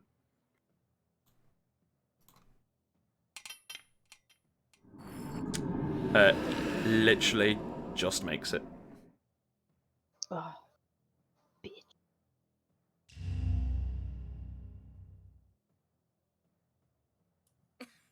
All right. Well, then in that case, I'm going to cast Aid Okay. at 3rd level, which does not heal, but in fact gives temporary hit points. Is that different? That's different, right? It's not healing. It's toughness. Yeah. Right? Right, Ram? Let me read here. Ram's silence, I really think, says it all. I'm waiting for the stream to catch up to see if he's actually just looking. I'm at it. looking it up.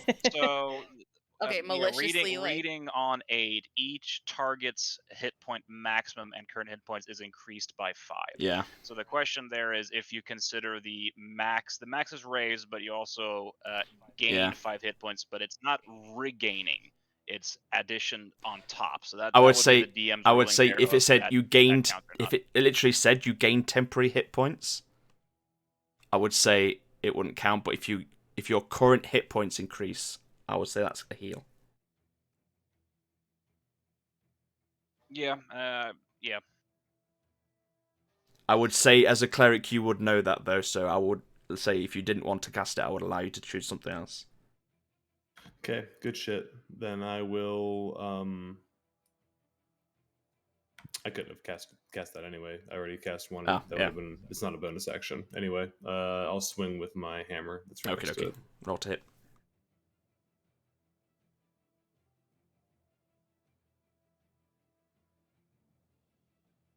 26 to hit. That hits. Roll damage.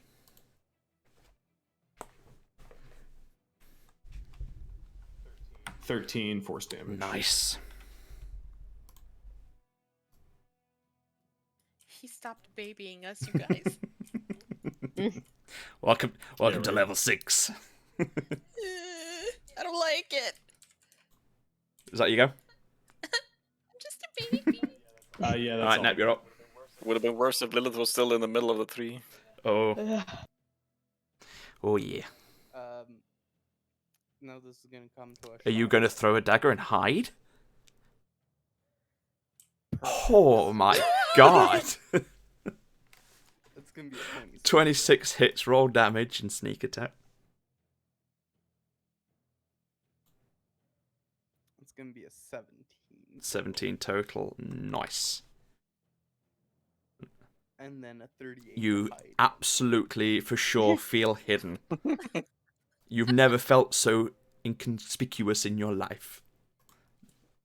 I like how this bear keeps getting daggers thrown from the exact same 5-foot square, and Yeah. it's just like, huh, that's real weird. It's just like it smelt magic. It's going for magic. Dion, you're up. What a butthead. Okay. I'm going to use a bonus action to unsettling Okay. words to give a creature disadvantage on its next roll Okay. for 6. Okay. And then I'm going to get real mad Okay. and cast the shatter right behind it. Okay. To Oh, hit go it. for it. Is that a save? It's a Constitution save for Oh. half, so it's 15 con. So whatever you roll minus 6. Wonderful. These are quite chunky, so I feel slightly confident. However, it rolled a natural 1 and a 4, so fuck me. Oh boy. Does it Oh, get yeah. extra damage for negative? No. That one I've stupid already been damage? doing the extra 1 stupid damage, and I swear to God, if it fucking dies because of 1 damage, I'm gonna be pissed. Well, it goes So I ahead and called it the takes 4 last 20 time. damage. Oh, okay. And I'm assuming it's not made out of inorganic material. No, it's made out of organic material. What a shame. 21 with that stupid point. Yeah. Okay. So that is my Okay, turn. okay, Ayara, you're up. I did a big stomp. You did a big stomp. Yeah. That hurt it. Yep. If it wasn't already Alright. sensing the blood, it might have come after you. I'm gonna cast Eldritch Blast. Oh my God. Okay, roll to hit. Catchphrase. Catchphrase. Ah. Does 17 hit? 17 hits. Oh, thank the Christ. Alright. That's a AR. 6 Okay. plus 4, so 10 points of damage. Okie dokie. And then I'm gonna do it again. Fucking do it again. I want to fucking do it again. Does a 16 16 hit? hits. Okay. Is that what I asked earlier? 17. 17. Okay, that's what it was supposed to be. Good. Okay, that's another 6 plus 4, so that's another 10 points of Okay.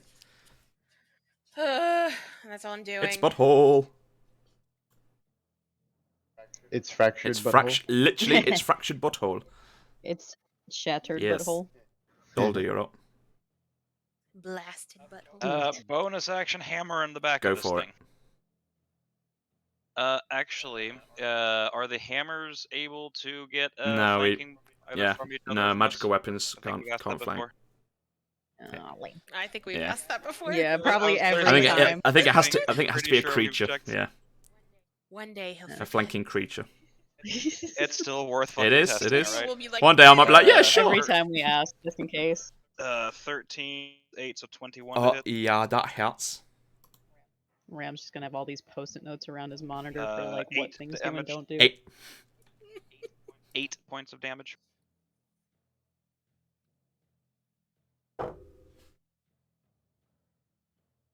And then we will proceed with my regular hammer. That is a 18 Hold to hit. on.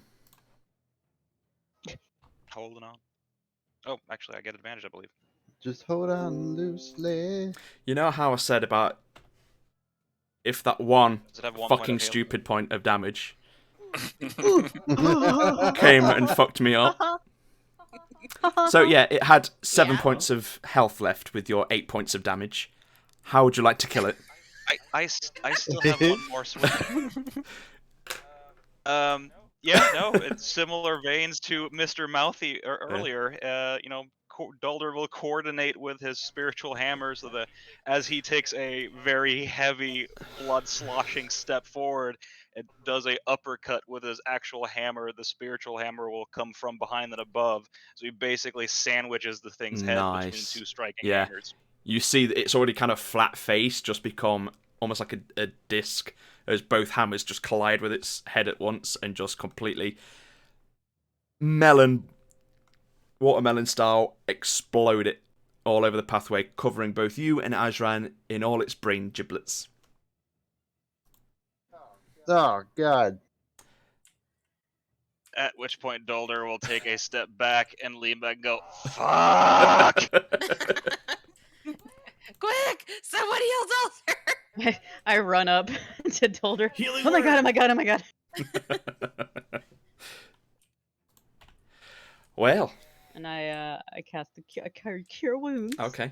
I guess now would not be a good time to bring out the wand of smiles. No. Now would be a good time for me to pull out the one that was hiding, waiting for this moment in the bushes. No. Nah. 19 points to Okay. heal. Take 9 more than that. So 9 28. more than that, or on top of that? So So 28 more on So top yeah, of that. 19 20 plus total. 9. And just for shiggles, I'm Right. gonna use my the staff of healing on myself as Okay. well. Right. I think I'm liking the silver barbs, you guys. I that's pretty clutch. fucking hate it. I literally think I rolled about 4 or 5 nat ones throughout that entire fucking combat sequence. Like, what the fuck? Good. Nah. It's I was so close to killing one of you finally. Yeah, you were. Well, you know what really sucks, Ram, Like is after my next long rest, I'm gonna take it too. Which?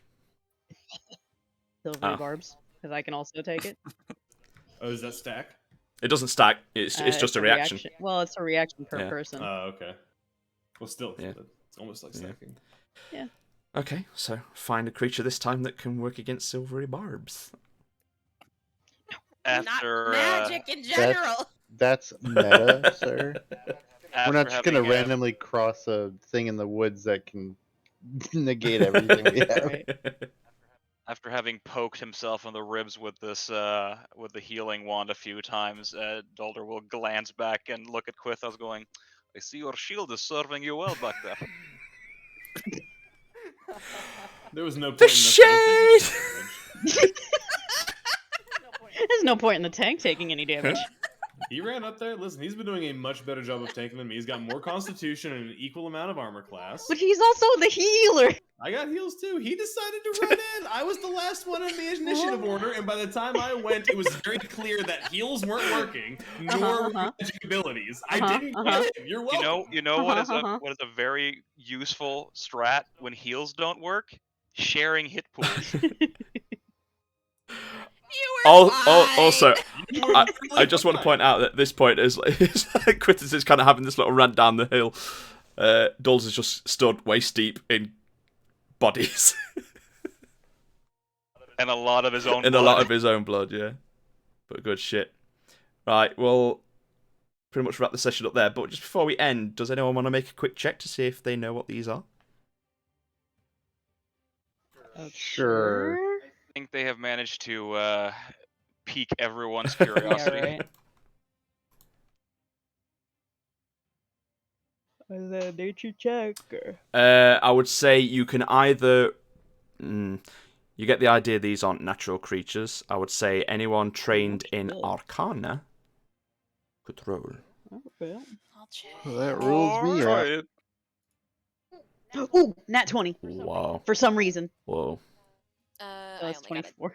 10 plus whatever my modifier is. Yay, 10 to use a net 20 at the very end of the game. A Okay, good old mine was- whopping total of 10. Completely wasted. These are creations. Okay. Somebody built these aberrations Sprinkle, I swear. with to the God. sole intent of being anti-magic. You know, Mage Slayers, you've never seen them, only heard tales. When magic wielders are on the run from the Order, or a magical anomaly is found, these creatures are often rumoured to be the first on the scene. Many believe these aberrations are created by the Arcane Order itself with the intent of locating magic wielders and capturing or killing them. Where they fail, the Crimson Cloaks, the notorious section of the Order, who are specifically trained to take down rogue mages, soon show up. And members of the nearby town or village that have got some latent ability in magic soon vanish. As you kind of push around the corner a little bit and kind of take a look at kind of following the blood trail, you see a broken carriage around the corner. You see a host of broken bottles and crates that all seem to have some sort of faint magical residue over them. This was a supply of spell materials being transported. You don't see any Arcane Order insignia, so you gather this was some sort of back alley trader who happened to be in the wrong place at a very wrong time. The Order's pets came here sniffing out the route of the storm's abrupt end and happened upon a possible magic wielder. This could be seen from a few scorch marks on the ground near the caravan.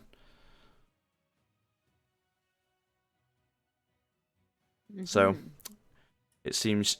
I relay all that info. Yeah. So, these are the pets of the Arcane Order that they go and send out to make misbehaving magic wielders disappear. Oh, that's annoying. So they weren't necessarily after us, but they are out there. You know that they were sent here, and every time someone cast a magic spell, well, anyone that seemed to cast any magic, instantly drew their attention. And this kind of caravan seems to have some sort of like dodgy kind of like back alley kind of magic supplies. So you gather that the person probably driving it was probably a magic wielder that just happened to have these creatures just burst out of the trees at him. Do we recognize Say the no more. caravan I go from to loot. Vidal? Sorry? What was that? Oh, Garbo, go ahead. I said, say no more. I approach to loot. Do we recognize the caravan from Vidal? Make a perception check. As like one of the what you call it, guys? The goblin. 19. Yeah, you don't see any sort of insignia that could represent that they work with the Arcane Order. So you imagine this is someone that, unlike you, doesn't have the little amulet. Okay. That's what I was gonna ask. Like, if we happen to run into those things in the wild when they're not already actively attacking something, and we have the insignias, will they leave us alone? You could try and pull them out and see what it does. Okay. Well, now we know, and knowing is half the It battle. is. Yeah, Joe. And as for loot, you go and look through all the crates, and you can get like faint kind of dust kind of residue, but you can also see slobber marks and bite marks. It looks like these things have consumed all of the magic ingredients for spells as a nourishment. Oh. Especially the one that had multiple mouths. You gather that probably ate quite a lot. But with that, we'll call it the end of the session, and we'll pick up from there next time. And see. So we're not meeting next weekend, right? No, I think quite a few people are away. The two of us are out. So, I'm We're gonna up be in out. Pennsylvania for a so yeah, concert. too many people missing, Yeah. so we'll call it a break for next week. And then we'll reconvene at a later date. Good Ooh, hey, Rick. session, even though it had me Yeah. mauling. I least you think weren't we're all being getting a little mauled. verklempt here. Shit's cranking up. There's only one of us getting mauled. Well, I tried. apparently They- just don't. they're roll up in like- combat next time. This super intelligent created creature is just like, oh, no magic. I'm gonna go attack someone else. I mean, that is literally what they are designed to do. Yeah. Well, now we know Yeah. that. Yes, I ran into combat to shield the squishy that was about to get freaking gangbanged on the middle of the road. Yeah, that's fair. And by the time I had a turn, there was no squishy in the road anymore. Oh, I was turning out pretty squishy there. Every time they hit, there was a loud squish.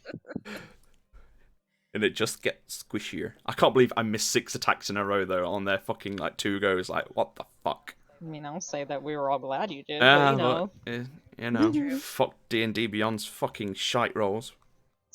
There's a reason why most of us at this point Yeah, have Well, I roll at anything not initiative in dice. He did, and then he rolled a 2. I literally rolled to my D20 and rolled a 2. I was like, well, I'm back to D&D Beyond because at least I roll a 27 every now and then.